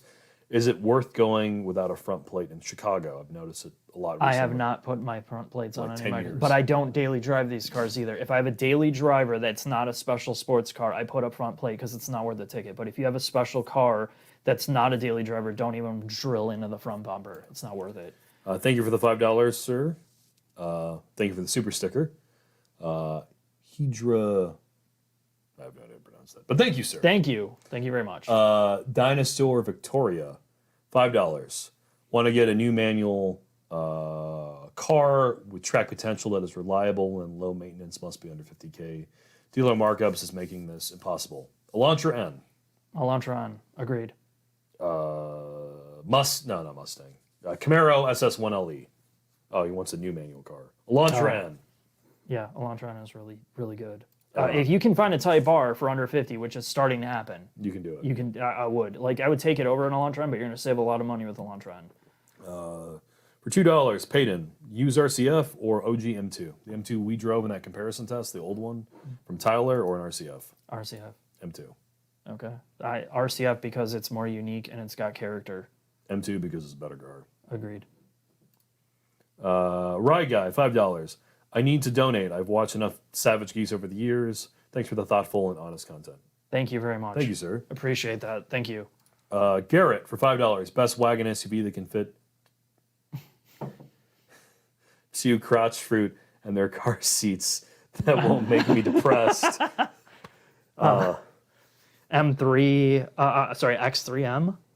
Oh no, you can do cars. I mean, you could fit car Oh. seats in your pile, Civic Type R, Yeah, Civic Type R would be fun. Integra Type S, Integra Type S would be better because it's softer, unless you do the Golf R. James just did Yeah, that. Golf R, true. But Integra Type S is way bigger. So is Civic Type R. CT4V Blackwing, which Yeah. might be a bit tight. M3, X3M. X3M is a fucking rocket ship. Yeah. It rides like shit, but it's very, very fast. Our viewer, who's if he's here, Special Forces member or X, bought one just for that. He needed one car and he wanted to go fast, and he had kids. Yeah, that thing was A rocket ship. It yeah, just didn't ride well. Yeah. Thanks for all your time Thank you. and Thanks, passion. Jacob. Thanks, Jacob, for the $2. Thank you, sir, for the $10 Canadian. Thank you. This is his wife, so thank you. Last question. We did it. It only took over 4 hours and half a six-pack. Blake, for $5. Just got a C6 Z06. Love that car. I'm going to be tracking it soon. So what mod should I consider in order to make it more track capable? Do your valve guides and then find Jacob from Jacob and Yuri in the straight pipes and ask him questions. But Yeah. dampers, brake pads, Brake pads, 100% percent brake fluid. pads, brake fluids, do your oil changes, make sure your valve guides are good, and that car is amazing. Yeah, it's a special car. Just do your due diligence. Oh, also, before you track it, get it on a rack or a lift and retorque everything down on it. Retorque And do an every alignment. bolt, especially suspension And stuff. then get chrome wheels. Yeah, get chrome wheels, upsize chrome wheels. And there's a lot here. Yeah, check your lines too. Check brake lines, obviously no leaks in your brake system. Make sure your master's not leaking. Anything that's related to the braking system, honestly, is your big concern. But I know there's a lot more stuff in here, but I have to do, unfortunately, hospital-related things tonight. He wasn't kidding. His mom did actually break his hip. Yeah, so I got to deal with that part of it, and then I also have an appearance tonight at a dance club. Dimitri's Dance Club? Yeah, I'm giving out free bottles of Dimitri's vodka in plastic bottles for people to enjoy. So I'm autographing that. Jack, what are you doing? I'm going home. Oh, what a loser! So with that, what seats did the Z? All right. With that, thank Chinface in the comments. Thank you, all of you, for spending 4 hours with us.